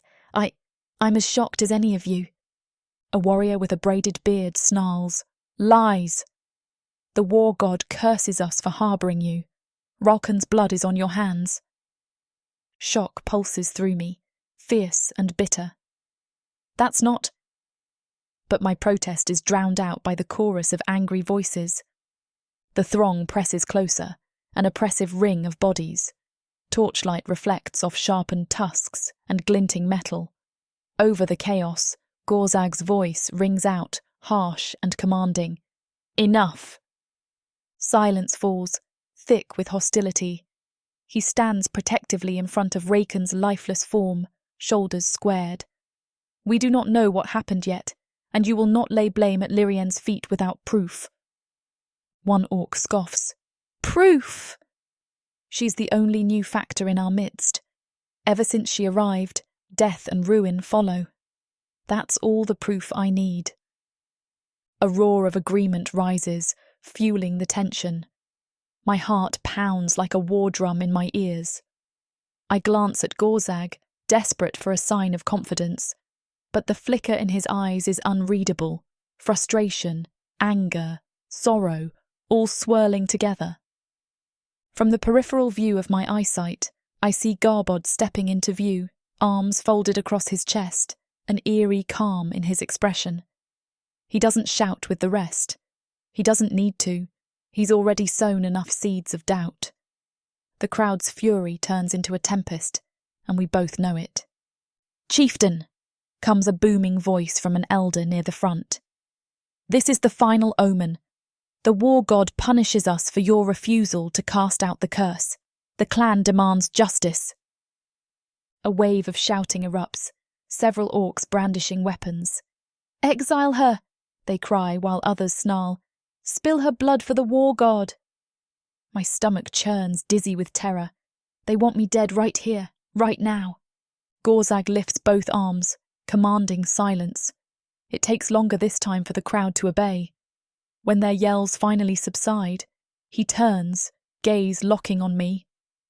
In the dancing torchlight, I see the tension in his face, the faint tremor in his jaw.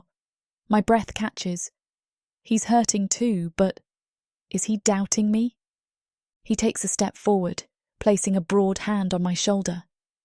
The crowd stirs at the intimate gesture, interpreting it in a myriad of ways. "We stand on the eve of our pilgrimage," Gorag says, voice resonating through the yard. "We'll seek the war god's verdict on Lirienne. Until then, no one raises a blade against her." Several orcs spit or mutter curses. A handful seem relieved by his command. But the majority glares, voices filled with wrathful suspicion.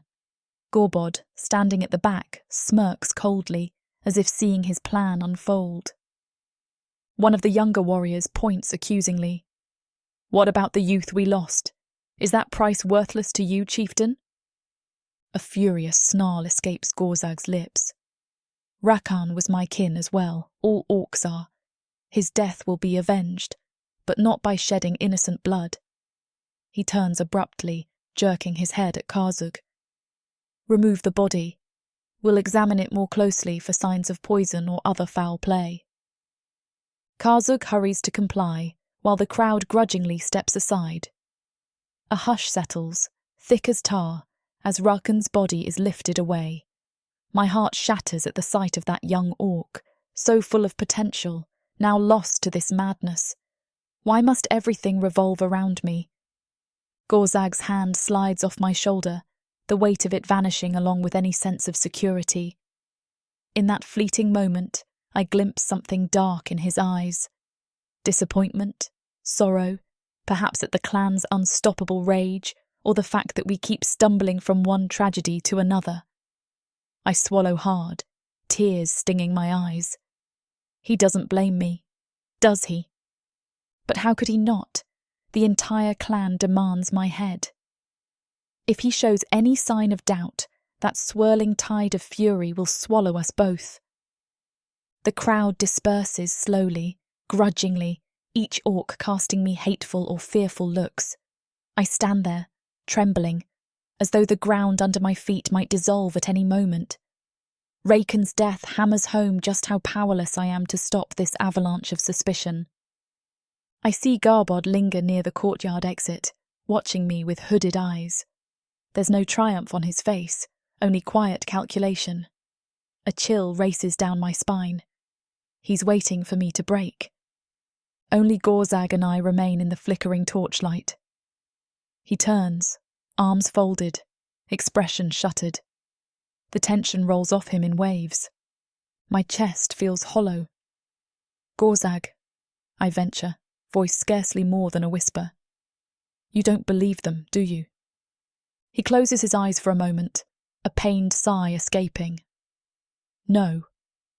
Yet the single syllable rings hollow, not entirely convincing. He opens his eyes, revealing flickers of anguish. But the clan's fear weighs heavily.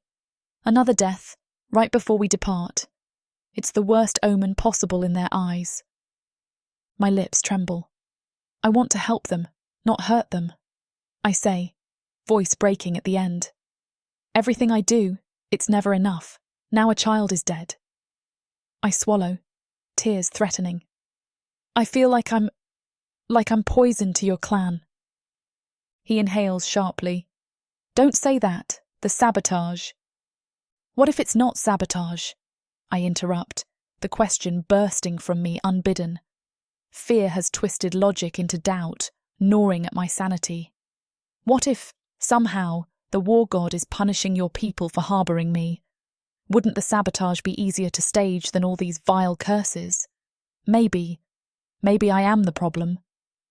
He reaches for me, large hands clamping on my shoulders.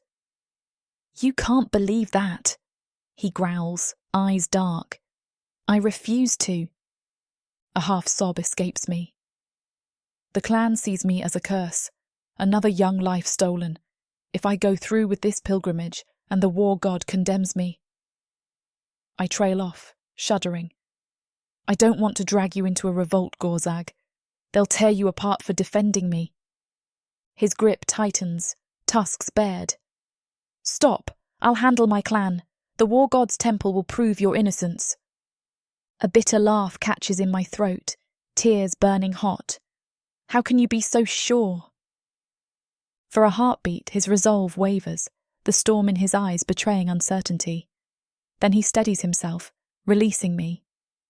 We have no other choice, he says quietly. Don't break now, Lirienne. We leave at dawn, and once the war god sees the truth, we'll quell this madness. I bow my head, tears slipping unheeded down my cheeks. And if the war god remains silent? He says nothing, and that silence is answer enough. All is lost if we can't prove sabotage. Even Gorzag's fierce loyalty might not withstand the clan's fury forever. After Gorag leaves, summoned by Karzug to inspect Raken's body for any clue of foul play, I wander the courtyard in a daze. The flaming torches stab the darkness like angry tongues, revealing orc warriors scowling in every corner. No matter which way I turn, someone glares at me. 2 older orcs, huddled beside a brazier, stop talking the moment I come into view. One spits on the ground near my feet, eyes hard. I clench my fists, hurrying past. A hush accompanies my steps, as though I carry a plague no one wishes to catch. Eventually, I find myself near the orchard's edge, where the battered fruit trees stand silhouetted against a moonlit sky. This place has once offered a sense of calm. Now, the orchard bears scars from sabotage. half-flooded rows, broken fences, stunted saplings. A reflection of how my presence has battered the clan's faith. I slump against a half-toppled fence post, burying my face in my hands. My thoughts turn to Raken, an innocent youth, life snuffed out. Whether sabotage or something worse, it lends credence to the clan's darkest fears. A shudder racks me. Maybe leaving is the only way to spare them further tragedy. Footsteps crunch on the orchard path behind me. I stiffen, turning to see Nagra, Ragzuk's apprentice, approaching hesitantly. Relief and dread mingle. She's one of the few orcs who have shown me kindness, yet I can't bear more bad news. She comes closer, the torch in her hand illuminating her worried expression. "Lirienne," she says softly, voice trembling with concern. "I heard what happened. I'm so sorry." Tears brim again. They want me gone. They say Raken's death is the final sign. If Gorag stands by me, the clan might tear itself apart. Nagra's eyes glisten. "Many are indeed calling for your blood, but some of us, Ragzuk, me, a few others, believe in you. We think sabotage is afoot." She sets her torch aside, reaching out to gently grip my arm. "Stay strong. Gorag's leading you to the shrine where he waits. That might be your only chance to prove your innocence." A sob rises in my throat. What if the war god remains silent, or if the saboteur strikes again on the journey? She presses her lips together, sadness evident. Then, the clan may force Gorag's hand. I hate to say it, but you know how orcs can be. Fear drives us to extremes. My tears finally escape, sliding hot down my cheeks. "I don't want more orcs dying because of me, Nagra." She pulls me into a clumsy hug, the gesture so unexpectedly comforting that a fresh wave of grief pours out. "Shh," she murmurs, stroking my hair. "We'll find the truth. Don't give up yet. Gorag, he cares for you more than you know."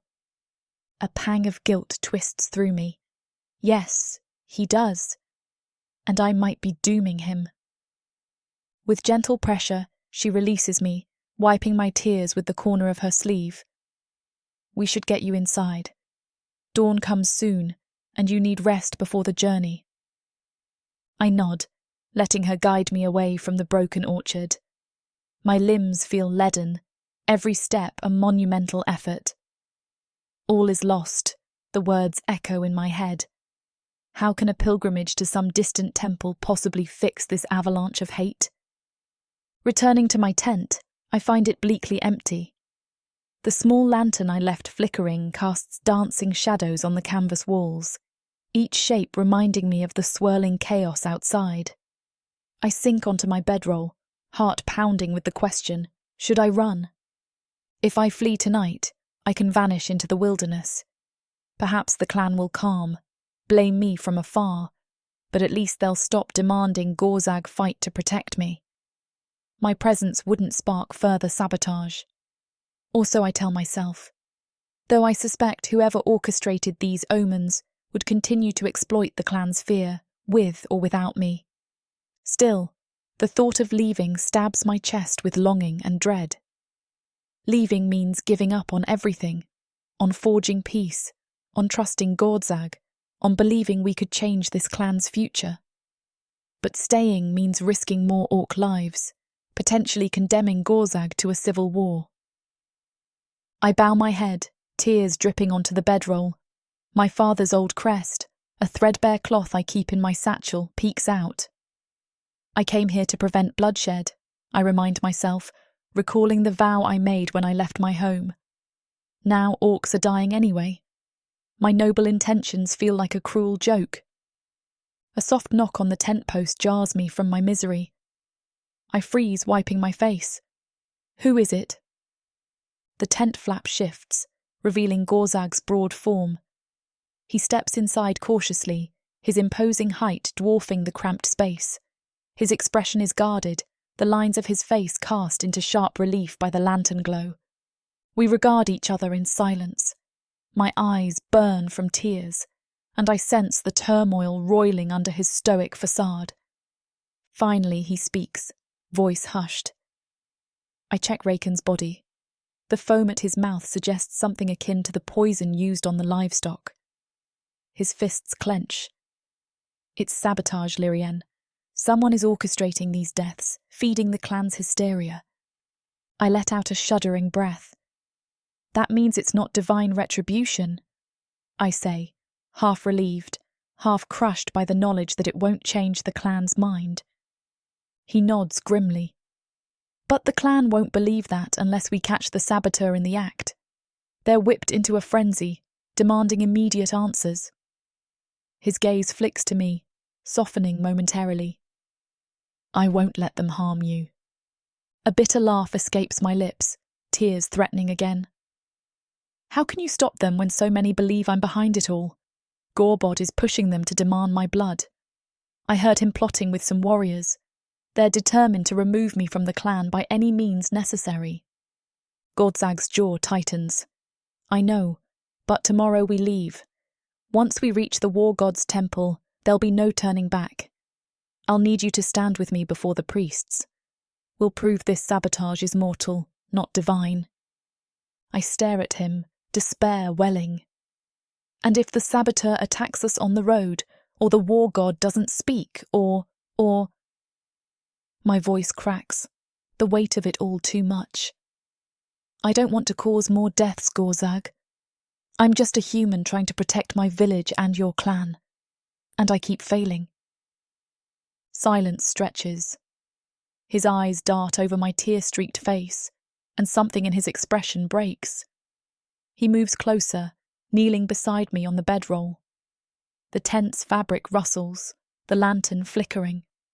He's so close, I think, recalling the fierce intimacy we've shared. Now that closeness feels tainted by tragedy. He lifts a hand, gently cupping my cheek. You're not failing, he murmurs, voice gruff yet tender. This is bigger than either of us. Sabotage, fear, clan tradition. It's a war on many fronts, but I'll stand between you and that war, I promise. I exhale, leaning into his touch. You said that before. But what if your clan revolts? His hand trembles. Then I'll face them. I'm their chieftain. It's my responsibility to see reason prevails. His gaze searches mine, a storm of emotion swirling. Lirienne, I know it seems hopeless, but I won't give up. For a heartbeat, I consider telling him about my fleeting thoughts of running. The words catch in my throat. He'd be furious, I realise. He'd see it as a betrayal or a sign of no faith in his vow. And yet, I can't banish the lingering notion that flight might spare him more bloodshed. His thumb brushes away a tear on my cheek. That simple gesture nearly undoes me. My chest aches with a desperate mix of gratitude and heartbreak. Why does his devotion feel so heavy now?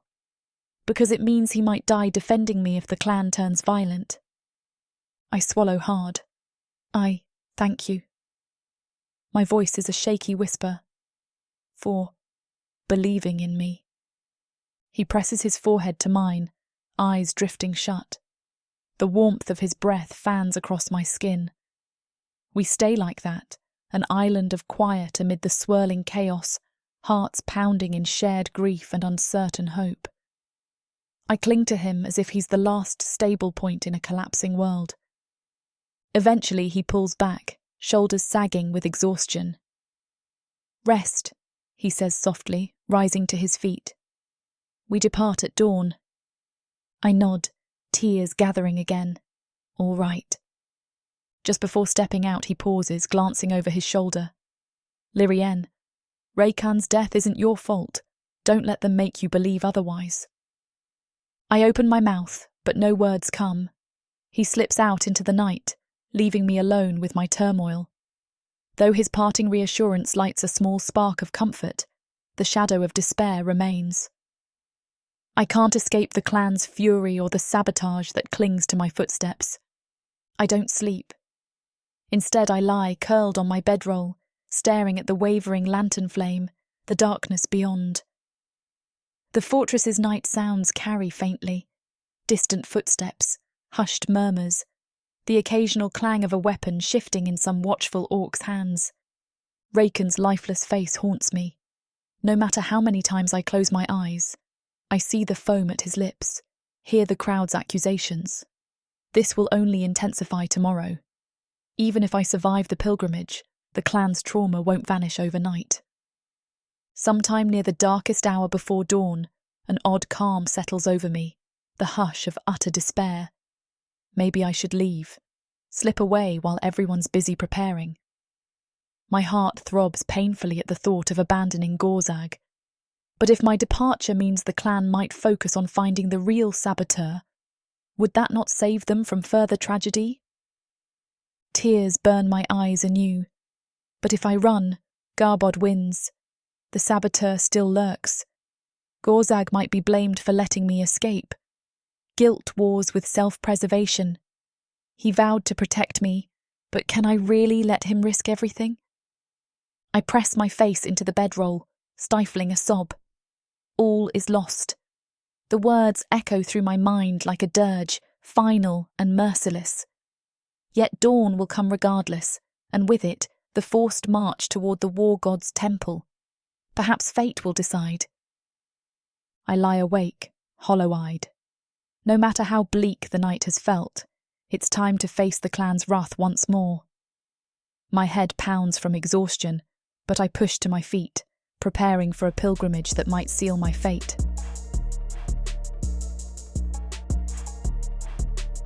Chapter 12. Gorag. I stand beneath the sputtering torchlight in the main hall, my armor half-fastened, fists clenched at my sides. Around me, the fortress pulses with the echoes of unrest. Orc warriors stride hurriedly through corridors, faces grim. Advisors mutter in low voices. Even the stone under my boots seems to hum with tension. The clan teeters on the brink of chaos, and I feel every tremor in my bones. Just hours ago, a young orc named Raken was found dead, apparently poisoned. Even as I force the clan not to lynch Lirienne on the spot, the outcry nearly turns into a riot. The demand for her exile or her blood beats at me from all sides, so loud I can scarcely think. Sabotage, I tell myself. A cunning plan to break the clan's unity and place the blame at Lirienne's feet. But the clan sees only omens, further proof that the war god punishes them for harboring a human bride. I exhale, pressing a hand to the cold surface of the great stone table at the hall center. My breath comes in ragged bursts. Control, I remind myself, but the swirling anger and grief inside me refuse to settle. Everywhere I look, I see only suspicion, distrust, and the shadow of my father's failures. The night has deepened to a point where the torches burn low, their flames snapping at the slightest draft. Huddled at the far end of the hall are a handful of my loyal warriors, Karzug, Harzug, and a few others, exchanging worried words about the morning's imminent pilgrimage. Beyond them, I hear echoes of orcs shouting in the courtyard. Word of Raken's death spread too quickly, stoking fury among the clan's easily provoked members. It is near midnight, yet none of us have any hope of true rest. Dawn will bring the official departure for the war god's temple, a trek meant to prove or disprove Lirienne's cursed presence. That is the official reason, at least. In truth, I feel the tension coiling like a loaded crossbow. Many in the clan see the pilgrimage as an opportunity to press for Lirienne's exile, even final judgment. Should any further tragedy strike on the journey, they'll claim it's the war god condemning her. The thought turns my stomach. Karzug notices me staring. He peels away from the others and crosses the hall, armor scraping. "Chieftain?" he asks, voice subdued. "You look like you're about to fight a war." I let out a bitter laugh. "Aren't we? The clan stands on the knife's edge, ready to mutiny if I don't bow to their demands to cast out Lirienne. Our enemy is fear, Karzug, a fear so deeply rooted it drowns reason." Karzug nods, face grim. "You said you suspected sabotage, but none have been caught, and that leaves the clan no tangible foe to blame. So they blame her." A muscle in my jaw ticks. We have no choice but to endure the pilgrimage. If the war god himself can't quell their superstition, then no mortal logic will. He holds my shoulder. The clan follows you, Gorag, even if some are too afraid to show it. At dawn, those loyal to you will stand by your side. His gaze flickers with uncertainty. But the rest, like Garbod's faction, may cause trouble. I grit my teeth. If Garbod tries anything on the road, I'll personally see he pays. Cousin or no cousin, I won't let him turn my clan into a lynch mob. Karzug leaves me to confer with the others, the clank of his armor receding. I stand alone in the cavernous hall, the worn tapestries on the walls rustling in a stray breeze. My eyes drift to the largest tapestry, a scene depicting my father leading orcs against dark elf raiders. It is woven in colors of deep crimson and obsidian, capturing a moment of triumph. But I know well the truth behind that threadbare illusion. I can still recall being a boy, hiding behind stone pillars, watching as my father roared about our clan's unstoppable might. He believed no enemy could best us, that the war god's favor guaranteed victory. Yet he died in a disastrous battle against cunning dark elves, surprised, outmaneuvered, trusting too easily that brute force alone would crush them. Even now, I can see him sprawled in the mud, mortally wounded, telling me with his last breath to protect the clan. His blood staining the earth, his eyes filled with regret. He was strong, but not wise enough. He let pride overshadow caution, and we paid a heavy price. Now, as I clutch the table's edge, that old fear wells up. Am I repeating his mistakes? By clinging to Lirienne, a human? Am I letting personal feelings blind me to the clan's best interest? My father's downfall came from hubris, from ignoring threats he deemed beneath him. But sabotage and the clan's terror are no lesser foes, I remind myself, and Lirienne is no enemy. Yet doubt gnaws at the edges of my resolve. The clan's near mutiny forces me to question whether I'm ignoring the majority's will. Perhaps a lesser orc chieftain would cast Lirienne out to appease them. But the thought twists my gut. I can't do that. Not now. My breathing turns shallow and I lean against the table, eyes squeezing shut. Images of Lirienne surface unbidden. Her tear-streaked face when I found her after Raken's death. The warmth of her body pressed against mine in a desperate moment of longing. My heart pounds at the memory of that night we shared in her tent. Anger, fear, and desire tangling into a potent knot. I let out a ragged exhale. I've fallen for her. The realization is as terrifying as it is undeniable. A human bride was meant to be a mere political arrangement, a tactic to secure peace. But she is far more than that, spirited, compassionate, determined to help my clan despite the hatred thrown at her. Every time I picture the clan turning on her, cold dread lances through my chest. So it's not just about forging alliances or preventing bloodshed. I care for her beyond reason. That admission hammers at the fortress of my Orcish pride, making me feel exposed, vulnerable in a way I've never known. How do I reconcile that with my duty to the clan? I open my eyes, the tapestry coming into focus again. My father's memory looms. He died believing he was invincible, ignoring the warnings of cunning foes. Am I ignoring warnings too? Clan warnings that Lirienne is a liability? Or am I seeing truth where they see illusions? A bitter laugh escapes my throat. If my father's ghost could speak, perhaps he'd demand I rid the clan of any risk. But he once told me that orcs should adapt to survive, that the world changes, and our greatest strength is the will to change with it. Perhaps that's the lesson he never fully learned, I think with hollow irony. A faint commotion drifts in from the courtyard, more shouting, the clank of weapons. The clan is restless, on the verge of riot. My decision is clear. I will not cast Lirienne aside no matter how many demand it. I'd risk repeating my father's mistake if it means forging a truer peace. Or failing that, I'd fail on my own terms, defending the woman who dares to stand by me despite every threat. I straighten, rolling my shoulders to ease the tension. The war god might judge me for defying orcish tradition, but I'll face that judgment head on. Better than living as a coward who betrays his own heart. A soft knock on the hall's side door announces Ragzuk's arrival. The aging shaman's apprentice steps inside, robes swishing. His eyes flick to me, concern etched in his lined face.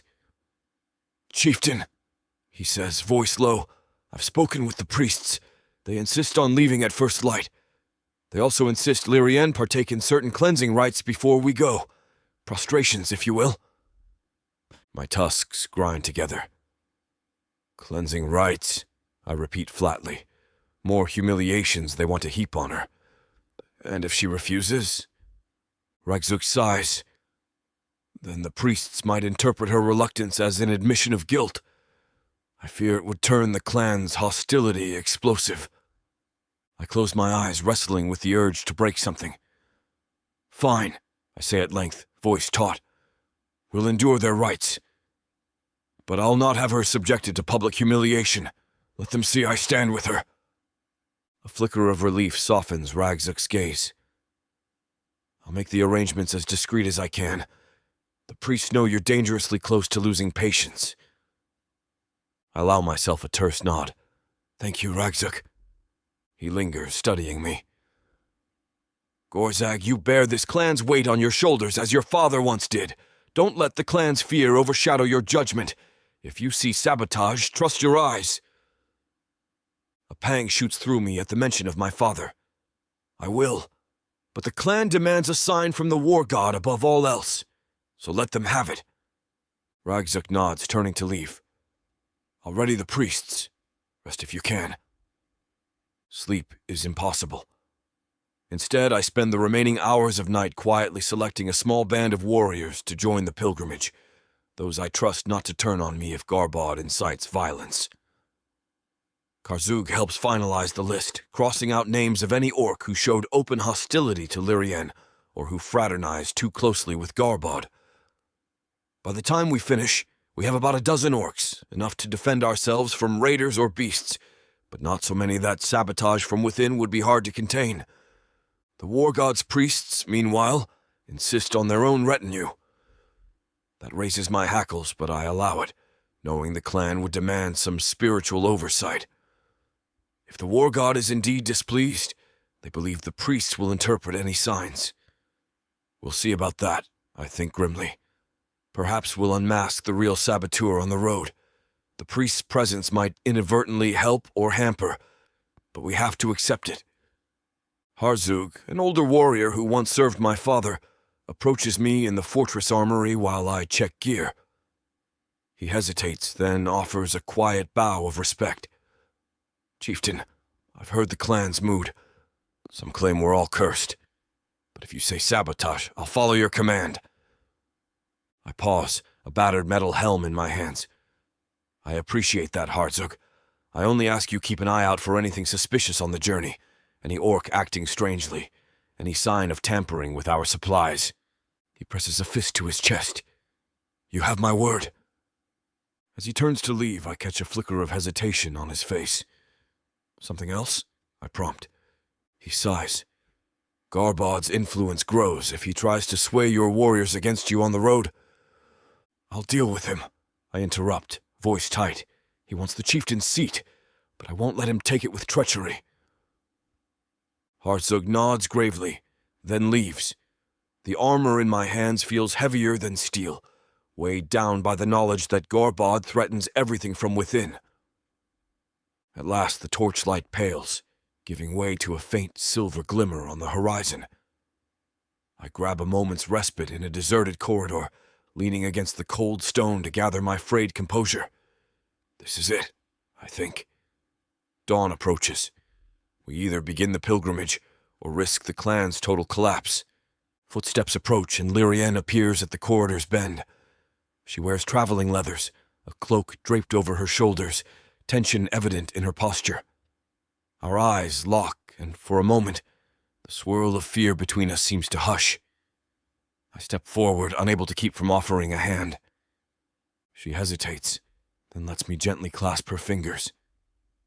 They are cold, trembling faintly. "You're ready?" I ask, voice subdued.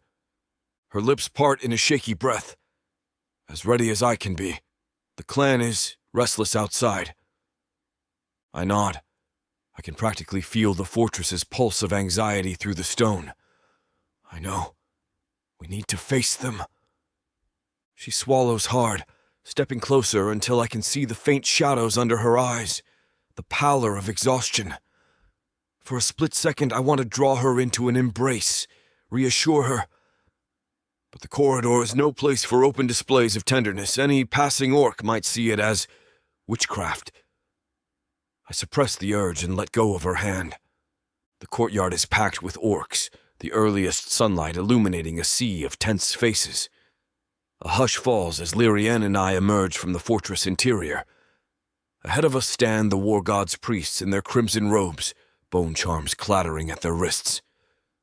Ragzuk lingers behind them, expression pinched with worry. One priest, a tall, wiry orc with silver-streaked hair, steps forward, raising a carved staff. "Chieftain Gorag Stormborn," he intones, voice resonating off the walls. "You embark on a sacred pilgrimage to petition the war god for clarity. The clan demands to see if this human bride stands cursed or blessed." A low rumble of agreement courses through the gathered orcs. Garbod lurks near the back, arms folded, eyes gleaming with cold satisfaction. My gaze sweeps over the throng, noting the fear in many faces, the simmering hatred in others. Lirienne hovers at my side, her composure brittle as glass.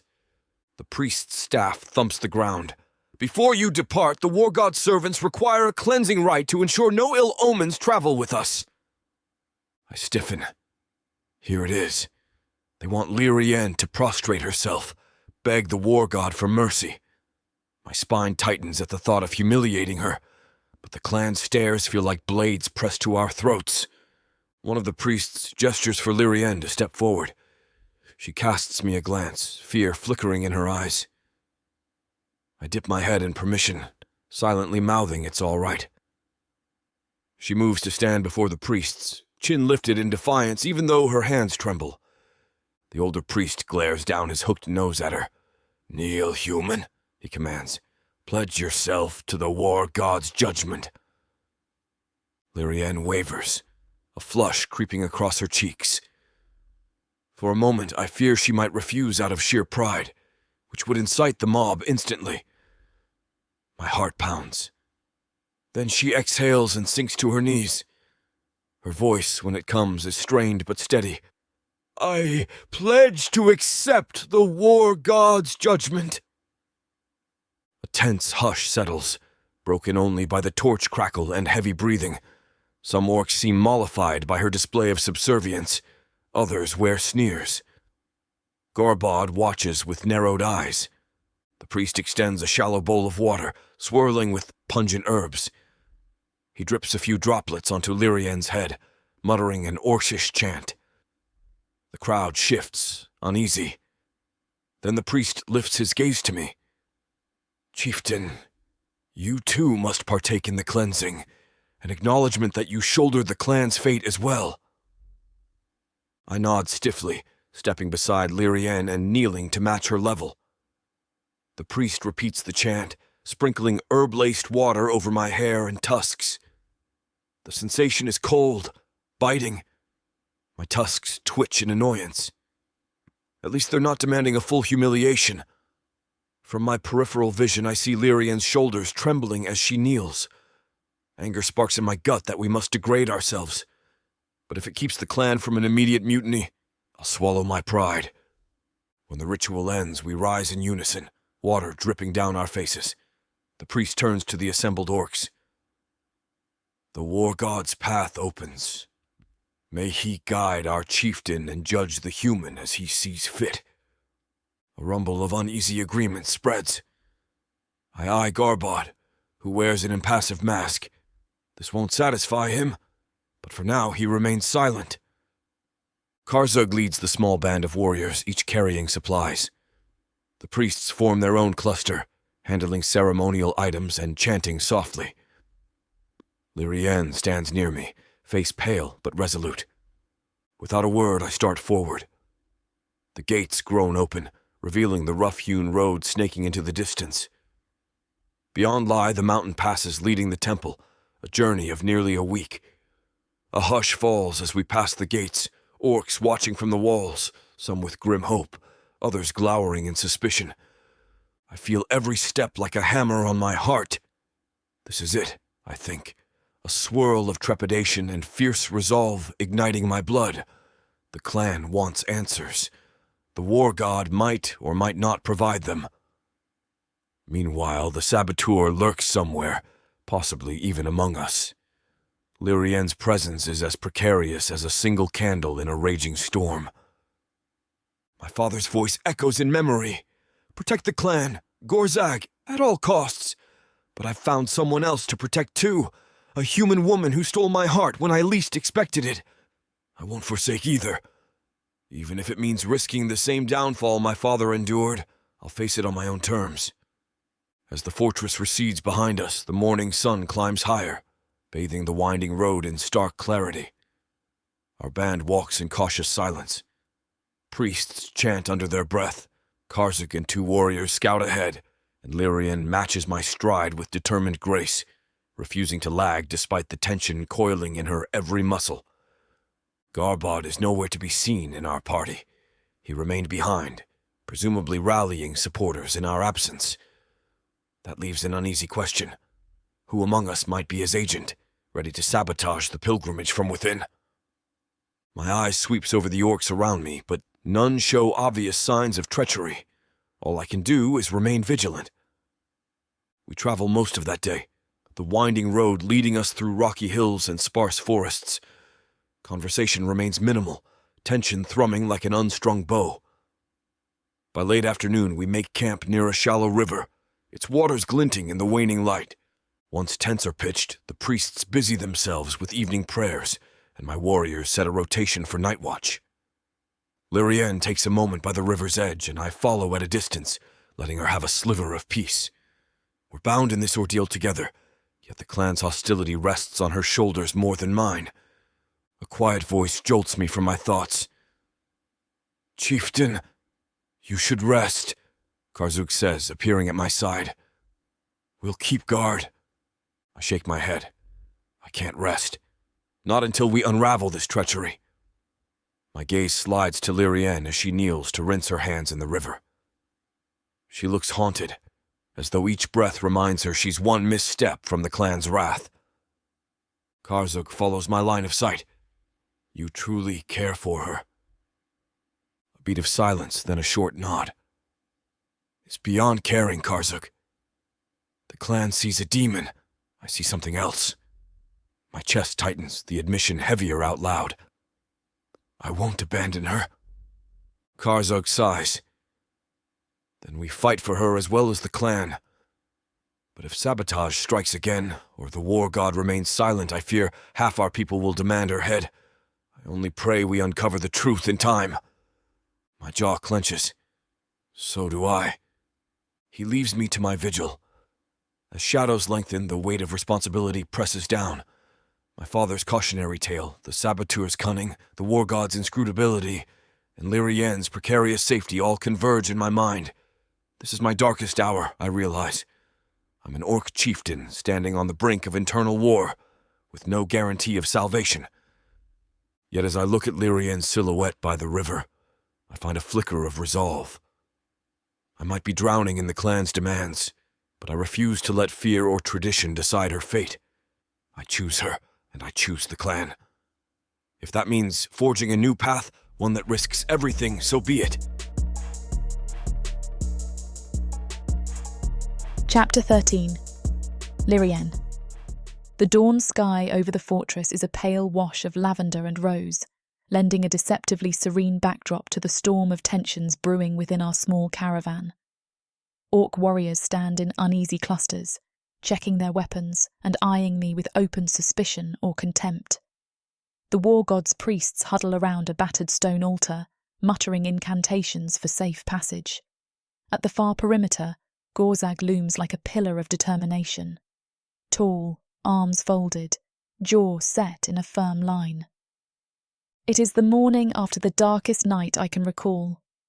We're truly doing this, I think, a tremor running through my limbs.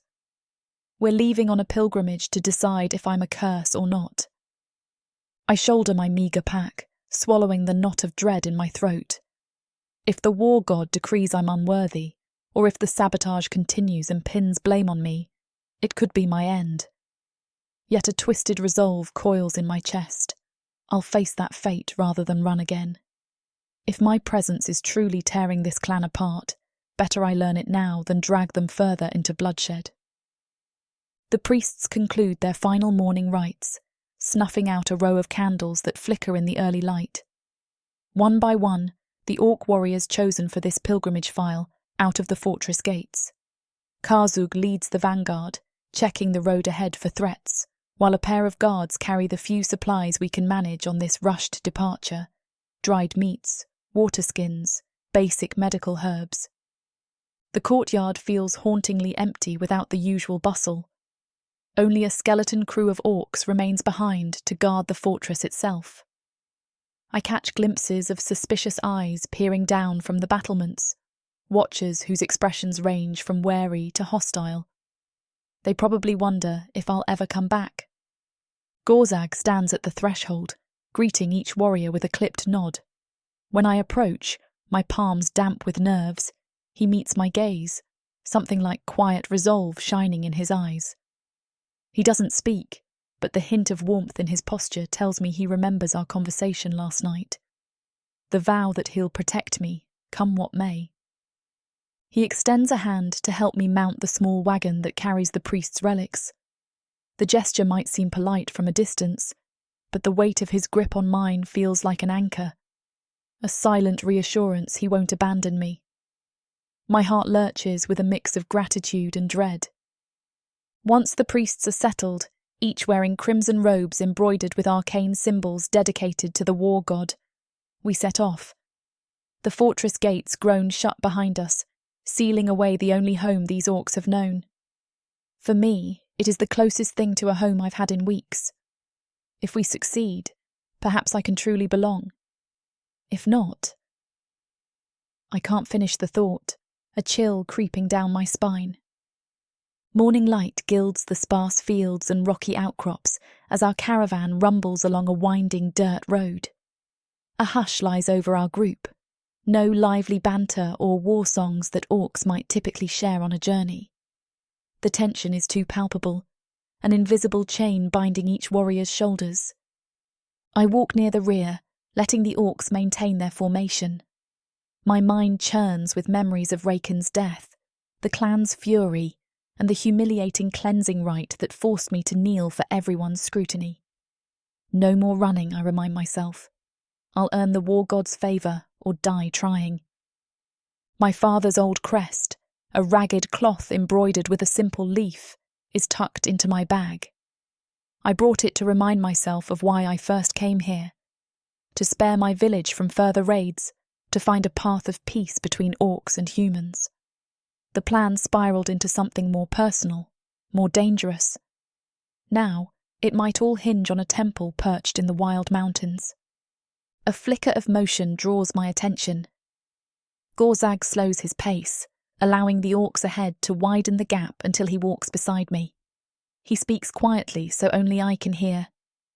How are you holding up? I force a small, wry smile. Considering half your clan wants me dead, I've been better. He exhales, turning his gaze to the distant hills. We'll find the truth, he says, voice rough. Whether it's sabotage or divine wrath, we'll learn it at the temple. I wonder if he truly believes the war god will speak, or if he's simply hoping to buy time until we catch the saboteur. Either way, I nod. I'm with you. His eyes flick to my face, and a subtle tension eases in his shoulders. He offers no further words, but the moment feels like a quiet vow. We face the unknown together. The first day of travel passes under a glaring sun. The terrain gradually shifts from rolling plains to rocky inclines, the earth tinged with iron-rich soil. Jagged outcrops jut from the land like broken teeth. Our caravan slows to navigate treacherous slopes, where a misstep could send a wagon tumbling into a ravine. By late afternoon, an eerie fog creeps over the road, far too thick for the season. Karzug halts the caravan, scanning the mist. "This shouldn't be here," he mutters, tension rippling through his stance. "At this altitude, in this weather, it's unnatural." The orc priests exchange uneasy glances, bone charms jingling. One of them, a lean priest with a silver-streaked beard, recites a brief incantation to ward off malicious spirits. But the fog thickens, swirling around us like a living shroud. Gorzag's jaw tightens. "Slowly," he commands. "Karzug, take point. Keep your eyes open for a trap." We advance at a crawl, wagon wheels grinding against loose gravel. My heart pounds, the enveloping mist choking any sense of direction. Shapes flicker at the edges of my vision, strange silhouettes vanishing when I turn to look. More illusions, I suspect. A hush settles, each breath strained. Then, without warning, one of the orc warriors lets out a startled cry. I whip around to see him stumbling, eyes wide as though he's glimpsed something terrifying in the mist. "What happened?" Gorag barks, striding forward. The warrior, panting, shakes his head. I saw a figure, a tall shape with eyes of flame, but it vanished." Unease courses through the caravan. The priests resume frantic chanting, as if to ward off ill omens. Gorag swears under his breath. Illusions. My pulse thuds. Someone is complicating our path, feeding the clan's fear. The fog persists for nearly an hour, gnawing at our nerves. By the time it finally lifts, the sun has dipped closer to the horizon. We make camp in a small clearing near a trickling stream, exhausted from the slow progress. As Karzug and a few warriors tend to the horses, I help the priests set up minimal wards against further illusions. My fingers tremble whenever I recall that warrior's panicked face. If illusions can rattle seasoned orcs, the saboteur is dangerously skilled. After we build a modest fire, Gorag calls a brief council. We gather around the crackling flames, me, Karzug, Ragzuk, and 2 warrior captains named Harzug and Gertha. The priests linger at a slight distance, chanting quietly. Gorzag's gaze sweeps the circle. "That fog was unnatural," he states. "We suspect sabotage, illusions, but we must keep the clan calm. We can't afford another panic." Harzug grimaces. "Many are on edge.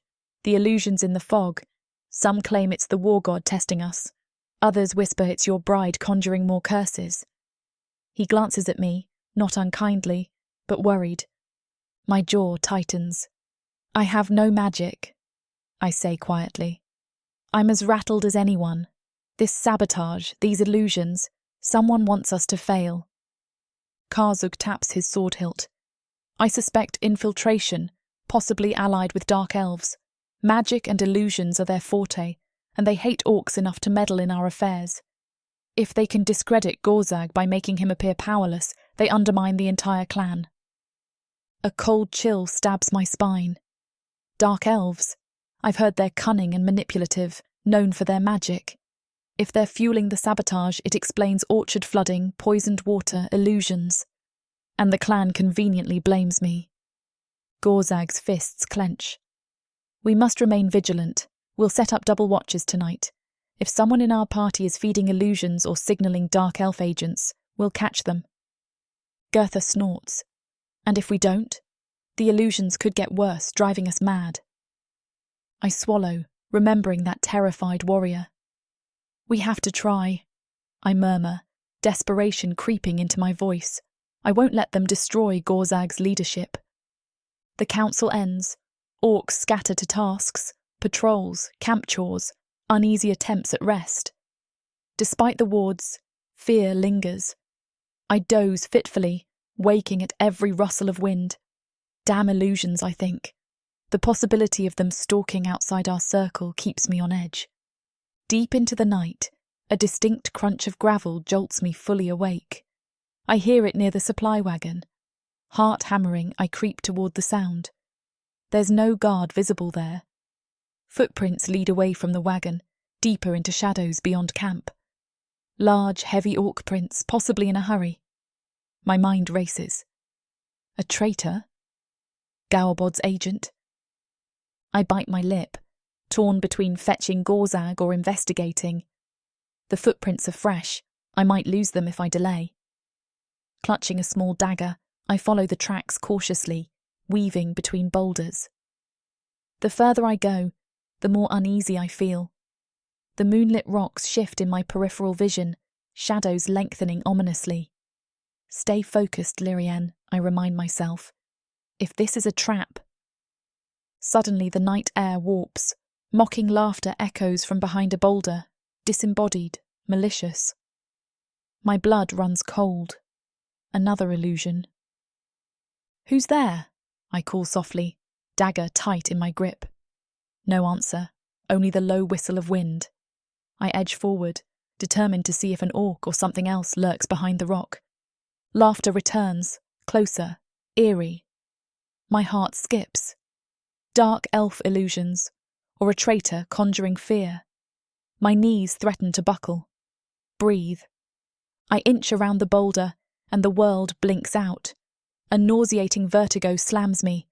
I stand in a corridor of swirling mist, the reek of sulphur in my nostrils. Phantom shapes skid at the edges of sight, tall, red-eyed forms. Terror chokes me. An icy voice whispers, "You don't belong here, human." It's not real, I tell myself, chest tight. But the realism is overwhelming. The shapes lunge and I scream, slashing the dagger in futile arcs. Then the corridor melts away in a surge of colour. Abruptly, I collapse to my knees on rocky ground, panting, sweat cold on my brow. No corridor, no monsters, just open night air. My dagger clatters from my hand. Blinking in shock, I see a faint figure retreating behind a distant rock. The footsteps are real enough, gravel crunching. That must be the one controlling illusions. My pulse races. A saboteur with dark elf ties, possibly an orc or an outsider trailing us. "Stop!" I shout, scrambling upright. But the figure vanishes.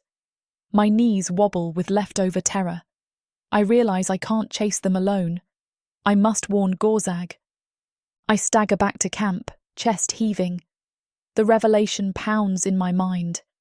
Illusions this potent come from dark elf magic or a specialised artefact.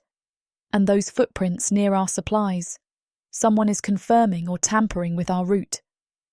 They want to sabotage Gorag, discredit him with more omens. If illusions worsen, the clan might blame me. Hot anger burns in my veins. We can't let them win. Gorag is risking everything to defend me, and I won't let a traitor orchestrate more tragedy. Reaching camp, I collapse into a cluster of alarmed orcs. Gorag rushes to me, eyes flashing. "Lirienne!" I nearly fall into him, breath ragged.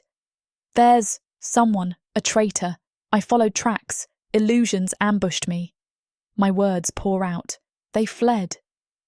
Gorag's gaze darkens. Karzug, Harzug, and others gather, hearing the commotion. "Show me," Gorag commands, voice tight. I lost them, I admit, voice trembling with fury at my helplessness. But it's real. They used illusions to confuse me. They're creating these signs to discredit you, possibly dark elves. A tense hush. Orc warriors exchange grave looks. The priests, drawn by the noise, cluster near the firelight, bone charms rattling.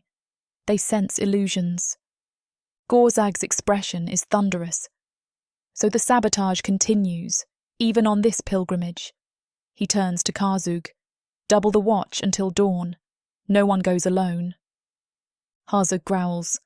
"We should hunt that traitor now."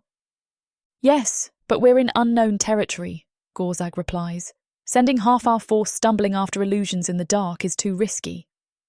Karzug nods, frustration etched on his face. "We'll stay vigilant. At first light we'll search again." My adrenaline still roars, hands shaking. Gorag's gaze softens when he looks at me. Are you hurt? I shake my head, lungs still catching up. Just terrified. The illusions felt so real. He covers my hand with his, anchoring me. That gesture reminds me of his vow. He won't let them take me.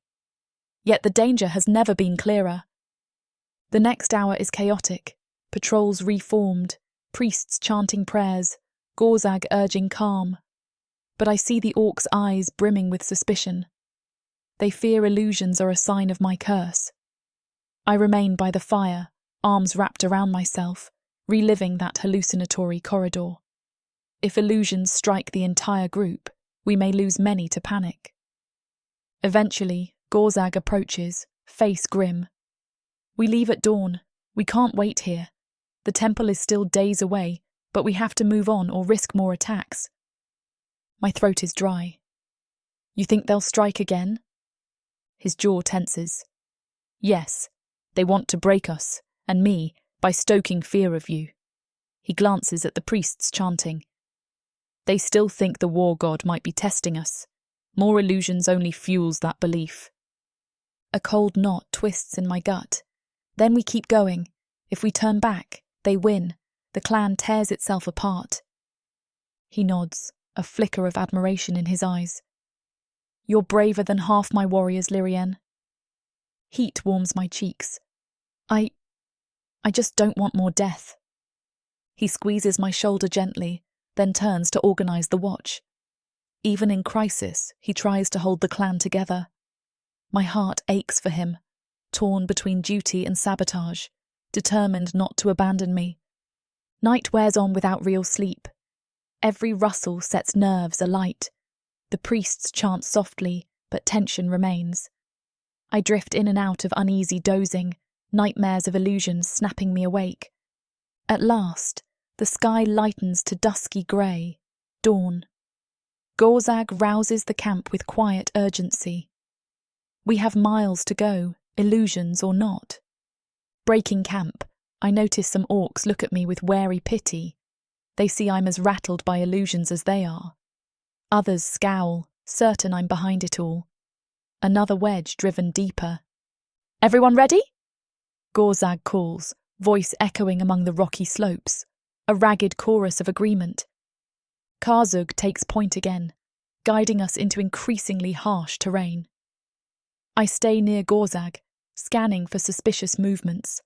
My nerves remain raw, hyper-vigilant after last night. We must be nearing a true turning point. The war god's temple is still far, but sabotage escalates daily. One more push, I think, clinging to Gorag's steadfast presence. We refuse to back down now. As the sun rises fully, bathing the peaks in a radiant glow, I can't help a spark of hope. Maybe illusions can be beaten. Maybe we'll unmask the saboteur. But that lurking threat shadows our every step. In the coming days, the real fight isn't just about the war god's favour. It's about whether Gorag's clan can survive a betrayal from within. We march deeper into the rugged passes, each step a test of endurance. The priests mutter under their breath, eyes flicking at every gust of wind. Orc warriors clutch weapons, scanning crags. Gorag sets a relentless pace, posture firm despite the gloom around us. I inhale the cold mountain air, steeling myself. I won't let illusions or sabotage stop me. If I die, it will be for this chance that orcs and humans might stand together one day. And if I live, if we expose the traitor and earn the war god's blessing, then all this suffering might prove worthwhile. Lost in thought, I nearly trip on a loose stone. Gorag catches my elbow, steadying me, worry flickering in his eyes. He says nothing, just nods for me to go on. My pulse flutters at the memory of that heated night we shared, fierce desire overshadowed by unrelenting danger. He believes in me, and I can't let him down now. Somewhere above, a saboteur might watch us, waiting to unleash illusions at our weakest. Maybe they intend to lure priests into blaming me further, or isolate Gorag. But I vow to stay alert, note every odd shift. They won't vanish so easily next time. With the day brightening, the caravan presses on, winding higher. Break into 3, I recall ironically, as though our fate enters a final act. The war god's temple lies ahead, beyond these perilous passes. Illusions, traps, sabotage, none of it dissuades us. We step into the final crucible. I forge my heart into resolve. No more yielding to fear. If sabotage aims to discredit Gorag, we'll counter it. I'm not some captive bride or cursed omen. I'm Lirienne Marshfield, a woman who crossed worlds for peace. If that quest requires braving illusions, betrayal, and even the war god's judgment, so be it.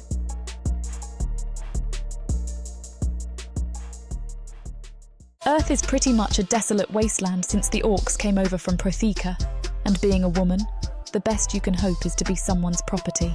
Now, after my curvy body catches Corthar's eye, he'll claim me, and I'll serve him, in any way he pleases. You're mine now. Listen to this story and more when you get the complete Orc Warriors of Proththea audiobook and ebook bundle. 40 books, 19 audiobooks, 19 ebooks. You even get 1 free novella and 1 free audiobook. All for a shocking 90% off. Prothea's magic is eternal, and the complete Orc Warriors of Proththea bundle will bring over 100 hours of that magic to you.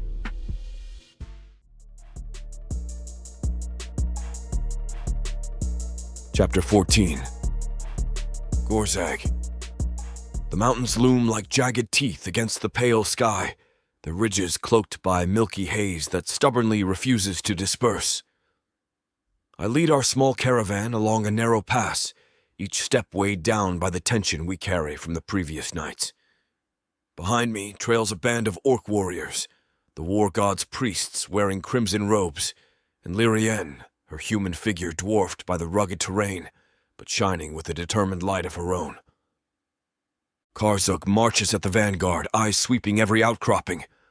Our numbers are modest, a dozen warriors plus a handful of priests, each acutely aware that illusions and sabotage still stalk us.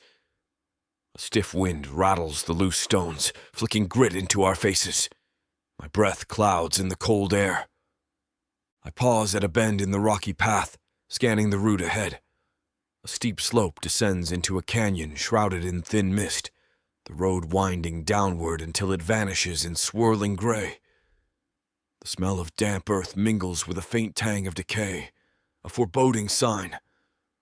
Something about this canyon sets my nerves on edge. Gorag joins me, brow furrowed. "Chieftain, the path narrows below. If we're ambushed, we'll have little room to maneuver." His voice is hushed, as though fearing the canyon might overhear. I set my jaw. We have no choice. The war god's temple lies beyond these crags. A flicker of memory surfaces an old map from the fortress library describing the path to the war god's domain. It warned of wild spawnts, monstrous beasts. We'll proceed with caution. Form a tighter formation. Keep the priests in the center. Understood, Gorag says, relaying commands to the others. When I turn, I find Lirienne standing at the edge of the group. She hugs her cloak against a bitter wind, face etched with worry. Despite her exhaustion, a resilient gleam fills her eyes. I give her a brief nod, trying to convey steadiness. We will not falter, not here, on the cusp of the war god's domain. We begin the descent into the misty canyon, single file. Rocks clatter beneath boots, echoing in the tight spaces between sheer cliff walls. The priests mumble prayers under their breath, each step seeming heavier than the last. My father's old stories of these mountain passes come to mind, tales of hidden predators and illusions conjured by vile magic. It strikes me how myth has become reality. The fog thickens as we go deeper, swirling around our legs in ghostly tendrils. The temperature drops. Beads of condensation gather on our armor. I wipe a drizzle of moisture from my brow, glancing back to ensure the caravan remains cohesive. Lirienne trudges behind Gorag, posture tense, one hand resting on the small dagger she carries for protection. A hush blankets the canyon. No birds, no scuttling critters. Even the wind sounds distant. It is the kind of silence that speaks of waiting jaws, a predator's lair. My tusks grind together. This is a perfect spot for an ambush. Sure enough, a low rumble breaks the quiet, reverberating through the ground. I throw up a hand, signaling everyone to halt. The orcs freeze in place, weapons half drawn, scanning the mist. My heart thuds. Something's here. The rumble intensifies into a deep, guttural roar. Suddenly, the canyon floor erupts. Massive shapes burst from rocky crevices, sending shards of stone hurtling. I catch a fleeting glimpse of reptilian skin, scaled limbs as thick as tree trunks. A grotesque beast lunges forward, some twisted cross between a lizard and a bull, dripping with slime. "Form ranks!" Karzug bellows, brandishing his sword. "Defensive circle around the priests!" Warriors scramble into position, shields rising. The war god's priests huddle in the middle, chanting frantically to the sky. Lirienne is jostled to one side but manages to slip behind a boulder, knife clutched in white-knuckled fingers. I roar, unsheathing my battle axe. The monstrous creature, one of at least 3, charges, jaws agape. It reeks of decay, drool hissing on the ground as if coated in acid. My arms brace for impact. They're not illusions this time. They're flesh and blood. The first beast slams into our shields, sending 2 warriors stumbling. I leap forward, axe cleaving through the thick hide, but the blade only partially sinks in. Its scales are tough, and my arms rattle from the force. Karzug and Harzug converge on the second creature, a writhing mass of snapping limbs. The third lurks in the mist, skirting the fringes as if searching for a weaker target. Around me, orcs shout, steel clangs, and the priest's incantations rise in desperate arcs. "Gorag!" Lirienne's voice shrill with warning. I spin in time to see the third beast lunging from the side, elongated jaws snapping at my flank. Without thought, I dive low, rolling across the slick stones. Teeth clash inches above me, the breath of the creature stinking of rot. Too close. I regain my feet, swinging the axe upward. This time, I find a gap in its scales, a vulnerable patch near the throat. The blade bites deep, hot ichor spurting. The beast shrieks, thrashing. I roar, doubling the force. With a final twist, I sever part of its neck, sending the monstrous form crashing to the ground in a shuddering heap. Glancing around, I see the second beast tangling with Karzug and Harzug. Blood spatters the canyon floor as the orcs batter its carapace. The creature swings a spined tail, smashing Harzug's shield, nearly snapping his arm. Then, in a swift surge, it lunges for Karzug's throat. "Karzug!" I shout, charging toward them. But the monster's jaws snap shut, pinning Karzug's sword arm. He cries out in agony. I grit my teeth, hurling my axe at the beast's side. It embeds in the scales, not enough to kill. The creature bellows, releasing Karzug to thrash in my direction. Karzug stumbles away, clutching his injured arm, and Harzug leaps onto the beast's back, plunging a spear into its eye. With a sickening squelch, the monster spasms, collapses, and stills. Meanwhile, the first beast has cornered 2 priests against a rocky wall, acid drool sizzling on the ground. One priest's robes smoke where a droplet landed, and his screams echo. I roar, sprinting to intercept, but an orc warrior named Gertha reaches it first, driving a halberd into the creature's flank. The beast whirls, snapping at Gertha, but that gives the priests time to scramble away. Blood thunders in my ears. We're pinned. We must finish this quickly. I yank my axe from the second beast's corpse and rush the final monster from behind. With Gertha's halberd in its side, it howls in rage, unable to decide which foe to target. I seize the moment, swinging my axe in a 2-handed blow at the base of its skull. Scales part beneath the steel and the creature roars, twisting violently. My arms jolt from the impact, but I hold on, forcing the axe deeper until bone crunches. Then the beast goes limp, sliding to the canyon floor with a final gurgle. Silence falls, save for the ragged breathing of battered orcs, the hiss of acid dissolving stone. The creatures lie dead, their hulking forms a testament to the savage forces lurking in these mountains. Slowly, we regroup. Karzug clutches a bandaged arm, grimacing at the deep punctures. Several other warriors sport gashes or acid burns. One priest nurses a burned patch on his shoulder, robes torn and stained. My own body aches, bruises forming where I rolled on the rocks. Blood not all my own speckles my armor. "Is anyone dead?" I rasp, scanning the survivors. A tense hush. Then a halting, "No, relief wars with exhaustion. We've escaped with injuries but no fatalities. By Orcish standards, a near miracle." Lirienne emerges from behind a boulder, face pale. Her eyes dart over the wounded orcs, the monstrous corpses, and finally land on me. "You're alive," she says softly, voice trembling with both shock and relief. I nod, swallowing. My heart pounds from the close call. We all are. One by one, we help each other limp to a safer nook in the canyon wall, clearing a space to tend injuries. The priests resume chanting, partly in prayer to the war god for survival, partly in an attempt to ward off illusions if the saboteur tries to strike again. The stench of the beast's blood hangs in the air, mingling with the acrid bite of acid burns on the stone. Lirienne crouches beside Karzug, carefully examining his wounded arm. Her mouth presses into a determined line as she reaches into her satchel for herbs and salves. I watch, shoulders taut. She is no orc shaman, but her healing knowledge has saved us more than once.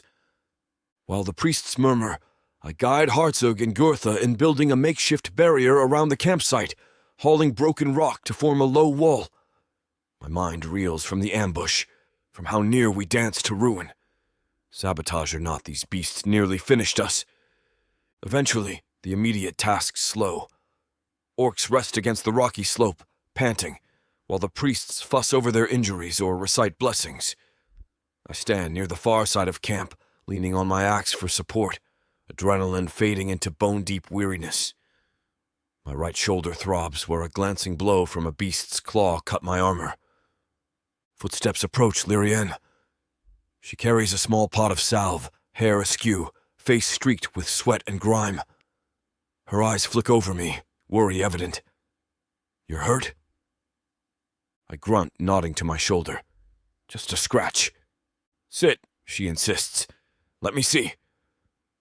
For a moment I consider protesting. There is still so much to do, illusions to guard against, orcs to check on. But the pain twinges and I exhale, dropping to a makeshift seat on a flat boulder. Lirienne kneels behind me, unlatching my chest plate to reveal the slash beneath. Her gasp tells me it is more than a shallow graze. "Gorag," she murmurs, voice tight. "This is deeper than you claimed." I breathe heavily, ignoring the sting. "I've had worse." Her fingers brush my skin and a hiss escapes me. The gash burns where the beast's claw raked across muscle. Warm blood trickles, though it isn't gushing. I force myself to remain still, letting Lirienne dab at the wound with a damp cloth. Silence stretches, the only sounds her careful breathing and the distant moans of injured orcs. My heart hammers not just from pain, but from the intimacy of her touch. We nearly died today. The significance weighs on my chest. She applies a pungent salve, stinging sharply. My muscles tense. "Sorry," she whispers, voice trembling with empathy. "I have to make sure it's clean." I grunt in acknowledgement, letting her proceed. As she works, her hands grow gentler, the tension in her posture easing into a focused care. My mind flickers back to the night we first yielded to the powerful undercurrent between us. Anger turned to desperate passion. Now, in the aftermath of battle, a different kind of intensity fills the air. Relief, gratitude, a shared sense of precarious survival. When Lirienne finishes bandaging my shoulder, she reaches around to inspect a bruise along my collarbone, leaning close. The breath catches in my throat. Her warm presence envelops me. The rough stone beneath my palm suddenly feels far colder by comparison. Her voice comes softly. You push yourself so hard, Gorag, always charging into danger to protect everyone. Who's protecting you? I swallow, a wave of unspoken emotion rising. I protect myself, I say, but it sounds unconvincing even to my own ears. She shifts, eyes searching mine. The closeness of her face sends a jolt through my chest. Sometimes even the strongest need help, she whispers. A swirl of conflicting impulses batters me. Duty demands I remain vigilant, keep watch for magic or traitors. But the warmth of Lirienne's closeness offers a fleeting moment of solace. I nearly lost her to the clan's fury once. We both nearly died. The raw vulnerability of that thought loosens the walls around my heart. Gently, almost tentatively, I let my fingers brush the side of her cheek, smudged with ash from the beast's remains. Her eyes flutter shut at the contact. I begin, unsure how to articulate the swirl in my chest. I can't lose you, not when the entire clan demands your head. She places a hand over mine, turning her face into the touch. A tremor races through her. Gorag. Every time we fight, I fear it's the last I'll see of you. Her voice wavers, tears threatening. Emotion surges. I pull her closer, ignoring the sting in my shoulder. My breath shudders as I press my forehead to hers, soaking in the simple comfort of her presence. We survived another trial. The world beyond us, the orcish stares, the priest's chants, fades into insignificance for one stolen moment. As much as Samara and I want to finish what these two characters have started, it looks like this chapter is about to get too hot for this platform to handle. Unfortunately, we have to pause here because their guidelines won't allow us to reveal the spiciest details. They keep bringing you these free audiobooks. We have to follow their rules. But don't worry. You can experience the full, unabridged version over at worldsofproththea.com, where the boundaries of passion and fantasy collide. Use code YouTube30 for 30% off any of our unabridged audiobooks set in the rich and immersive worlds of Proththea. Prothea's magic is eternal. With these scenes, it will be unforgettable.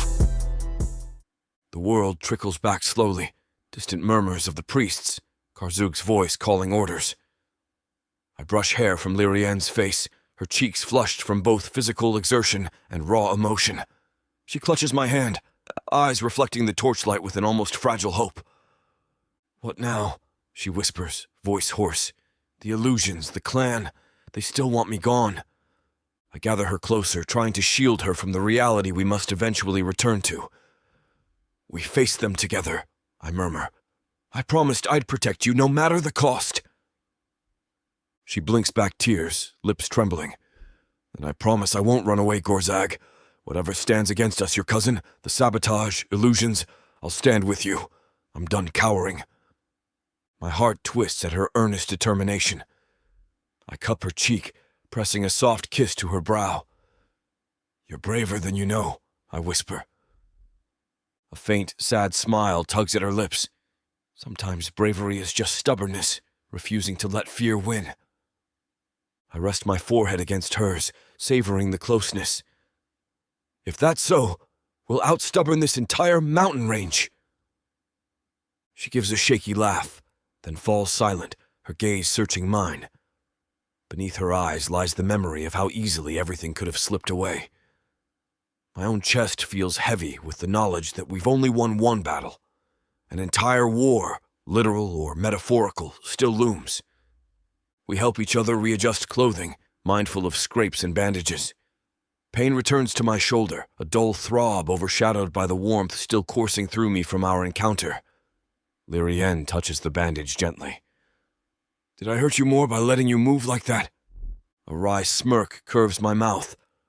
No more than those beasts did.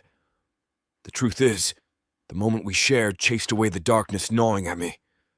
Pain is trivial compared to the solace I find in her arms. We emerge from behind the rocky outcrop to find the camp's attention focused on cleaning up the monstrous corpses, building a small pyre to burn the remains before they can rot and attract scavengers. The stench of acid lingers in the canyon air, stinging my nostrils.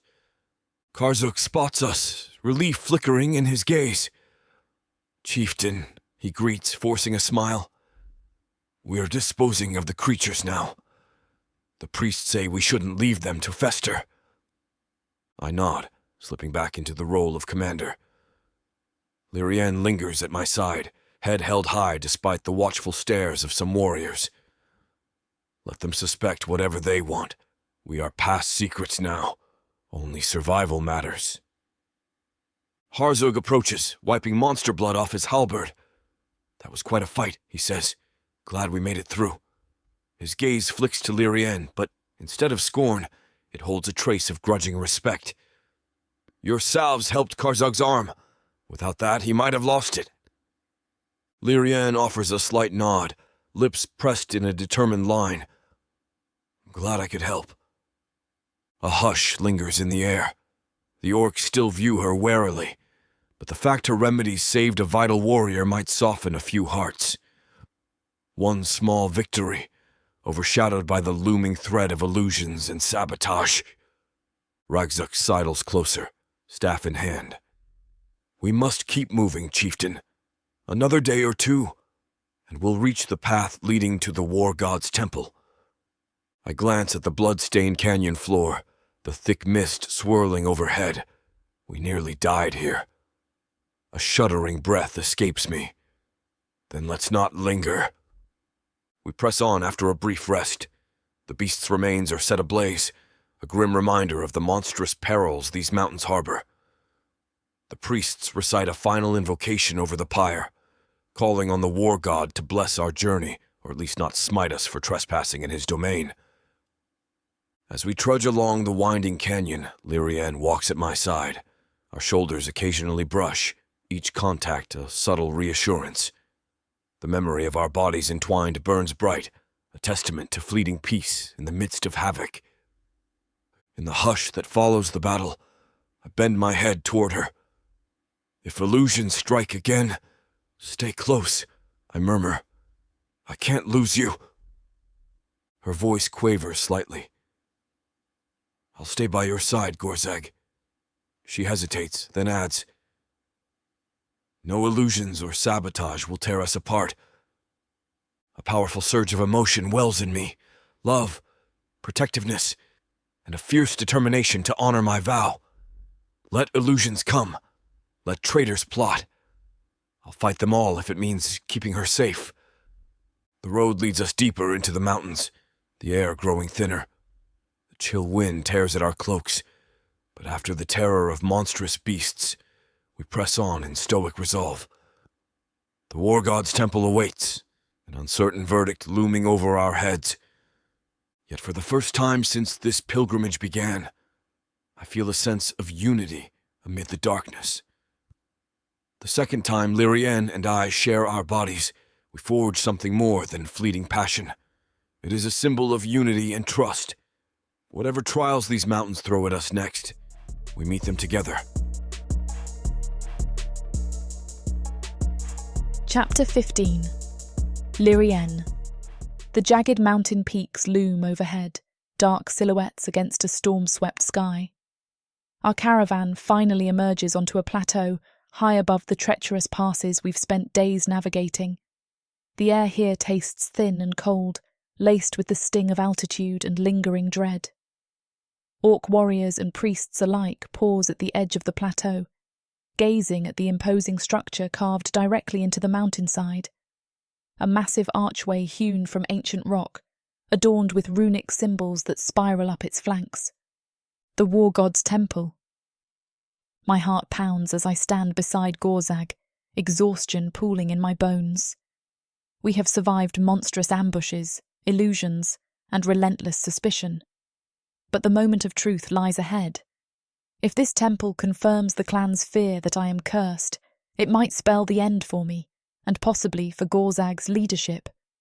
The orcs behind us, battered from the journey, huddle in tense silence, watching as the priests step forward to claim the sacred ground. A biting wind whips through the plateau, tugging at my hair and cloak. I brace myself, glancing at Gorag's profile, Though he tries to maintain a stoic facade, I sense the currents of worry coursing beneath his calm exterior. He has fought so hard for me, I think, a pang of guilt flashing through my chest. If this temple denounces me... Karzug catches my eye from across the group, his arm still bandaged from the beast's attack days earlier. He gives me a grim nod, as though to say he'll stand by me, come what may. Nearby, Harzug and Gertha busy themselves dismounting supplies from the exhausted horses, trying to hide the apprehension etched in their faces. The war god's priests, in their crimson robes, move with reverence toward the colossal archway, bone charms rattling in the wind. We step forward, each footfall echoing against ancient stone. The temple facade is carved with monumental figures, orc warriors in battle with monstrous serpents, half-forgotten gods looming behind them. Every surface bears intricate runes, some half-eroded by centuries of weather. The orcs believe the war god's presence lingers here, judging all who dare enter. A hush settles. Even the wind seems to hold its breath, as if we stand on the threshold of a realm beyond mortal comprehension. One of the older priests, a tall orc named Dran, motions for the caravan to halt. His silver-streaked hair shines in the hazy daylight, crimson robes flapping around his gaunt frame.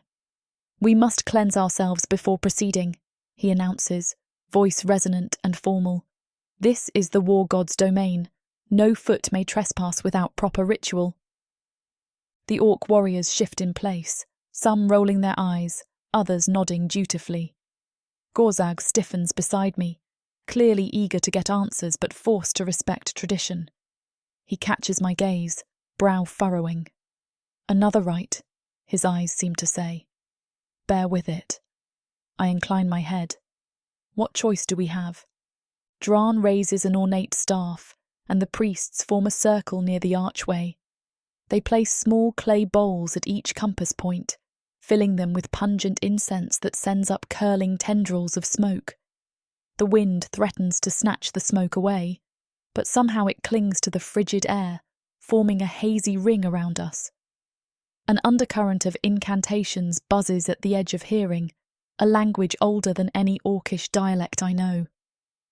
I brace myself as Dran beckons Gorag forward first. The chieftain strides into the circle, shoulders squared, jaw set. Another priest dribbles water on Gorag's hands, reciting a prayer. Gorag dips his head in silent acknowledgement, a figure of stoic pride. For a moment he almost looks regal. It's like the war god's domain demands his true authority be laid bare. My chest swells with reluctant admiration. He's so strong, but he's carrying such a heavy burden. Then Dran turns to me. "Human bride," he intones, staff clattering against the stone. "Step forward." My pulse throbs in my throat. Every orc eye in the party fixes on me, some with open scorn, others with wary neutrality. I glance at Gorag, who offers a subtle nod. Swallowing hard, I move into the circle. The incense thickens, tugging at my senses. I half expect illusions, but no visions assail me. Only the solemn presence of ancient stone and a deep, thrumming stillness that prickles across my skin. Dran pours a trickle of water over my hands, lips moving in prayer. Even behind his closed eyes, I feel him judging me, trying to ascertain if I belong in this sacred place. The water feels icy, a shock to my numb fingers. For a heartbeat, time seems to halt, as though the temple itself contemplates my presence. Then the priest inclines his head, stepping back. "Enter," he says, voice echoing. "May the war god judge you justly." Passing under the massive arch, we descend a wide flight of steps carved into the mountainside. Torches placed at intervals cast flickering light across the walls. High overhead, the ceiling soars, ornately carved with swirling motifs of battle and conquest. The war god's emblem, a stylized blade wreathed in flames, repeats again and again in the stone. We are inside a vast chamber, the floor lined with worn mosaics depicting legendary orc victories. My breath catches at the sheer scale. Statues of old warlords and priests dot the perimeter, their expressions fierce and unyielding. A hush envelops our group as we advance, each footstep echoing dully. The light from our torches mingles with the faint glow of braziers spaced along the walls, revealing a central dais at the chamber's far end. Karzug keeps a watchful stance at the caravan's flank, while Harzug and Gurtha flank Gorag. The priests glide ahead, leading us toward the dais. I stick close to Gorag, nerves jangling with every step. If the war god wants proof of my innocence, this chamber is where it will happen. At the dais's centre lies a massive circular platform of obsidian, etched with runes that shimmer in the torchlight. My pulse kicks as Dran gestures for Gorag and me to ascend. This is it. Gorzag's jaw clenches, but he steps onto the platform first. Then he reaches a hand back to me, a silent offer of support. I clasp it, drawing strength from his presence. The rest of the orcs and priests form a wide ring around us, some kneeling in deference, others standing with bated breath. Dran and 2 senior priests raise their staffs, chanting a low, resonant hymn. The temple seems to vibrate with each syllable, as though ancient power courses through the stone. Incense thickens, filling the air with a pungent, heady aroma. I sway, almost dizzy, but Gorzag's hand steadies me. The runes on the obsidian platform glow faintly, silver light threading through each groove, pulsing in time with the priest's chant. My heart thuds, fear spiking. Is this real magic? Perhaps orcish spiritual energy is stirring, or illusions conjured by sabotage. Dran's voice rises above the chant, echoing through the vaulted chamber. War god, we implore you to judge this union. See our chieftain's chosen bride, a human in our midst. Are we cursed by her presence? Show us a sign, accept her, or condemn her. The gathered orcs murmur, tension radiating in waves. Gorzag's grip tightens on my hand. My throat constricts. If nothing happens, do they decide that silence is condemnation? Suddenly a faint tremor rocks the temple floor, like a subdued quake. Torches sputter. Orcs glance at each other, alarmed. The priest's chant wavers but continues. My stomach flips. Is this the war god's sign, or sabotage? Dran's staff glows with a faint aura. The runes beneath our feet pulse brighter. I brace for something dramatic, a thunderous voice, lightning from the temple ceiling, but instead the tremor subsides into an eerie stillness. A collective hush falls. Orc eyes dart around, waiting for the war god's declaration. No voice booms, no flames burst to life. The platform's glow dims to a faint flicker, leaving the chamber in heavy silence. Dran exhales shakily, face etched with confusion. The war god does not speak. An anxious ripple spreads. Karzug looks at Gorag, dismay pinching his features. Others exchange dark mutters. What does this silence mean? That's when a harsh voice shatters the hush. Enough of this farce. I turn sharply to see an orc stepping from the crowd. Garbod, Gorzag's cousin.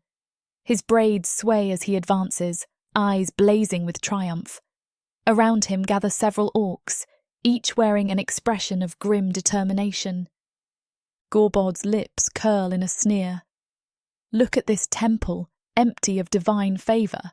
The war god offers no sign because he's disgusted by her presence. He jabs a finger at me, tusks glinting. This human curse has brought only death and ruin upon our clan, and now even the war god refuses to answer. An uproar of whispers and gasps ripples through the orcs. Dran's staff wavers, uncertain. Gorzag's hand tenses around mine, fury darkening his features. Stand down, cousin, he growls. The war god has not spoken. That doesn't mean... Gorbod cuts him off. It means we've been led astray by your weakness. His eyes flick maliciously to me. and I, for one, won't let our clan perish under this curse. I swallow hard, heart hammering. Orcs shift, some nodding in agreement, others murmuring protests. He's turning the temple's silence into proof of my guilt. Before anyone can intervene, Garbod lunges, brandishing a wicked-bladed spear. He charges onto the obsidian dais, aiming the spear at me. I let out a shocked cry, stumbling back.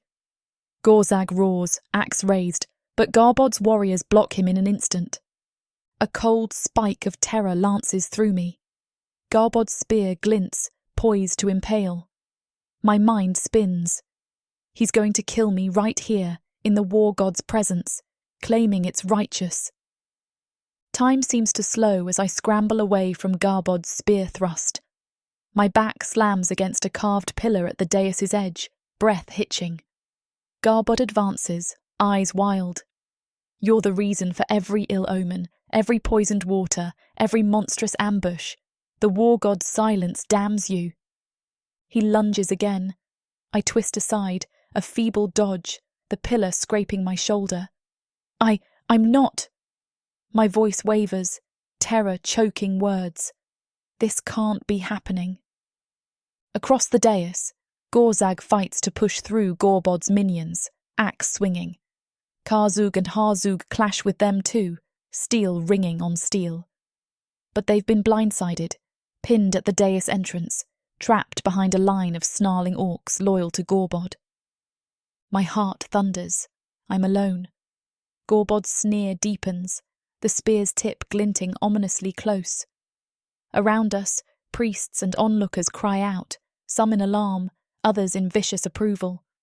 The war god's temple reverberates with chaos.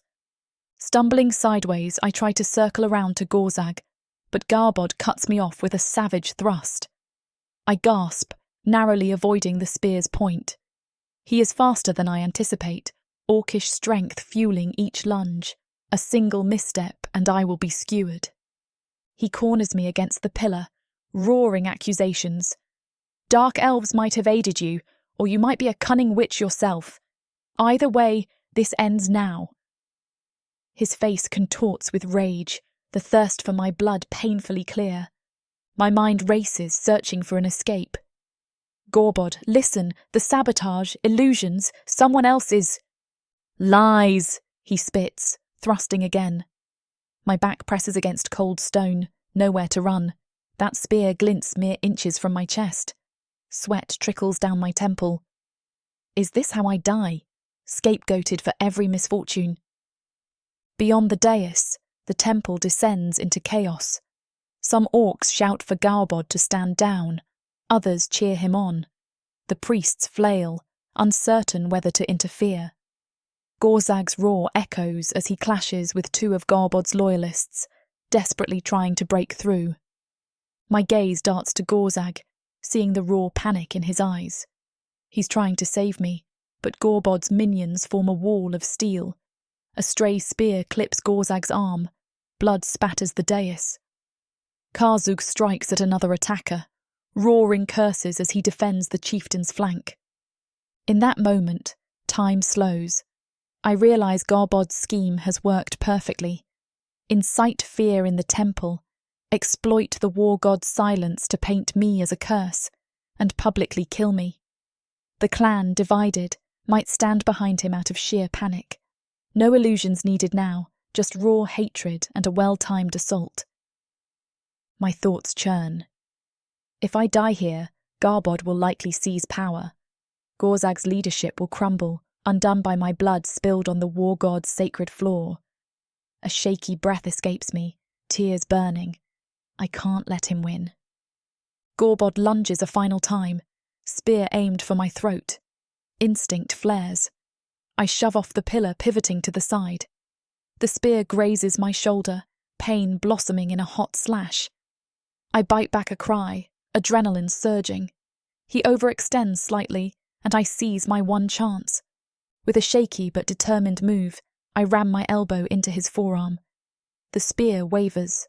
Then, recalling Gorag's self-defense lessons, I kick at Garbod's knee.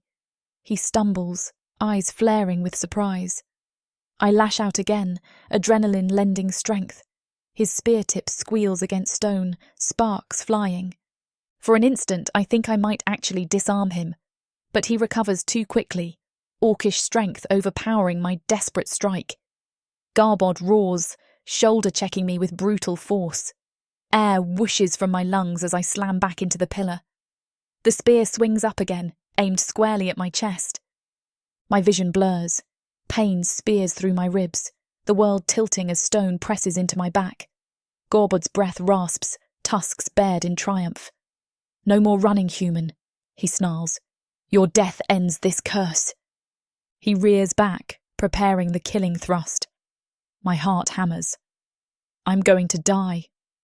A voice inside screams, "Fight!" But my arms feel leaden, the spear's lethal point looming. Everything else fades, the clang of battle, the priest's frantic cries, Gorzag's roars. There is only Gorbod's face twisted with hateful purpose, and the spear that will end my life. Time crawls, each breath an eternity. My mind fills with Gorzag's image. Fierce determination, the gentleness in his eyes when he touched me, the pledge to protect me no matter what. I tried so hard to prove I wasn't a curse. Had it all been for nothing? I clench my teeth, refusing to close my eyes. If this is my end, I face it without cowardice. At least let Gorzag see I didn't surrender. Gorbod's spear hurtles forward. Chapter 16. Gorzag. The sight of Lirienne pinned against the temple pillar by Gorbod's spear freezes my blood. Her face is pale with terror, her eyes fixed on the blade's lethal point. A roar of raw fury tears from my throat. I swing my axe in a wide arc, battering aside the last of Garbod's men who block my path. Sparks fly as steel clashes with steel. At my side, Karzug drives forward with a snarl, his bandaged arm trembling from the force of each strike. But the traitor's loyalists are determined, slamming shields to form a wall of metal and flesh. I grit my tusks, heart pounding. I must reach her. Over that barricade of orc warriors, I glimpse Garbod pressing closer to Lirienne. He means to kill her, here in the temple. And if he succeeds, all our hopes of forging peace die with her. "Out of my way!" I bellow, forcing my axe downward in a vicious blow. The jolt of impact reverberates through my arms, meeting the locked shields of Garbod's henchmen. These war-hardened orcs buckle but do not crumble. My frustration mounts. If they were only misguided by fear, I might show mercy. But their willingness to murder an innocent woman turns my blood hot with rage. Karzug fights at my flank. We've been close friends since youth, and I feel his desperation mirroring mine. "Chieftain," he grits out, "there are too many. We can't break through in time." My eyes snap to Garbod. Lirienne's back is against carved stone, nowhere to flee. The spear's tip hovers at her heart. She's going to die unless I... No, that isn't an option. The war god's dais thrums beneath my feet, runes flickering with latent energy. If ever there was a moment to channel everything I have, my authority, my strength, my convictions, it is now. "Stand aside," I roar again, voice echoing in the vaulted chamber.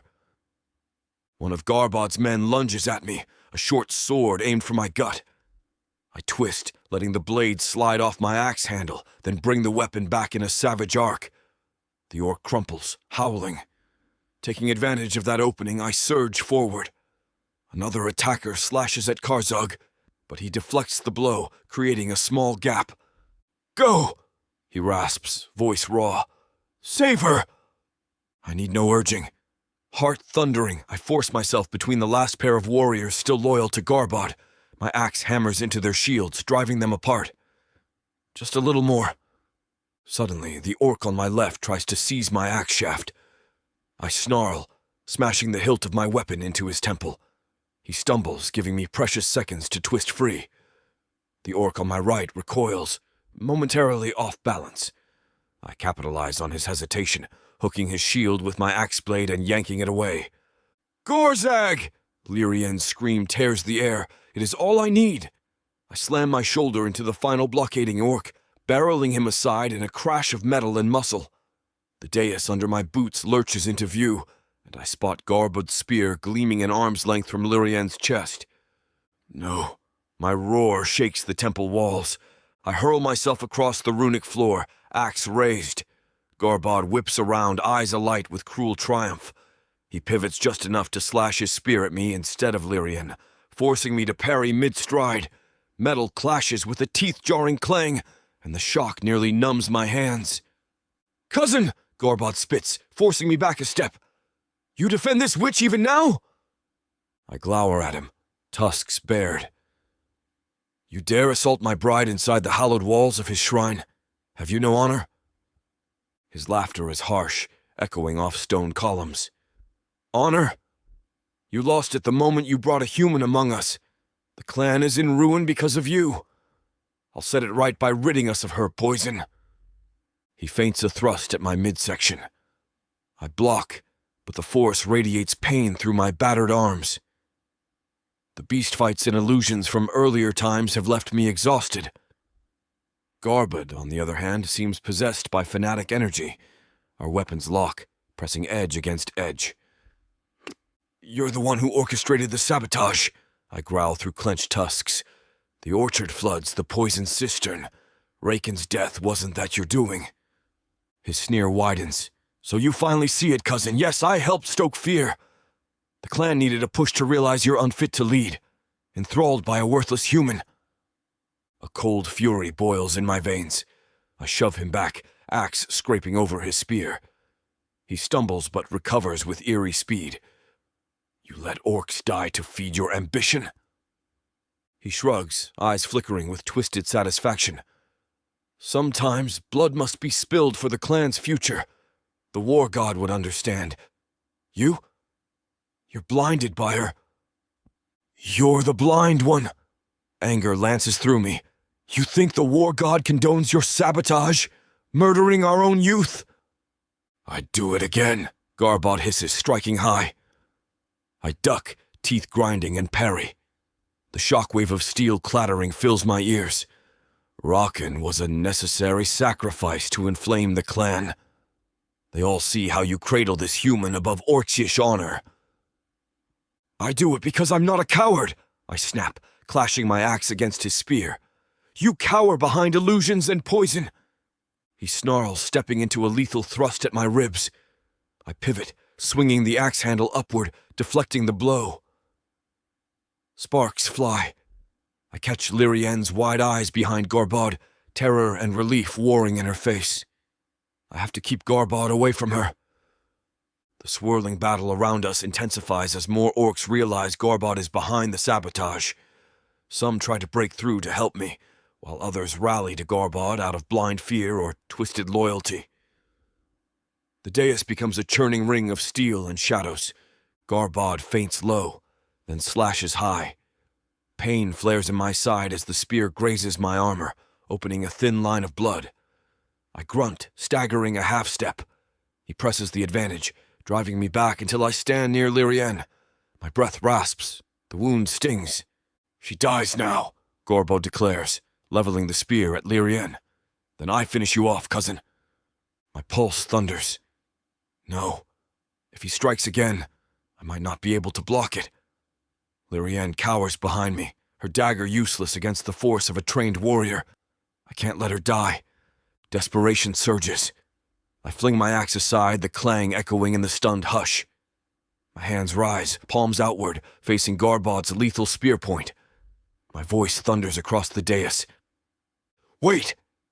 He pauses, eyes narrowing. Shock ripples through the onlookers. Lirienne gasps behind me, confusion blazing in her gaze. But a sudden stillness falls in the temple. Even the ongoing skirmishes seem to pause as orcs turn to see what I'm doing. "Garbod," I say, forcing every ounce of authority into my tone. "If blood is what the war god truly demands, I offer mine. Spare her." A collective gasp sounds. Some orcs exchange incredulous looks. Lirienne lets out a strangled cry of protest, tugging at my arm. "Gorag, no." but I ignore the sting of her nails digging into my wrist. My eyes lock on Garbod's, daring him to face me, to reveal his so-called devotion to the war god. Take my life. End your vendetta. Let the war god see who truly stands for the clan's future. Garbod's sneer flickers with surprise. Then he laughs, cold and triumphant. You die for a human? Then you're even more a fool than I thought. I stand firm, heart hammering. If it saves Lirienne, I'll pay whatever price. I brace, half expecting him to impale me that instant. Tension crackles in the air. The temple's runes on the dais glow faintly, as if responding to the high stakes of this confrontation. Stop this madness, Lirienne pleads, voice cracking with tears. She tries to push forward, but I step between her and Garbod, arms spread wide. No, I say softly, locking eyes with her. Better me than you. She shakes her head vehemently, tears streaming, but her trembling lips find no further words. For a heartbeat, time hovers on the brink. Garbod's spear hovers inches from my chest. Then, with a sneer, he rams it forward. I close my eyes, every muscle tensing for the bite of steel. But a thunderous rumble rips through the temple, drowning out all sound. The floor shudders violently beneath our feet, sending orcs stumbling. Garbod's spear thrust wavers, the tip clanging harmlessly against my chest plate rather than piercing flesh. Sparks fly, but I remain unhurt. What? Garbod gasps, fighting to keep his balance. Across the dais, priests cry out, some toppling to their knees. A swirling wind whips through the chamber, snuffing torches and sending sparks dancing in the gloom. The runic carvings along the walls glow bright, pulsing with uncanny light. A wave of heat envelops us as braziers near the temple's edges roar to life. Flames leap skyward, painting the entire chamber in flickering red and gold. It feels like the war god's presence descends in a raw surge of elemental fury. The war god, I breathe, heart pounding. He's answering us. Garbod staggers, face contorted in shock. The spear clatters from his grip, dislodged by the violent quake.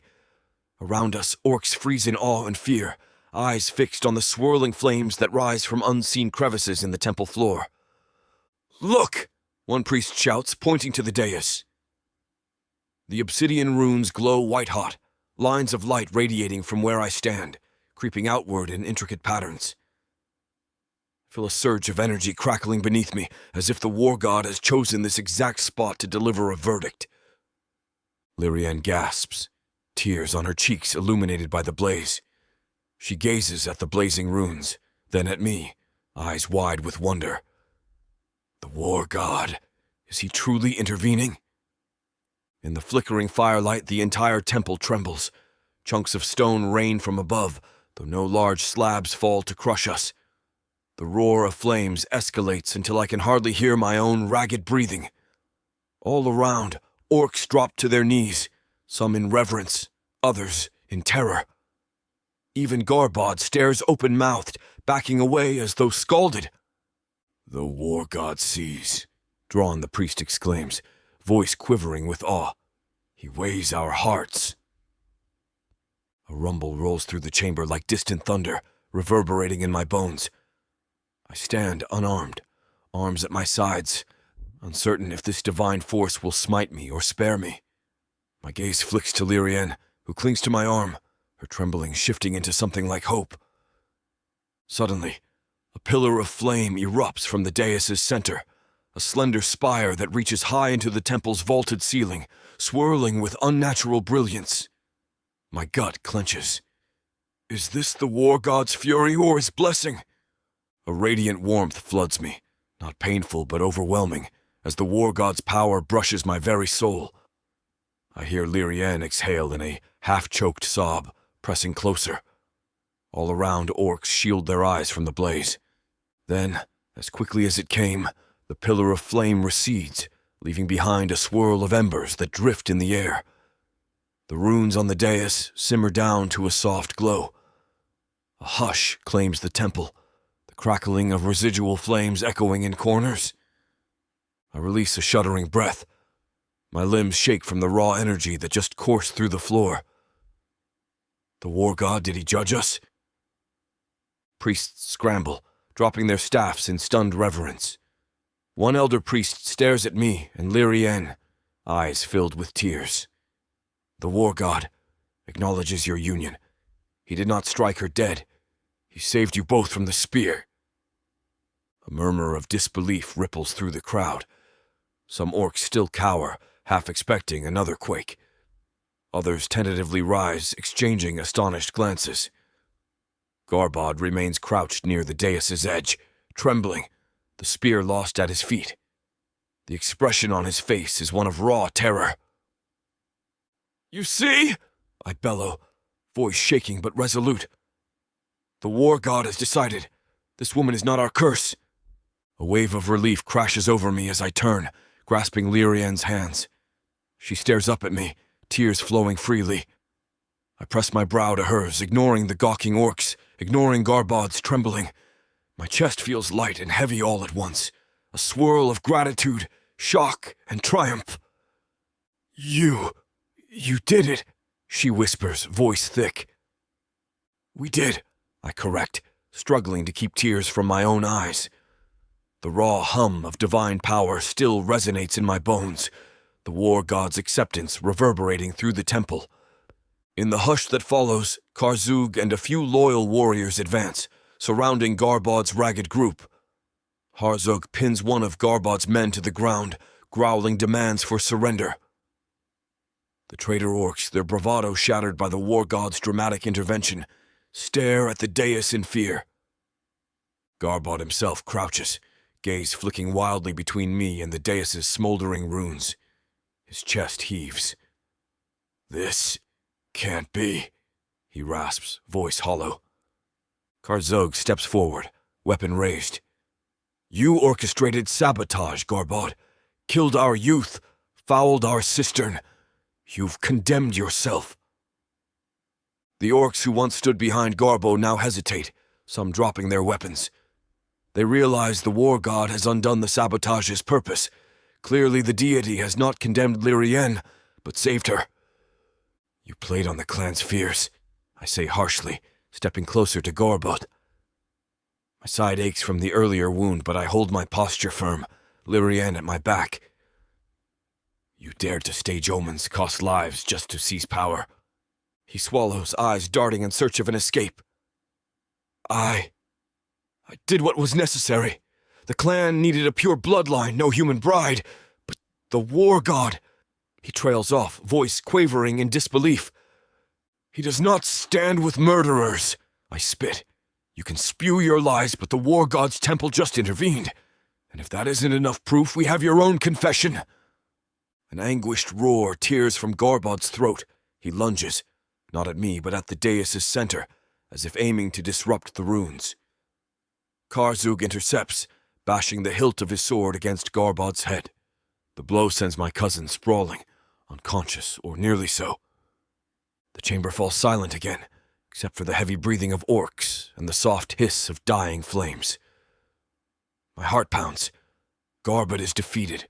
The war god's verdict is clear. Is this truly the end of the clan's turmoil? One by one, orcs sink to their knees or bow heads, grappling with the magnitude of what they've just witnessed. Drawn, the priest approaches the dais, trembling with reverence.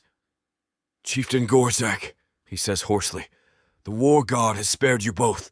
It seems he accepts her." A tension I hadn't realized was choking me finally eases. I take a shaky breath, turning to Lirienne. She gazes at me with shining eyes, tears welling. Slowly I gather her into my arms, ignoring the watchful stares. Let them see that the war god himself had no objection. "Is it over?" she whispers, voice so faint only I can hear. I press my cheek to her hair, allowing myself a moment's solace. "I hope so," I manage.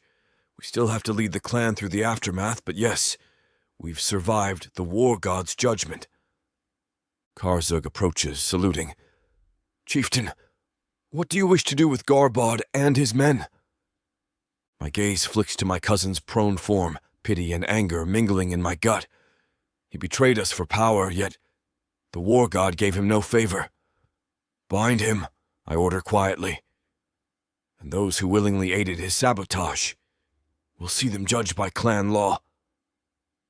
Several warriors hurry to comply, cuffing Garbod's wrists with iron manacles.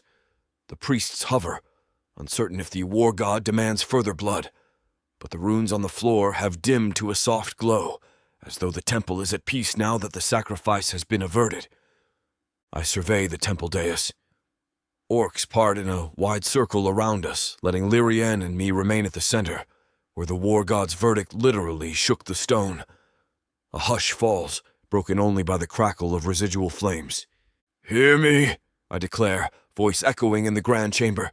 "The war god has answered. He did not strike down my bride. He saved her. She is not cursed." A ripple of agreement spreads through the onlookers. Some bow their heads in relief. Others stand blinking in awe. Garbod's men, or those who had been swayed by him, look stricken, as if the foundation of their beliefs has crumbled. Drawn, the priest approaches the dais, staff scraping the stone. "Chieftain," he says, voice subdued, "forgive us. We were blind to the sabotage, quick to blame outside forces." His regret seems genuine, mirrored in the eyes of the other priests. I incline my head, the anger in me slowly fading to weary acceptance. "You were swayed by cunning illusions and fear. The war god has revealed the truth. May we move forward from here?" Lirienne's trembling subsides somewhat, though her grip on my arm remains tight. She gazes at me with a mixture of relief and raw gratitude. She knows how close we came to losing everything. I turn to her, heart full. The clan rings us, silent. "I meant what I said," I murmur, quiet enough that only she can hear. "If the war god demanded blood, I would have given mine freely rather than see you harmed." Her eyes shine with tears. Thank the gods it didn't come to that. We press our foreheads together in a brief, tender gesture. My chest burns with affection for this human woman who has risked so much to stand among orcs. If not for the war god's sign, she might have died by Garbod's spear. The memory makes me shudder. As if sensing our emotions, the dais' runes flicker one last time, a gentle glow rippling under our feet. A soft tremor shakes the floor, a final acknowledgement, perhaps. It feels like the war god's blessing, intangible yet undeniable. The orcs watch in reverent silence. Even Ragzuk, the old shaman's apprentice, dares a small smile. "The war god's acceptance," he murmurs, eyes brimming. "No further sign needed." No one argues. The entire clan, or what is left of our traveling party, has witnessed the war god's direct intervention. The illusions, sabotage, Garbod's manipulations, all lie exposed. Slowly, I help Lirienne down from the dais. Orcs step aside, bowing their heads in respect. We make our way across the temple floor, Karzug and the loyal warriors trailing behind, Garbod's men bound and subdued. A swirl of relief, exhaustion, and triumph courses through me. We still must rebuild the clan's trust, but for now, Lirienne is safe. "Chieftain," Karzug says, voice carrying a note of weary joy. "It's over." I meet his gaze, a faint smile tugging at my lips. The war god has given us a chance. At my side, Lirienne's shoulders relax, a tearful smile hinting on her lips. She glances at me, eyes shining with gratitude. In that unspoken moment, we both know how precarious our journey has been, how close she came to death. The war god's acceptance feels like a new dawn, a chance to carve a future for orcs and humans alike. "We'll leave the temple soon," I announce, voice echoing in the ancient hall. "Let the clan see Garbod tried to manipulate us all, and let them know the war god saved Lirienne's life, not once but twice." A rumble of agreement ripples through the orcs. Several kneel in renewed reverence to the war god, while others exchange nods.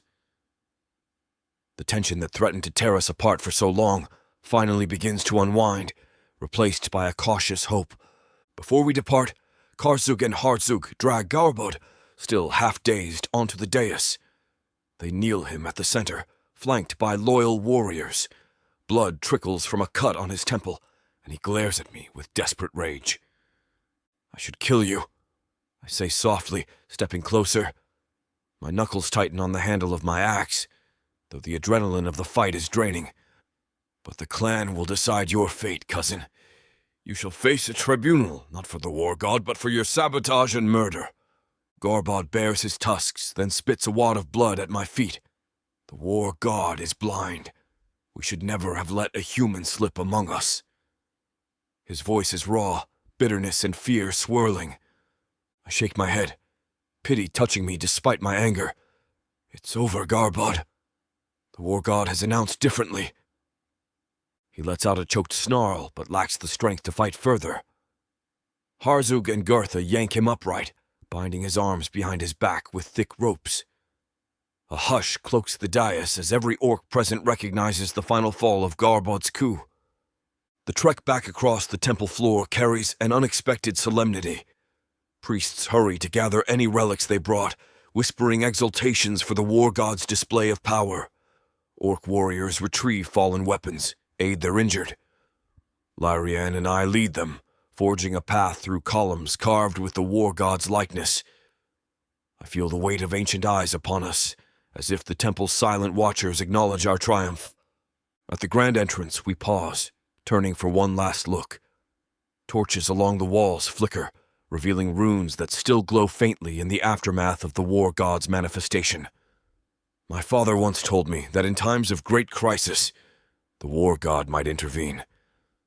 Perhaps this was that crisis, I think, relief warring with a lingering sense of awe. Lirienne squeezes my hand. "Thank you," she breathes, voice almost lost in the echoing chamber. "You risked." I silence her with a gentle press of my brow to hers. "I'd do it 1,000 times, I murmur, letting the raw sincerity bleed through. "She is no curse. She's my future."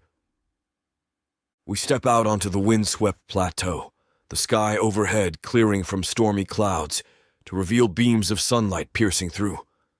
The crisp air tastes like promise. Behind us, orcs follow, carrying Gorbu bound in chains, the priests trailing with hushed reverence. Their footsteps feel lighter, as though they've shed a great burden. Karzug takes a deep breath, scanning the horizon. "The clan must hear of what happened," he says. "They must know the war god delivered a verdict." I nod, shifting my gaze to Lirienne. She gazes back, her expression soft with relief and something akin to joy. The corners of my mouth curve upward in a small, weary smile. "We'll return home and rebuild. Let them see we are united." Some of the orcs nearest us murmur agreement. A sense of unity, tenuous but genuine, blossoms in the crisp mountain air. Lirienne and I stand side by side, battered but unbroken, living proof that sabotage, illusions, or the clan's deepest fears cannot sever the bond we forged. And now, the war god has shown acceptance of our union in a surge of divine flame. I tighten my grip on Lirienne's hand, heart set on guiding my clan, our clan, toward a horizon where orcs and humans might find common ground. The war god has given his sign. Now it is up to us to prove we deserve it. Chapter 17. Lirienne. We emerge from the war god's temple into crisp morning air, the sun just beginning to crest over the jagged peaks. The entire mountainside seems to exhale with us, as if relieved that the harrowing night is finally over. My heart still throbs with echoes of fear and elation that pounded through me only hours ago. Standing near the temple's towering archway, I glance behind at the ancient carvings, a silent testament to the cosmic power we have just witnessed. My knees feel unsteady as the magnitude sinks in. A swirl of Orcish chanting, Garbod's enraged accusations, Gorag offering his own life in my stead. and finally the war god's flaming pillar that saves us both. Even now, my mind struggles to piece it all together. He saved us. The war god truly intervened. Gorag's strong presence at my side keeps me anchored in reality. He has an arm wrapped around my waist, as though still guarding me from an invisible threat. The orcish warriors step out onto the stone ledge, battered from the confrontation but alive and, if the awe in their eyes is any sign, irrevocably changed by what they witnessed. A hush clings to the mountaintop plateau. Some orcs rub at their eyes, as though trying to banish the remnants of flames dancing on the temple's runes. Others exhale shuddering breaths, exchanging looks of mingled relief and reverence. The priests, headed by Dron, their oldest member, move forward in a solemn line, crimson robes flapping in the chill wind. Dron lifts his carved staff, bone charms clacking. His cheeks are damp with tears, whether from awe or exhaustion or both. "By the war god's own hand," he says, voice trembling with significance, "we have witnessed the sign of acceptance. Let all here bear witness. The war god approves of this union." A ripple of shock and relief courses through the crowd. Some orcs let out gasps, others close their eyes in silent thanks. Ragzuk, the old shaman's apprentice, murmurs a prayer under his breath, his shoulders quivering as though a massive burden has slid free. Karzug, still nursing the wound in his arm, offers me a nod of cautious respect. "It seems we were mistaken," he says quietly, glancing at the other warriors. Then, more openly, he declares, "The war god has spoken, and the clan can no longer deny what was shown." My lips part in a silent exhale, no longer a scapegoat. The weight of that realization leaves me almost dizzy. I squeeze Gorag's forearm, meeting his gaze. He stares back, exhaustion darkening his eyes, but behind it glows a fierce triumph. He inclines his head, turning to address the assembly. "You have your sign," he says, voice resonating across the plateau. "We stand here, Lirienne and I, unharmed, spared by the war god's flame. Let no one call her a curse again." Some orcs in the crowd bow their heads in agreement, still reeling from the temple's quake and the radiant fire that burst forth. Others, though reluctant, wear hesitant acceptance on their faces. The strangling grip of suspicion that once bound them is loosening. Gorag casts his gaze around, letting the significance settle. In that hush, my chest constricts with relief. Finally, an end to the constant dread that someone would bury a blade in my back. A commotion draws our attention. A cluster of orcs drag Garbod forward, his hands manacled. Dried blood crusts on the side of his head, remnants of the blow Karzug dealt to knock him out. He wavers on his feet, rage and humiliation twisting his features. A bitter sneer mars his bruised mouth. "Release me!" Garbod snarls, struggling against the iron cuffs. His braids hang in disarray, eyes dull with defeat. A faint tremor of hatred radiates from him when his gaze lands on me, but I hold his stare, refusing to shrink as I once might have. Karzug tightens his grip on Garbod's arm. "We'll bring him to the clan's main camp for judgment," he says, glancing at Gorag. "It'll be up to our laws to decide his punishment for sabotage, murder, and dishonouring the war god's temple." A hush falls, orcs exchanging uneasy nods. The memory of Raken's tragic death sharpens my anger. He orchestrated everything: Raken's poisoning, illusions that terrorised the clan, attacks that nearly tore us apart. Now he stands, battered and bitter, forced to face the consequences of his treachery. Gorag steps closer, his expression cold but steady. "You lied, manipulated, and spilled orcish blood for your personal gain. We'll let the clan see the truth you tried to hide. Let them decide your fate." A flicker of unspoken pain crosses his face. Garbod is family after all, but the orc chieftain's resolve remains firm. Garbod spits at the ground, but no one flinches. The war god's sign has left him powerless. His allies have scattered or bent the knee to Gorag's renewed authority. The priests form a half-circle around us, staff ends scraping the rocky floor. Dran inclines his head solemnly. "Chieftain Gorag," he says, "shall we perform any further rites here, or do we depart immediately?" Gorag runs a hand over his scarred chin, tusks tightened in thought. "We came seeking the war god's verdict, and we received it," he replies. "We have no reason to linger." Then he casts me a quiet look of concern. "We're all exhausted, battered by betrayals and battles. The sooner we return home, the sooner we can heal." A mix of relief and weariness flows through the orcs at those words. The journey here has nearly broken us in body and spirit, but the temple's dramatic intervention offers closure. Gorag's decree stands. We leave behind the war god's domain. For once, I sense no murmur of dissent. Dran gives a nod, staff ornaments rattling softly. Then the war god's temple is satisfied. Let us go in peace. A few priests make final gestures of reverence toward the carved images along the temple entrance, muttering final prayers. Then, with Gorbod in chains and the orcs forming a protective circle, we begin the trek down the winding path that brought us to this lofty realm. My heart feels 1,000 pounds lighter.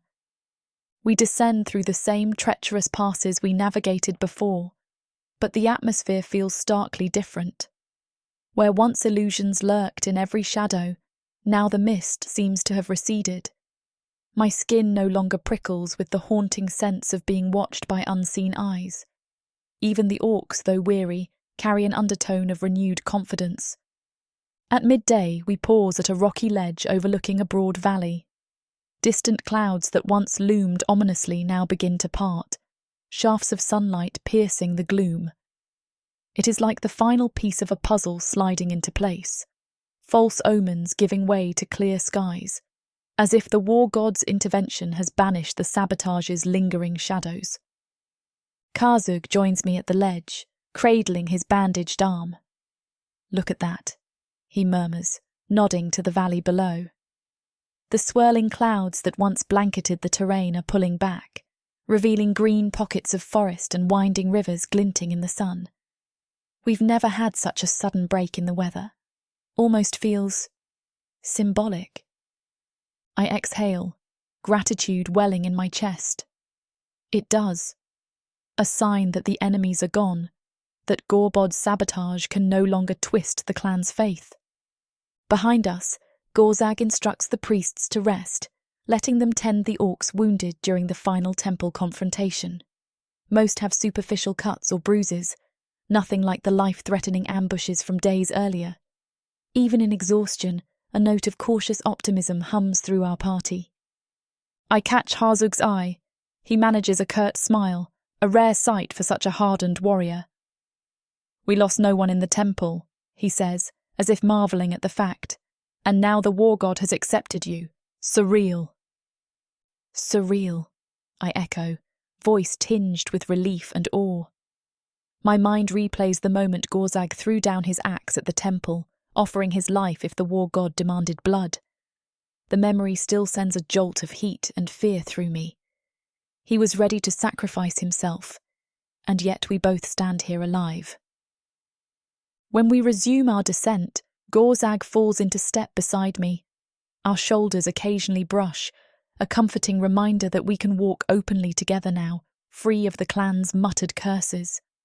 After so much turmoil, the simplest gesture, our arms touching, makes my heart flutter. "So," he murmurs, low enough that only I can hear, "the war god took pity on us, or else recognised our genuine bond. Either way, we have his sign." I glance at him, heat blossoming in my cheeks. It's still hard to believe. I worried we'd face total condemnation. His eyes shifts to me, intense. "I told you I'd give my life for yours if that were the price." A lump rises in my throat. "You did, and yet we both survived. Thank you. The words feel insufficient.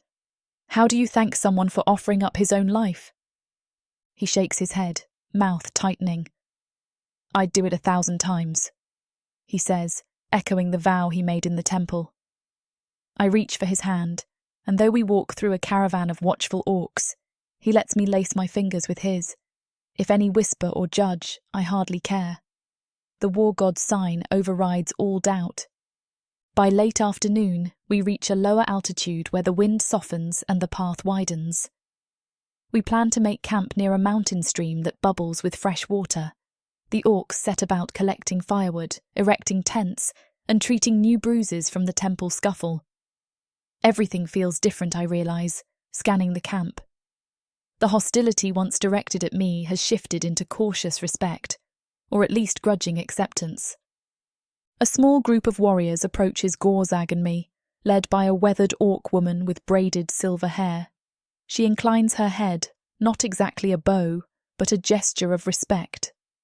"Chieftain," she says. Then, more hesitantly, her gaze flicks to me. "Human bride." I inhale, bracing for an insult, but she surprises me by speaking calmly. We saw the war god's sign. If he spares you, we have no right to call you cursed." Her tone is rough, eyes darting as though unsure how to proceed. "We're sorry for the suspicion." My shoulders relax, warmth flooding my chest. "You're forgiven," I manage, forcing a small smile. "I understand your fear, but I never meant to bring calamity." She gives a slow nod, turning away. The warriors with her murmur amongst themselves, but no hateful glares or muttered curses follow. They're truly letting this go, I think. Tears pricking my eyes. Finally. At the edge of camp, Garbod remains chained to a sturdy post, guarded by 2 grim-faced warriors. He watches the interactions with smouldering resentment, but exhaustion and a bandaged head wound keep him from struggling. A pang of pity mingled with anger roils in me, thinking how close he came to killing me. He'll face the clan's justice soon enough. Gorag's jaw tightens whenever he glances Garbod's way.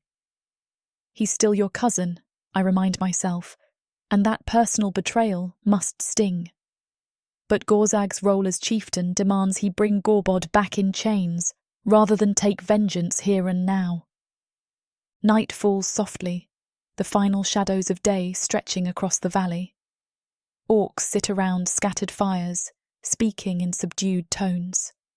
The priests huddle together, likely planning how to announce the war god's new verdict to the clan upon return. I sit with Gorag near one of these fires, a pot of stew simmering in the embers. The entire scene feels surreal, a calm after a storm that nearly destroyed us. As stars emerge overhead, I catch sight of Karzug and Harzug discussing travel routes for the next day. We'll likely reach the fortress by tomorrow's dusk if we maintain a steady pace. My stomach lurches with an odd mix of nerves and excitement. Returning to face the clan, but this time with the war god's favour, and the traitor unmasked. Gorag watches me quietly. In the firelight, his green skin glows with a bronze cast, highlighting the rugged contours of his face, the swirl of old tattoos across his arms. I shift closer, drawn by his warmth. He extends an arm, allowing me to nestle against his side. Our eyes meet, a soft hush enveloping us. "Thank you," I whisper, voice wavering with the weight of everything unsaid. "For believing me, for—" My throat closes on the memory of him throwing down his axe at the temple.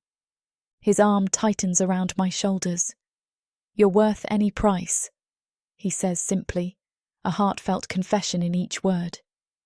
"We wouldn't have survived half this journey if not for your courage."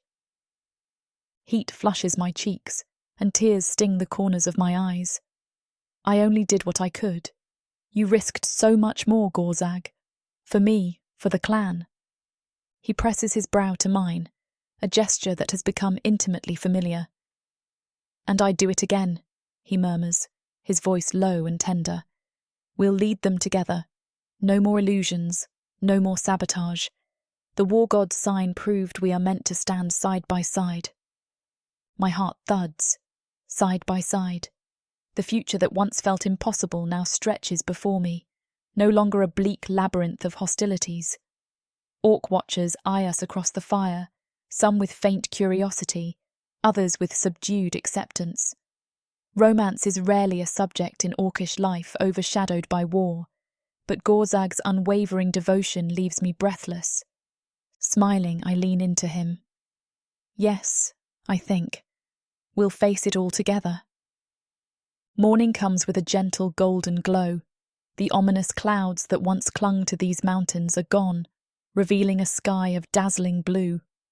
Orcs rouse early, packing gear and quenching the dying embers of last night's fires.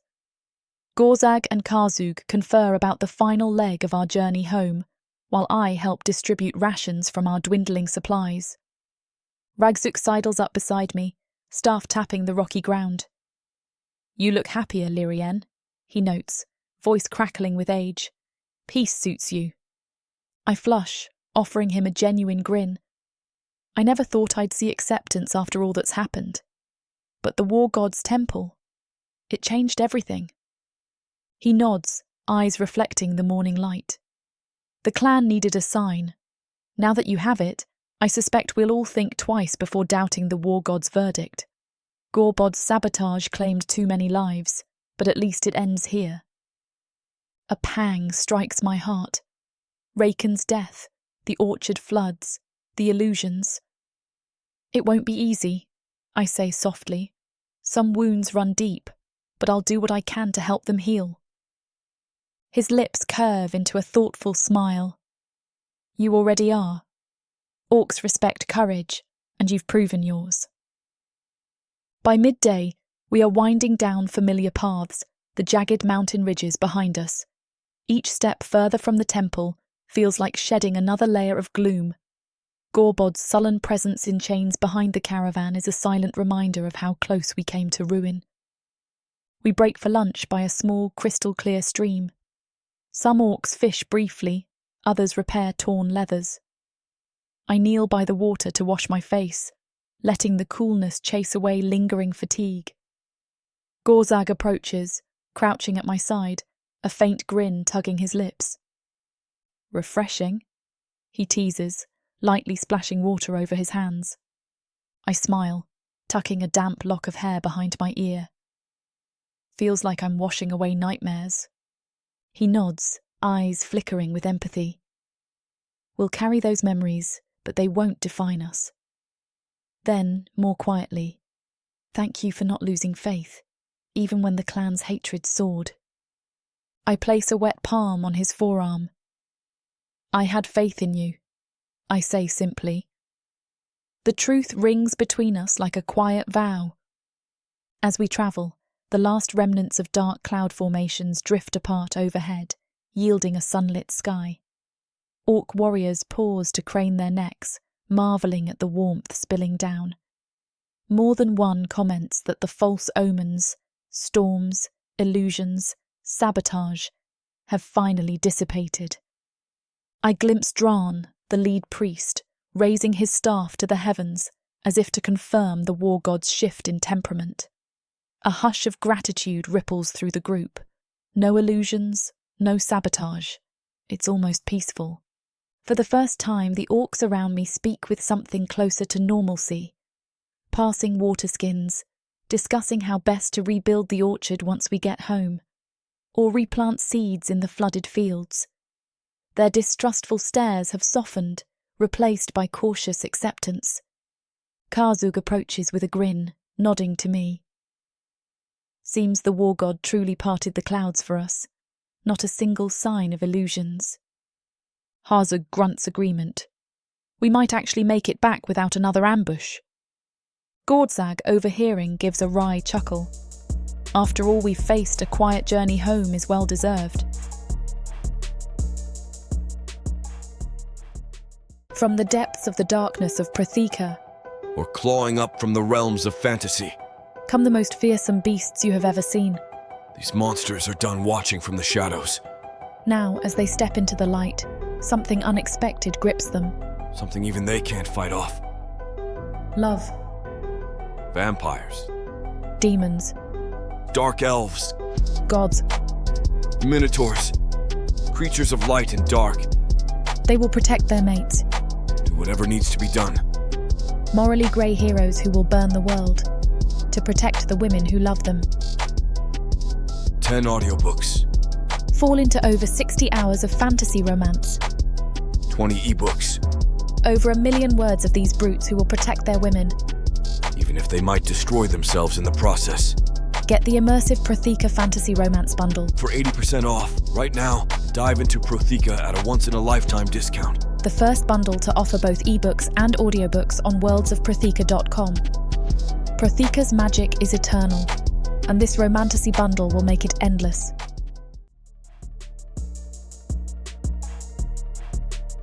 Chapter 18. Gorag. The high walls of our fortress loom in the light, familiar stone battlements rising against a marbled sky. The sun has not yet dipped below the horizon, but the crimson wash across the clouds speaks of day's end, and I hope the end of the clan's dark chapter. I lead the procession toward our home, mindful of the stares from orcs who gathered to see us.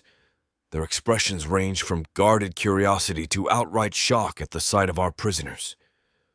Bound and sullen, Gorag trudges in the middle of the group, irons clamped around his wrists. He refuses to meet anyone's eyes, but I sense his smoldering resentment all the same. Lirienne walks near me, posture straight despite exhaustion, her expression equally resolute and wary.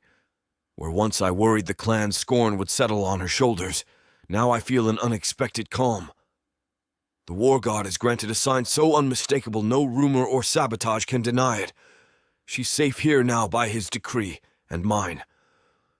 A hush spreads among the gathered orcs as I raise a hand for quiet. We halt in the broad courtyard, the same place where Lirienne first arrived to a throng of hostile stares. How different it feels now. Many of those same orcs part to give us space, eyes flicking from me to her with a kind of tentative respect. I exhale, letting my gaze travel the ring of watchers. Time to expose Garbod's conspiracy and reclaim the unity he nearly destroyed. Karzug moves ahead, speaking in sharp tones to the gate guards. They open the iron-bound doors wide, allowing the last of our procession to enter fully. Horses snort in relief. Newly minted orcish allies from the war god's journey pat down the animals' flanks. A few weary priests, robes torn and dusty from the road, cluster at the fringes, sharing quiet words of final blessings. Garbod stumbles as the guard holding his chain gives it a yank, forcing him into the courtyard stone floor. Lirienne's gaze flicks to him, an uneasy tension in her eyes. I let my hand brush her arm, a silent reassurance. He can't harm you now. I scan the crowd, noting some orcs wear expressions of disbelief. Others point openly at Garbod, whispering among themselves. They see the iron shackles, the battered face. They sense the shift in power. The rumor mill has churned ceaselessly in our absence, and now the truth is about to be laid bare. Gather, I command, voice carrying through the courtyard. Orcs jostle closer, forming a wide circle. My own loyal warriors fan out behind me, forming a symbolic ring of steel. Bring the elders. Bring those who care to know how we survived the war god's domain. A ripple of motion follows, orcs scurrying to fetch senior clan figures, advisors, cooks, blacksmiths, all manner of folk. Within minutes, the courtyard fills. Torches flare along the walls, chasing away the purple hues of twilight. Lirienne stands near me, her shoulders squared, not flinching beneath the many eyes upon her. My chest tightens with pride, so different from the frightened tribute who arrived weeks ago. At last, silence descends, broken only by the uneasy shuffle of boots on stone. The clan recognizes this as a formal reckoning, a turning point. I catch the eye of Ragzuk, the old shaman's apprentice, who gives me a slight nod, an assurance that the spiritual side of the clan is ready to hear the truth. Listen well, I begin, voice echoing. Show no hesitation. We have returned from the war god's sanctum, We sought his judgment regarding my bride, Lirienne, whose presence many believed a curse. I pause, letting the memory of that suspicion hang in the hush. But we discover who truly cursed us. A collective murmur rises. All eyes flick to Garbod, who stands bound and sullen, flanked by orcs with drawn weapons. His hair, once neatly braided, hangs in disarray. Blood crusts on his temple from the temple scuffle. He glares, but speaks nothing. Garbod, I continue, forcing my voice to remain steady, stoked fear among the clan, orchestrating floods, poisoned wells, illusions, and even murder to unseat me as chieftain. He used every tragedy to blame Lirienne, fueling your suspicion. With your fear, he nearly seized control of the clan. A wave of outrage and shock ripples through the crowd. Some orcs gasp, others let out snarls of anger. I see a blacksmith's jaw drop, a cook's eyes glisten with fury. They remember Rakin, the young warrior whose death was pinned on Lirienne. Rakin was one of us, their faces seemed to say, and Garb had killed him. He singled out Lirienne as the clan's scapegoat, I go on, because she was new, vulnerable, and easy to blame for misfortunes. The illusions, the sabotage, they were all part of Garbod's plan to turn you against her and, in turn, against me. Anger flares in the crowd, whispered curses directed not at Lirienne, but at Gorbo. The tide has turned, I think grimly, scanning their reactions. Finally. At my side, Lirienne tenses. I cast her a reassuring glance. She exhales softly, relief coloring her face as she realizes they no longer stare at her with hatred. A few elders push forward, wizened orcs who once condemned Lirienne as a curse. One, a stooped figure with braided gray hair, fixes Gorbod with a furious glare. "You caused Rakin's death?" the elder demands, voice quivering. "A youth barely old enough to face real battle?" Garbod refuses to answer, grimacing in sullen silence. Another elder spits, fists trembling. "Your sabotage nearly destroyed our orchard. You forced us to fear every omen. How dare you claim to serve the war god?" Garbod raises his head, eyes flicking with the last embers of defiance. "I did what was necessary," he mutters, "to preserve our bloodline from contamination, but you're too blind to see." A surge of hatred flashes in the crowd. Harzug, standing guard near Garbod, snarls. "Contamination? You murdered your own kin, fed illusions to terrify us. That's no protection, that's betrayal." The elders exchange fierce nods, unity forming behind the condemnation. Fear once aimed at Lirienne now crystallizes into rage at Gorbod's betrayal. "Traitor!" an orc hisses from the crowd. Another spits, echoing the sentiment. In that heated moment, Drawn, leading priest from the pilgrimage, steps forward, staff tapping on the courtyard stones. "I witnessed the war god sign myself," he says, voice resonant. "Lirienne was spared by a pillar of flame in the temple. Garbod tried to kill her there, but the war god intervened. Is that not proof of who truly stands cursed in the war god's eyes?" Orcs shift, solemn nods affirming the priest's words. Even those who once spat at Lirienne listen. They cannot deny a direct sign from the war god. My chest loosens with relief, seeing how swiftly the clan now recognizes Lirienne's innocence. "The war god has judged us," I declare, raising my voice once more. "Lirienne stands not as our curse, but under his protection. Our clan sees the truth. Sabotage, illusions, and fear were Garbod's doing." I gesture to the ring of orcs. We must hold him accountable for every life lost, every wound inflicted. That is the clan's law. A collective murmur of agreement follows. Weapons thump against shields in an orcish gesture of unity, a sign that the clan demands justice. Even the orcs who once aligned with Garbod or believed in illusions shudder, bowing heads in shame. Garbod sneers, lip curling. "You'll regret this. The clan needs strong blood, not half-human." "Silence!" I bark, my tusks grinding. One of the warriors cuffs Garbod's head to shut him up. The traitor staggers, hate still burning in his eyes, but he speaks no more. We can convene the clan council, one elder suggests, voice stern. For a crime so severe, Orc tradition demands we weigh execution or exile. An undercurrent of tension flickers. In Orcish culture, sabotage of this scale typically merits execution, especially if multiple Orcs died. Yet Garbod is my cousin, which complicates matters. The crowd turns their gaze on me, waiting for a chieftain's command. I force my shoulders straight, ignoring the twinge of old wounds. Lirienne's presence at my side steadies me, reminding me of the sacrifice I was willing to make. If Garbod had his way, she'd be dead. Innocent Orcs died because of him.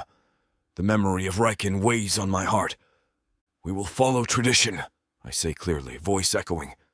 But no illusions of mercy shall overshadow Garbod's guilt. Let the clan gather in the Great Hall. We'll hold formal judgment there. If the verdict is execution, so be it. If any argue exile, we'll see it done swiftly and without chance of return.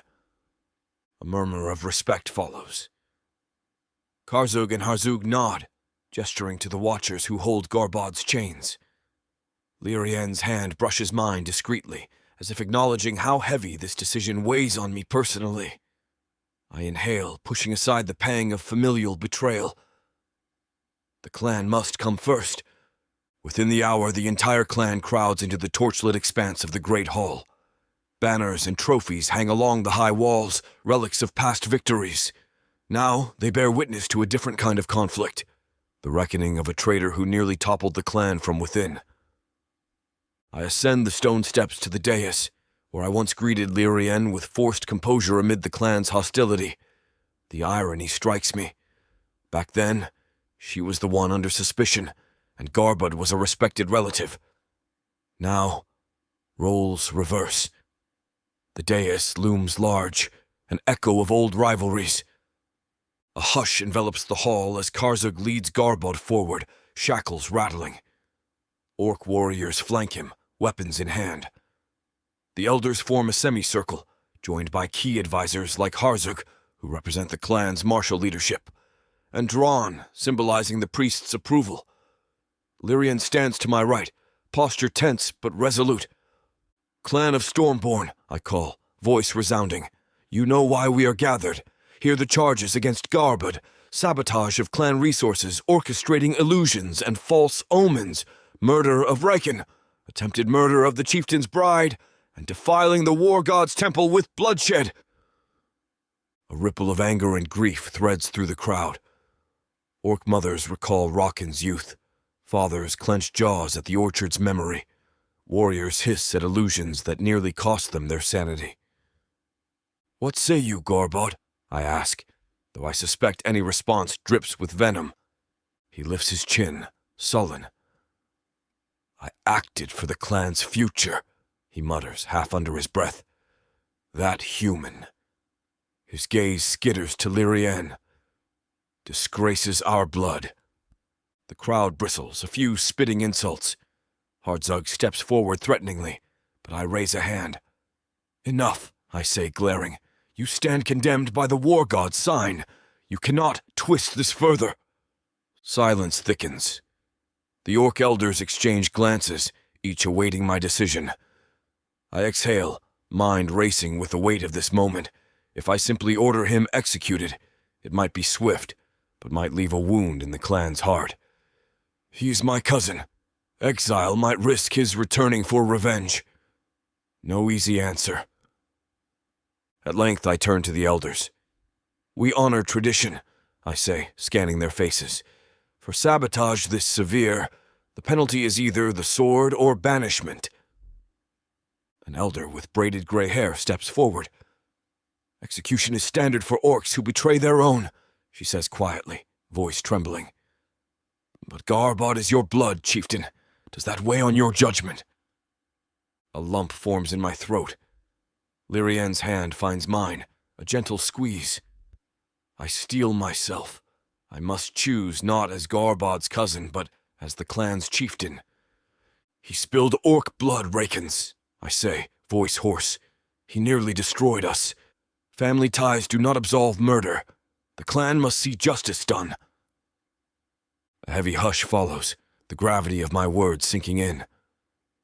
Garbod's face twists, but he offers no defense. The elder who spoke closes her eyes, nodding grimly. Then we abide by the old ways. Yes, I affirm, heart heavy. Execution. A collective inhale ripples through the hall, some orcs pressing fists to chests in solemn acceptance. A few lower their heads, acknowledging the severity. This is how it must be, I remind myself. The sabotage was too great, the cost in lives irreparable. If he lives, the clan may never heal. Garbod laughs bitterly, hollow. So be it, cousin, he spits. Enjoy your half-breed future. Blood pounds in my ears, but I keep composure. Take him to the courtyard, I order, voice stiff. It will be swift.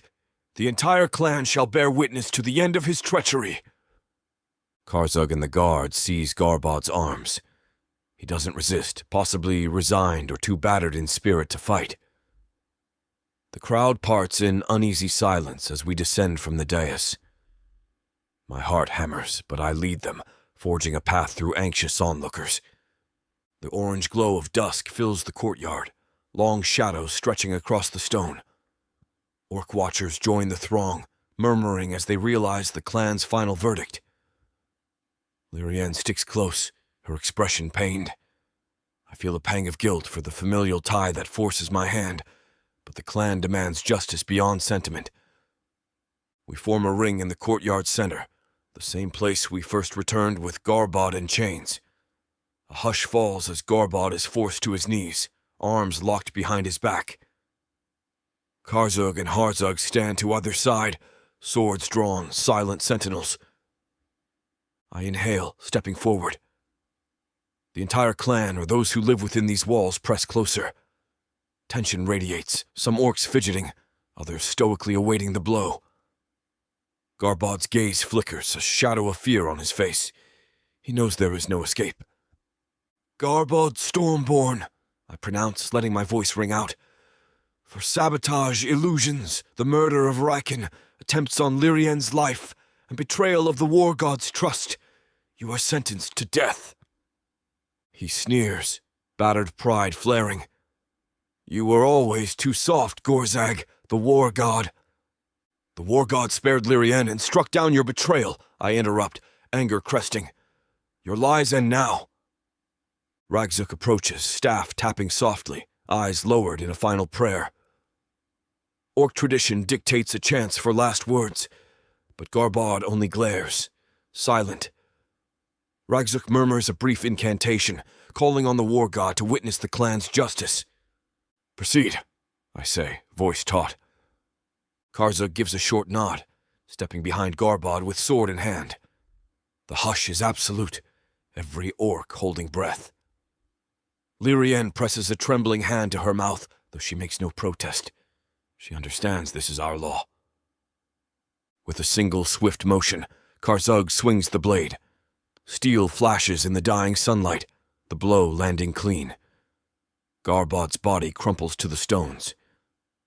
The entire courtyard seems to exhale, tension unraveling into stunned finality. For a moment, none speak.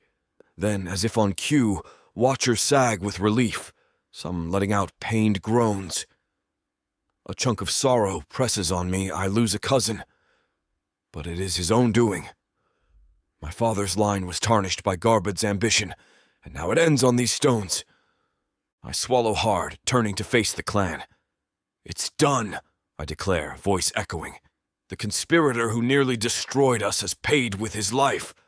Let our clan be united once more, trusting the war god's sign and each other. A wave of agreement, weapons clashing on armor. Some orcs close their eyes in relief and sorrow, but none challenges the verdict. A few approach me, heads bowed, apologizing for mistrusting my leadership or Lirienne. I accept their words with weary acknowledgement. The clan needs unity, not grudges. Drawn, the lead priest, steps forward. Chieftain Gorag, he says, voice trembling with earnest devotion. We stand behind you. Let this day mark the end of sabotage and the birth of a new era. A faint, grateful smile tugs at my lips. At last, the clan acknowledges me fully, free of Gorbod's manipulations. I exhale, scanning the courtyard where orcs murmur, comforting each other, or praising the war god's guidance. This is the hardest test of my leadership. Now the war god himself vindicates our cause. Lirienne catches my eye. She stands beside Karzuk, her expression touched by sorrow at Garbod's body, but also a certain peace. We survive illusions, sabotage, and near mutiny. She's free from suspicion forever. She offers me a small nod as if to say, I'm here, and so are you. My chest warms with gratitude. As dusk settles into true night, orcs light torches around the courtyard, forming pockets of light against the gloom.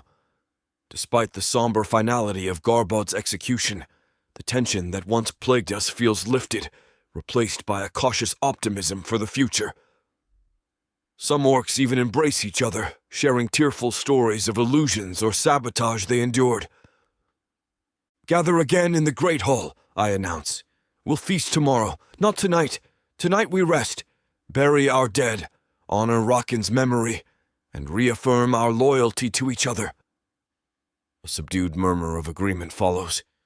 I turn to Harzuk.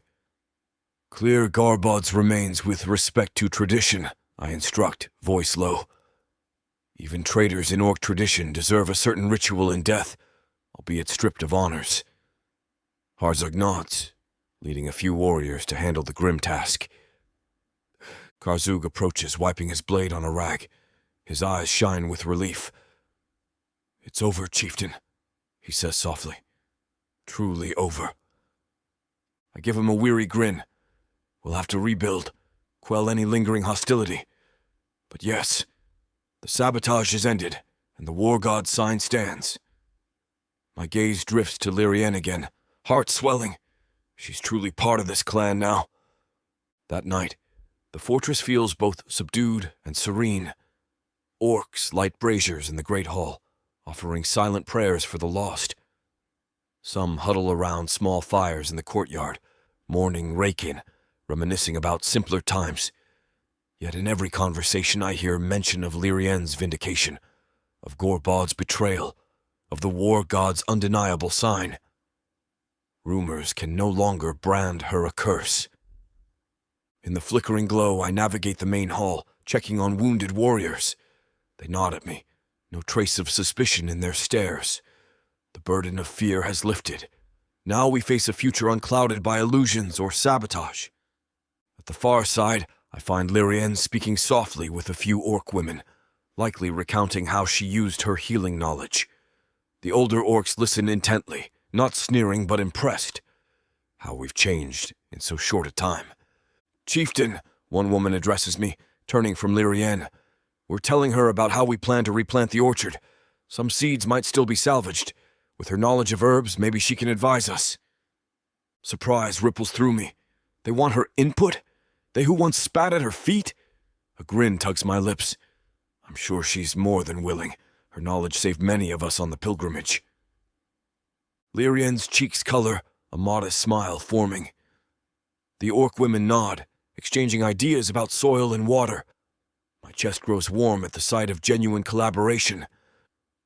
This is the orc-human unity I once dreamed of, now made real by the war god's testament. Later, Drawn and a circle of priests catch me near the arched corridor leading to my quarters. They bow, staff ornaments clattering. Chieftain Gorag, Drawn says, voice solemn. We request permission to hold a ceremony in Lirienne's honor to officially welcome her under the war god's aegis. My brows lift. A ceremony? Drawn nods. Yes. She endured so much suspicion. We, the priests, wish to publicly declare her accepted in the clan's spiritual sphere, ensuring no one questions her place again.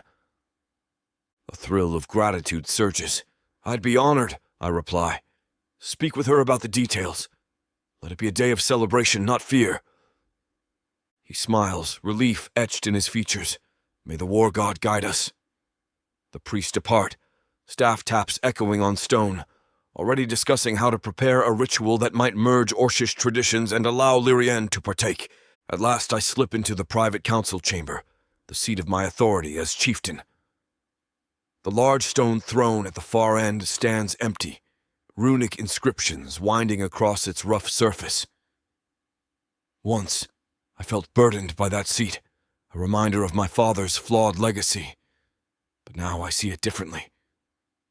The war god's verdict overshadows our past failings. Lirienne follows me inside, hesitant. The torchlight reveals the worn tapestries along the walls, each telling of old battles. A hush fills the chamber, the guards outside giving us space.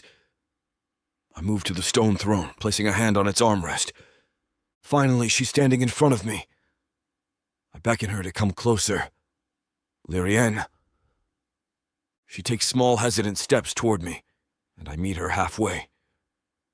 I capture her in my arms to her surprise. A beautiful smile blooms on her lips as she asks, "What is it, Gorag? What's on your mind?" I hold her tighter, feeling every part and inch of her. In a shaky, nervous voice, I ask her, "Will you be my mate, Lirienne? In every sense of the word. Not because you're my human bride, but because you want to be." Lirienne's eyes open a fraction wider and she nods. "Yes, Gorag," she replies breathlessly. "My mate," I pronounce, full of love and hope for the future. Then I kiss her, sealing not just our lips, but our hearts and future together. Chapter 19. Gorag. 3 days later, the courtyard glows with torchlight.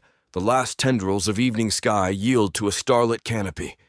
Orc warriors, elders, priests, and families fill every corner, a hum of excited chatter reverberating through the fortress walls. In the center of it all stands a simple wooden platform draped in bold crimson cloth and anchored by tall braziers at each corner.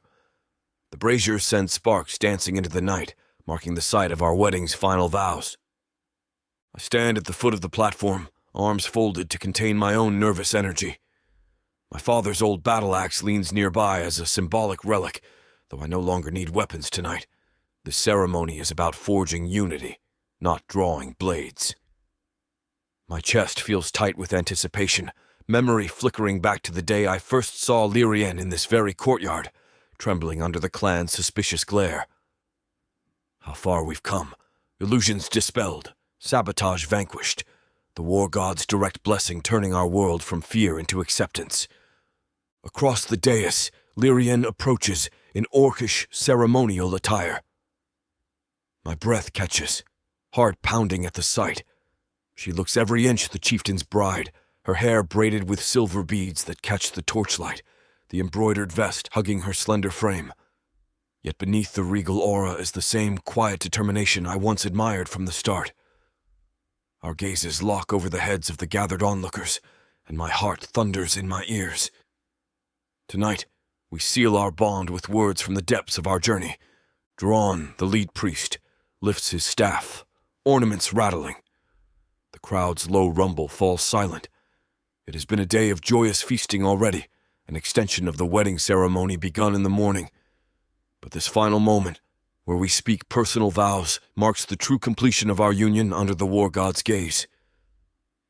Karzug and Harzug stand on either side of me, expressions solemn, but eyes shining with pride. Orcs press in a respectful circle, some perched on ledges or crates for a better view. The fortress walls bristle with torchlit watchers.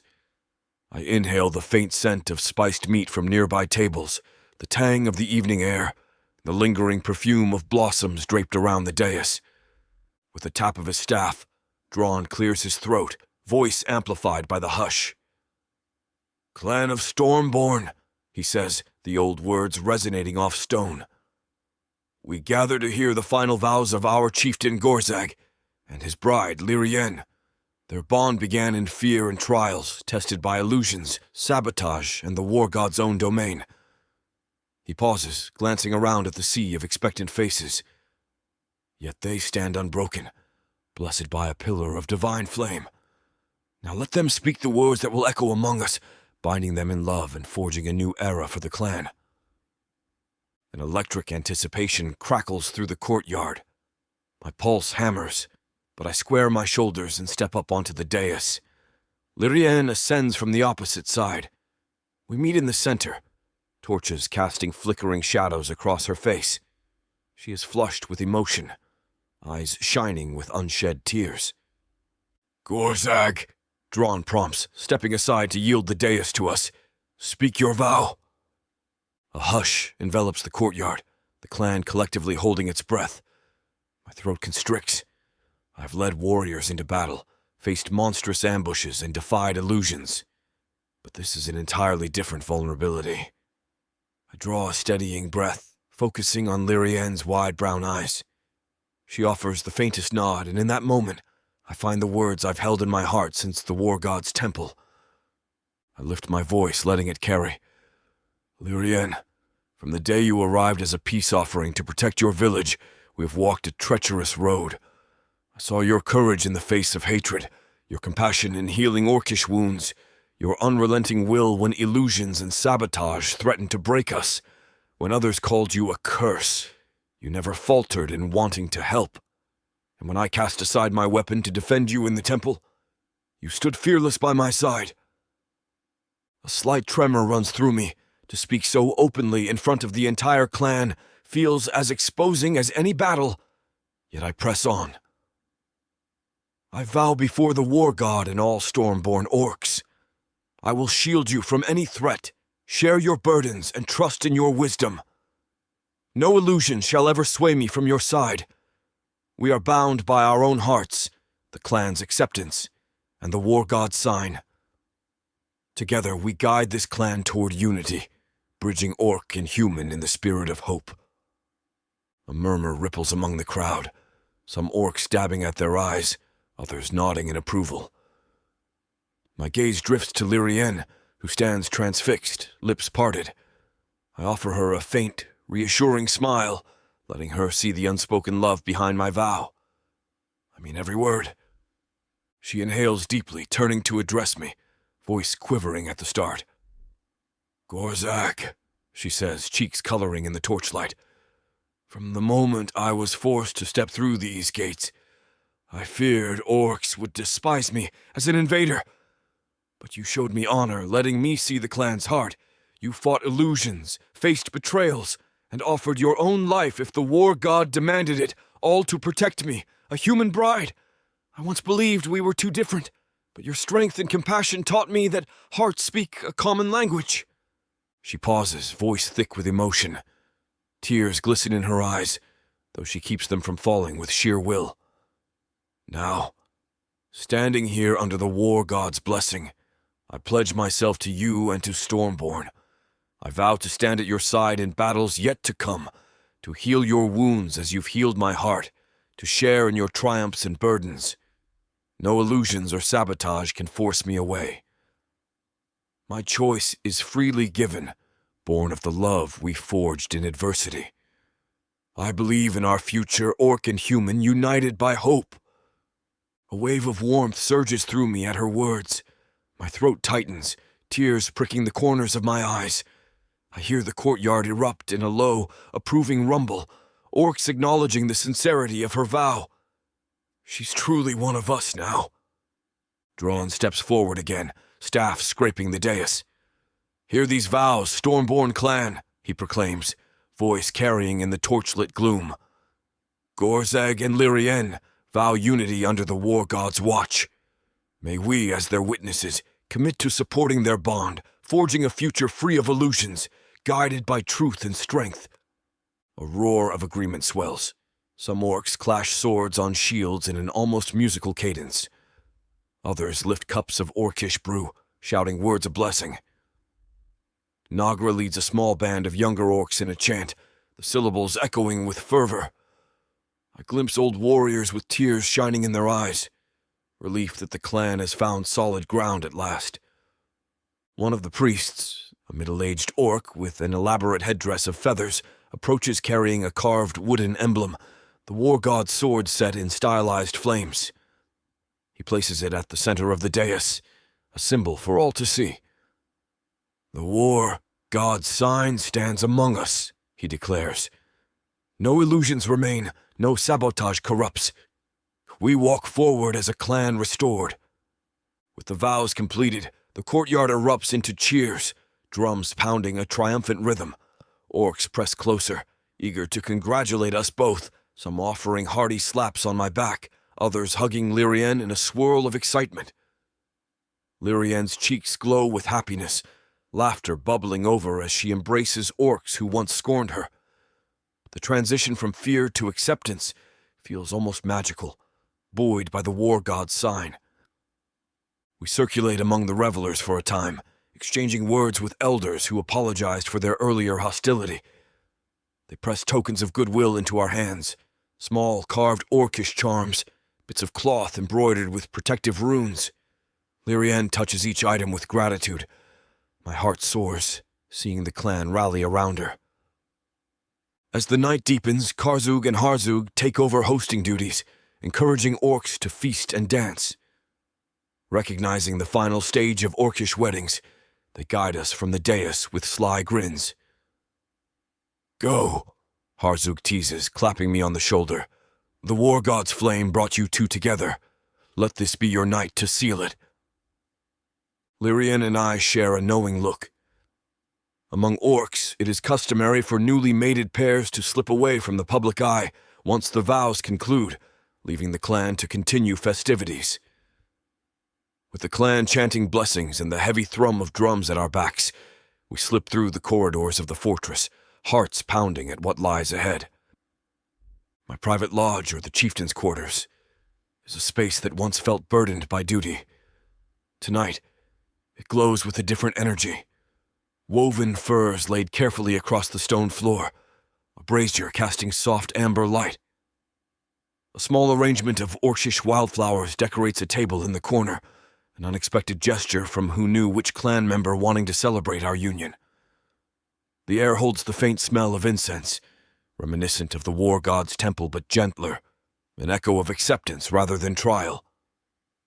We step inside, closing the heavy door behind us. The muffled roar of feasting orcs lingers beyond the walls. Inside, it is just the two of us. No illusions, no sabotage, only the bond we fought so hard to create. I turn to Lirienne, heart thudding. In the quiet hush of the room, the noise from the courtyard diminishes into a distant pulse. My eyes roam over her ceremonial attire, the embroidered vest hugging her form, the belt highlighting her waist. She returns my gaze, cheeks flushed. We made it, she whispers, tears shimmering. They accept us. I place my hands gently on her shoulders, my own breath uneven. Yes, I rasp, and I owe it all to your courage, your refusal to yield even when illusions convinced them you were a curse. She lets out a shaky laugh. I had you, she says softly, pressing her palm to my chest. You believed in me, even when the clan didn't. We stand like that for a moment, foreheads close, the heat of our bodies mingling with the brazier's gentle warmth. I close my eyes, inhaling the faint smell of her hair, recalling every frantic moment of our journey, her trembling but unbroken stance when they accused her, the desperate confrontation in the war god's temple, the final sign that bound us irrevocably. Now we can share this union in joy, not fear. Slowly I reach for the clasps of her vest, unfastening them with care. She lifts her chin, lips parted, no trace of hesitation. Our first joining was spurred by desperation, a primal clash of need after illusions and sabotage threatened to tear us apart. The second time, in the aftermath of a monstrous ambush, was an affirmation of trust. Tonight, it is a culmination of our entire journey, a celebration of the hope we carved from chaos. Her fingers find the buckles of my own ceremonial harness, carefully slipping them free. Each piece of leather falls away, revealing old scars across my green skin, marks from countless battles. She traces a line across one scar, eyes glimmering with tenderness. My breath catches. No illusions remain, only genuine affection, built on all we've endured. This scene is about to get too steamy for this platform's comfort, and as much as we'd love to keep going, their guidelines say we need to stop here. To continue releasing these free audiobooks on this platform, we've got to play by the rules. The passion doesn't end here. Visit worldsofproththea.com to hear the full, uncut version of this fantasy romance, and every daring moment that YouTube can't handle. Use code YouTube30 for 30% off unabridged audiobooks in the worlds of Proththea. Don't let YouTube hold you back. Immerse yourself in a world of magic, danger, and unfiltered passion. Prothea's magic is eternal. Listen unabridged and you'll never want to go back. Time feels suspended as we doze, limbs entwined. Outside, the clan's celebration continues, but gradually quiets as the night deepens. A subtle hush settles over the fortress, broken by occasional laughter or the soft strum of an Orcish lute in the distance. My thoughts circle the final sign we witnessed, the war god's acceptance, how it changed the entire clan's perspective. Even the ominous illusions had vanished, replaced by calmer skies and renewed crops. The orchard caretaker reported new buds sprouting, the rotted seeds unexpectedly reviving. The war god's final blessing extended to every corner of Stormborn's domain. At some point, I rise carefully, mindful of Lirienne's contented form. Tugging a soft fur blanket over her, I step to the small window slit in the lodge's wall. Starlight spills through, revealing the courtyard beyond. From this vantage, I see orcs finishing the last of the feast, a group of children lying on the steps, blinking up at the stars in exhausted wonder. The bonfires smolder, sending curls of smoke into a serene sky. A sky free of illusions and storms, a sign of the war god's peace. The future unspools in my mind, rebuilding trust among the clan, integrating Lirienne's knowledge of herbs to improve healing, perhaps forging new ties with distant human villages to show orcs no longer raid them for spoils. We can lead them together, forging a new era. Pride and gratitude warm my chest. Quiet footsteps rouse me from my reverie. Lirienne joins me at the window, the blanket draped around her shoulders. She nestles against me, gazing at the tranquil scene below. "They're so peaceful," she remarks, eyes shining. "I never dreamed orcs could be so warm once suspicion cleared." I slide an arm around her waist. "Nor did I dream a human bride could prove so resilient. Because of you, they found reason to set aside old hatred. Our gazes meet, a mutual promise in the hush. This is our clan now, no illusions, no traitors, a future shaped by courage, not fear." She rests her head on my shoulder, content in the soft glow of starlight. "Then let's lead them, Gorag," she whispers, voice trembling with conviction. "Let's ensure no illusions or betrayal, real or conjured, divide us again." My chest swells. Yes. Pressing a gentle kiss to her brow, I silently vow to guide Stormborn with every ounce of strength. No sabotage will thrive under our watch. No illusions will manipulate the clan again. The war god's final sign, clear skies, renewed orchard growth, crowned our journey with a promise of bounty. I will protect them, protect her, forging a unity that endures. Outside, a gentle breeze stirs the courtyard fires, carrying a faint echo of Orcish songs drifting through the fortress halls. The night soars with possibility. Tomorrow we face the clan's day-to-day demands, new defenses, trade routes, ensuring Garbod's co-conspirators face justice. But tonight, we bask in the wedding's final hush. "I love you," Lirienne murmurs, fingers lacing through mine. My pulse thrums at those words. "I love you," I answer, voice thick with emotion. "The clan stands with us now, and I will see that we lead them into a brighter era." She smiles, turning to wrap her arms around my waist. I draw her close, inhaling the faint smell of incense and wildflowers in her hair. The fortress no longer feels like a cage, but a refuge for hearts once torn by illusions. Above us, stars shimmer in silent witness, the war god's altar now sealed with genuine devotion. This is it, our happily ever after. "Come," I murmur, guiding her from the window. "Let's rest." Tomorrow we wake to a clan that trusts in us, and a future we get to shape with our own hands. She nods, eyes shining with promise. Hand in hand, we return to the warm circle of firs. Outside, orcs finish their last round of toasts. Inside, in the quiet of our new union, we nestle together, exchanging soft whispers of love, the final echoes of the war god's blessing drifting in our minds. And as sleep claims us, I clutch that precious vow. No illusions will ever tear us apart again.